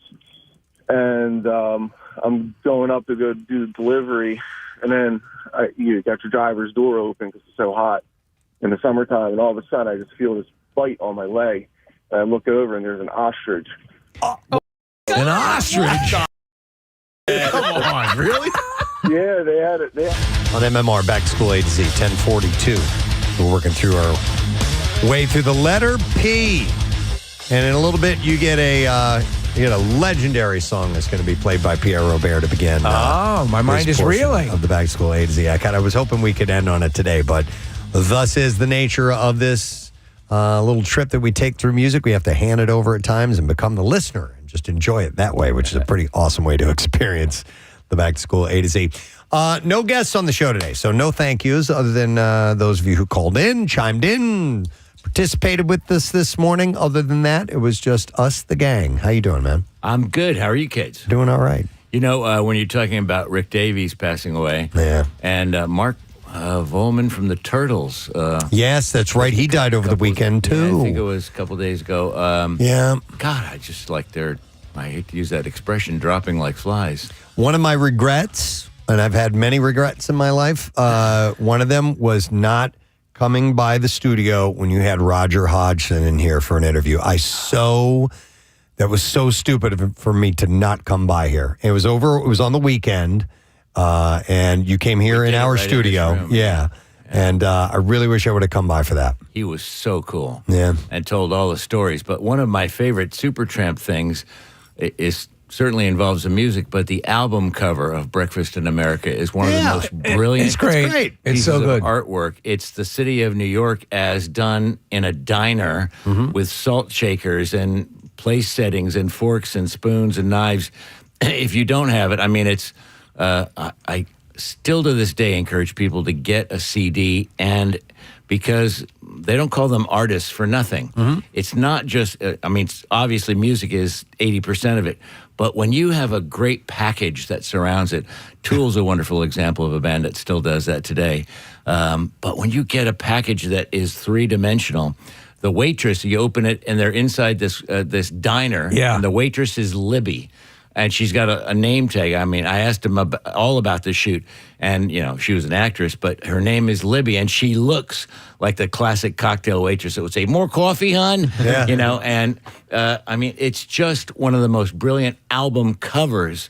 And you're such a good point about how they could fuse the jazz, and the other elements of that music into a commercially successful entity. There really was something to that band, and really cool. Yep, most definitely. So I love the cover to "Crisis What Crisis," which is somebody sitting back on a chaise lounge, as if they're at a resort with tanning lotion on and one of those reflecting things, and they're surrounded by dystopian rubble and They're even in the quietest moments has a grand piano out in the snow. Yep. Right, with the top of the piano up, but there's snow all around it. I mean, these are great things about the music, and this A to Z, I think, brings it home because people are reminded. I love Pets. I love Pets. It's a great song. Oh my God! I only am bummed that we're having the back school A to Z right now, and you can't do a full tribute. workforce block of Supertramp today. I would definitely do that. Put that on the back burner. Turtles when eventually we'll get to it. Yeah. All right, So, cool. There you go. How about letter of the day? Yes. All right, let's do that. Preston and Steve on 93.3 WMMR. Now, the Daily Letter. And the Preston and Steve show is brought to you today by The Letter. P as in Papa Roach. All right, we will give away a 4-pack of lower-level tickets as MMR rocks Adam Sandler, You're My Best Friend, Friday, September 19th at the Xfinity Mobile Arena. The show is recommended for age 16 and over.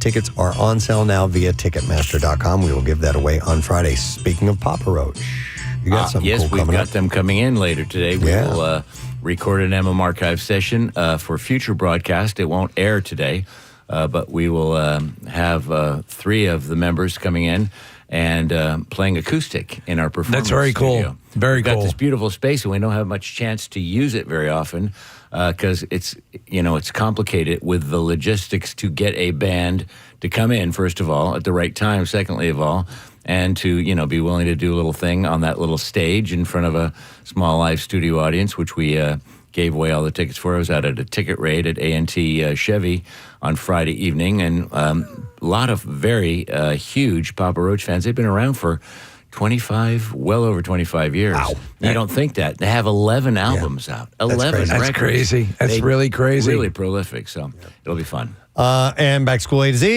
and all that other stuff. Song that you reference will come out and start our coffee break with moments from now. I love it. All right. Thank you, PR. Want to thank our sponsors. Preston and Steve Show brought to you today by Dunkin'. Preston and Steve Show runs on Dunkin'. Also brought to you by Acme Markets, fresh foods, local flavors, and by Virtua Health, here for good. Tomorrow on our program, it'll be Tuesday, so we'll have our friends from Floating World Tattoo and Piercing give us that $350 gift certificate for a Preston and Steve Show themed tattoo. And we'll have comedian Josh Blue joining us. Josh Blue. He's great. So we'll see what else we can get into on top of that. That's it. We are done. Rage on. Have a great day, friend. We'll see you tomorrow. Bye-bye.